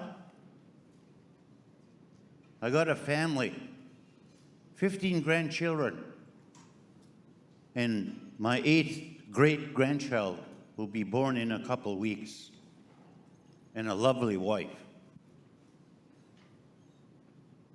I spent 11 years in residential school,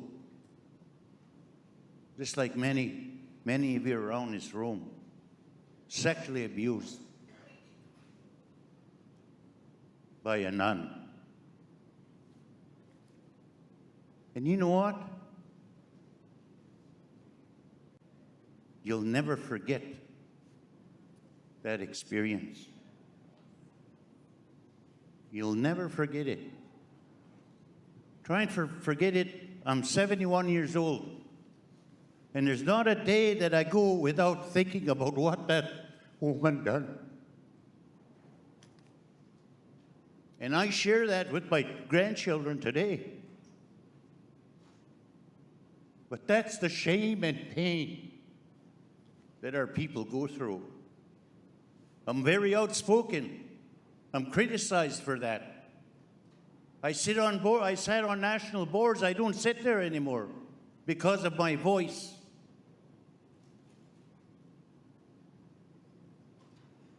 And it's your own people that's abusing you. Your own Indian people. And it's not fair, it's not right. You talk about our ceremonies, my friends. I've been doing them 48 years this summer. I do all our lodges in our community, and this is the first time in public that I'm ever mentioning it. That's how much I respect it. Because you start talking about your ceremonies, and I tell you something, they're not sacred anymore. But I share with each and every one of you, we need an education process in regards to who we are. What's our identity as Indian people? We were given a spiritual process from our Creator to us. A spiritual process. You call that the inherent process. Not the federal government's inherent process with policies. They tell us what to do, where to go, and how to spend. That's our power. I mentioned earlier about the colonial system that we're in. We have chiefs standing up across this country talking about sovereignty, talking about our treaties. No, we're stuck in the colonial system, and you wonder why we're not going anywhere. Charlene just mentioned it. When you speak out, that speak the truth. I call it Depwewin, truth telling. And you get punished for that. When you stand up for these children that have been abused, and that abuse is still going on in your communities. The perpetrators are still there.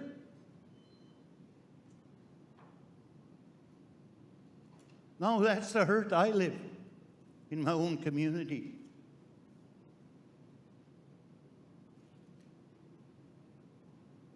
My dear friends, let's educate our leadership. Let's look in the mirror and ask ourselves, what are we here for?